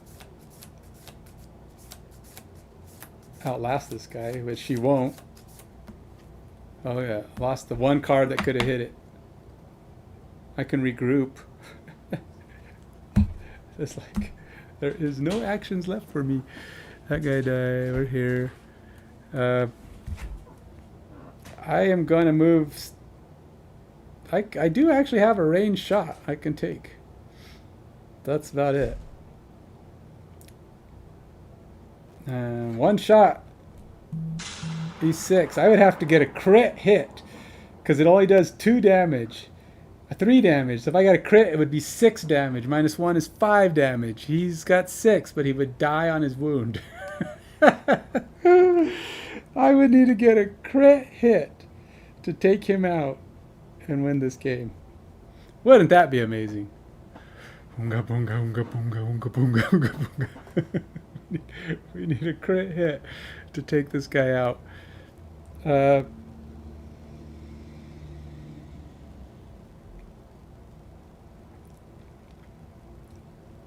Yeah. 18, 25, doesn't matter.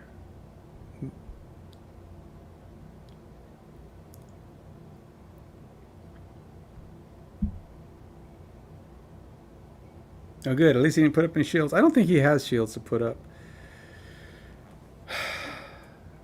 So, there it is, troops. I have the ability to do 3 damage at advantage if I can get a crit hit. If I get a crit hit, I'll do 6 damage. -1 for 5. He is wounded. He will die on his turn, and we win the game. It all comes down to this roll.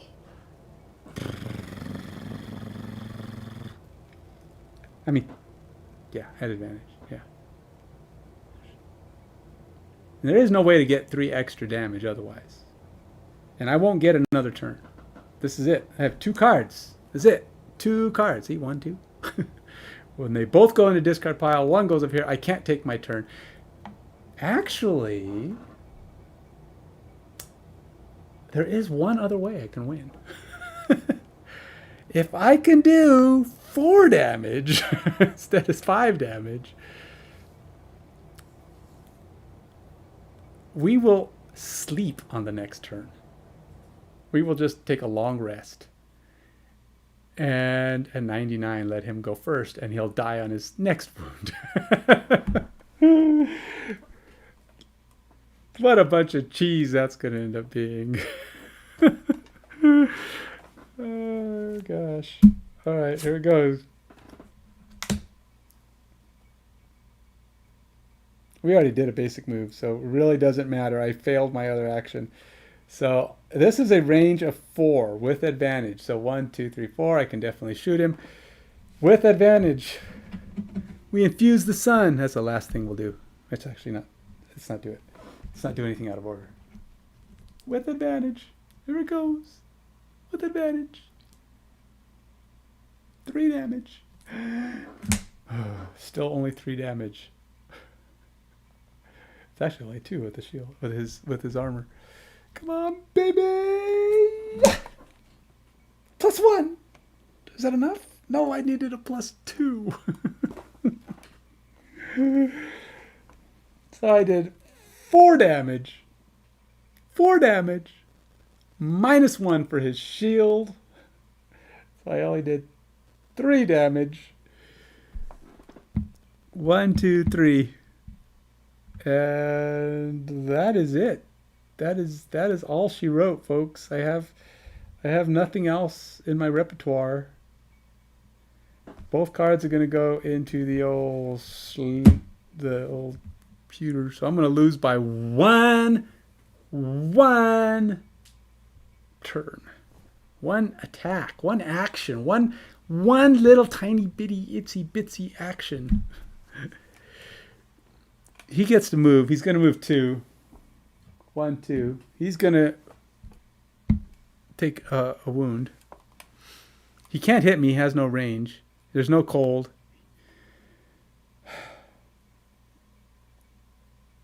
Adrian takes a long rest and heals. 1, 2. I have no allies, nobody to help me out here. Oops. 99 is a long rest.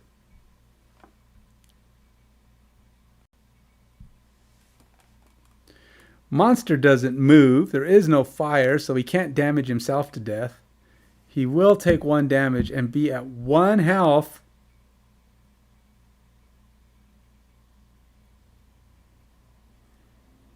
And since I have no action, that ends the round.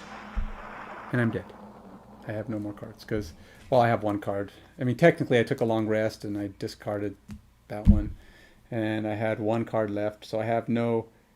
I can't heal anymore. I can't bring any cards back up. Because you exhaust if you don't have at least 2 cards in your discard pile. That's it. That's all she wrote. 1 point. 1 turn, 1 action, 1 anything by either of these guys extra that would have done 1 more damage. Now, it is possible that if I had used up my the ×2 attack that I did earlier, way back when, instead of attacking the guy I did and just go for the one that was less wounded, I could have won. But the problem with that is that one guy wasn't wounded. So I would have gotten this guy down to a point where he would probably get closer to death. And I could save my action for later. But you never know when you're going to get a ×2. And that guy with his 1 damage, remember, Adrian only had 1 hit point. And any attack, any damage on Adrian at that point would have been the end of Adrian. So, there you go. I never saw my cool little bonus card there. You know, this guy gives me a shield, which could have come in handy. But, yeah. I think I'm going to go ahead and do the normal rules. Keep that. It's either going to be whatever keeping it does. I forgot. Either just try again.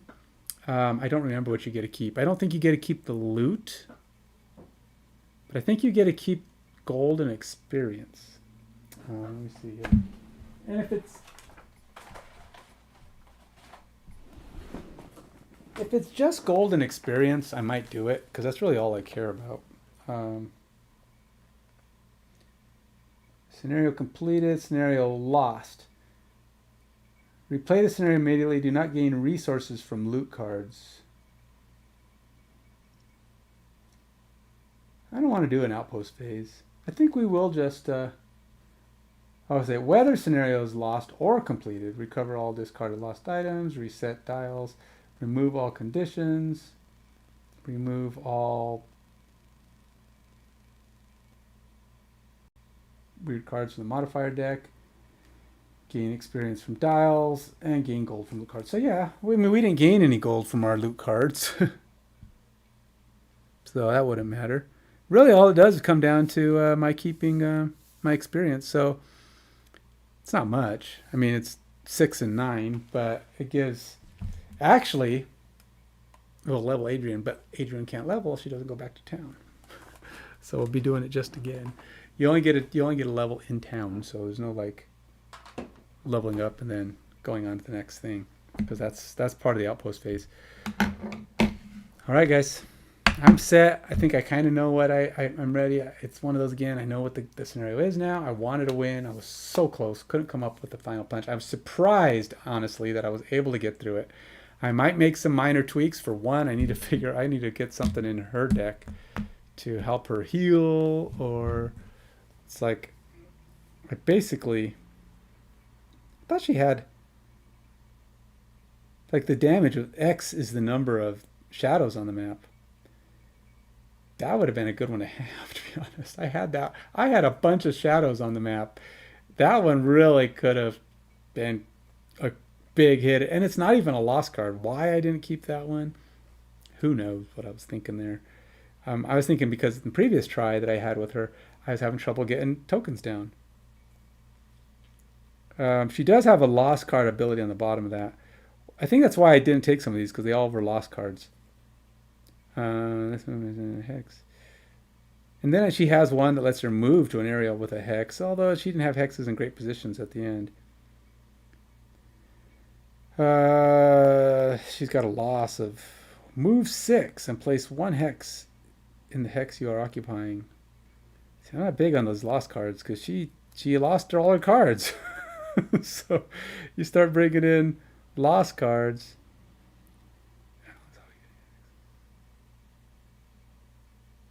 And she does have one that lets her rest, heal. So as long as I don't use the lost parts, these are 2 pretty good cards. I just got to avoid, I got to be not tempted by the lost portions of those. Okay, till next time. Thanks for stopping by, checking it out. Correct me on any of my mistakes. Okay, I already know the one about having to put those tokens on guys before I roll modifiers. Look, the plan is to roll. I'm going to do it every time. I mean, that's just like, it's one of those things like, which is funny. As a DM, I don't usually let my, I often give in anyway, because they say, I would have done it anyway. I don't like to let my players say, oh, every time from here on forward, this is what I'm doing, duh. And I'm like, no. You tell me when you're doing stuff. But I usually will let them retcon it like back a couple of minutes. I mean, it's like, oh yeah, I wanted to do this. And so as long as the next person hasn't taken their turn, I'm like, oh, that's fine, whatever. But it's like, I'm not going to have default abilities in play. And the fact is, I fixed it before I moved any other characters. And yes, technically, if the creature had died, and I think once he did, if the creature had died, then it wouldn't necessarily be a good thing. So, yes. Is it cheating? Yeah, it's probably a tiny little area. It does say before you roll the modifier card. But ultimately, too bad. I'm trying. And I figure it's the first time I've played her. I'm getting used to her. I'll probably get better at doing it. As you noticed at the end there, I almost never had to go back because I was doing it. I mean, I had it in my head to always hit, put the thing on, hit, put the thing on each time I attacked. That was the first step. But it's just learning the cards. So at first I was doing it for a few times because I was not used to her. And she became the normal. So, what was my biggest problem there? For one, I probably burned through too many perma-lost cards, right? I don't like burning through those, but it's so hard not to. I don't know how to get her. I'm referring to Cressets. She needs those tokens down, so putting 3 tokens down out the gate is important. Maybe I can get by with just doing 1 every now and then. I think she's got 1 card that lets her, like if I had this thing out, like maybe don't put them down until I can throw a bunch of them into the room with those guys, because that would have probably been a little more useful. And then been using that card for what its other ability was, which is, what was its other ability?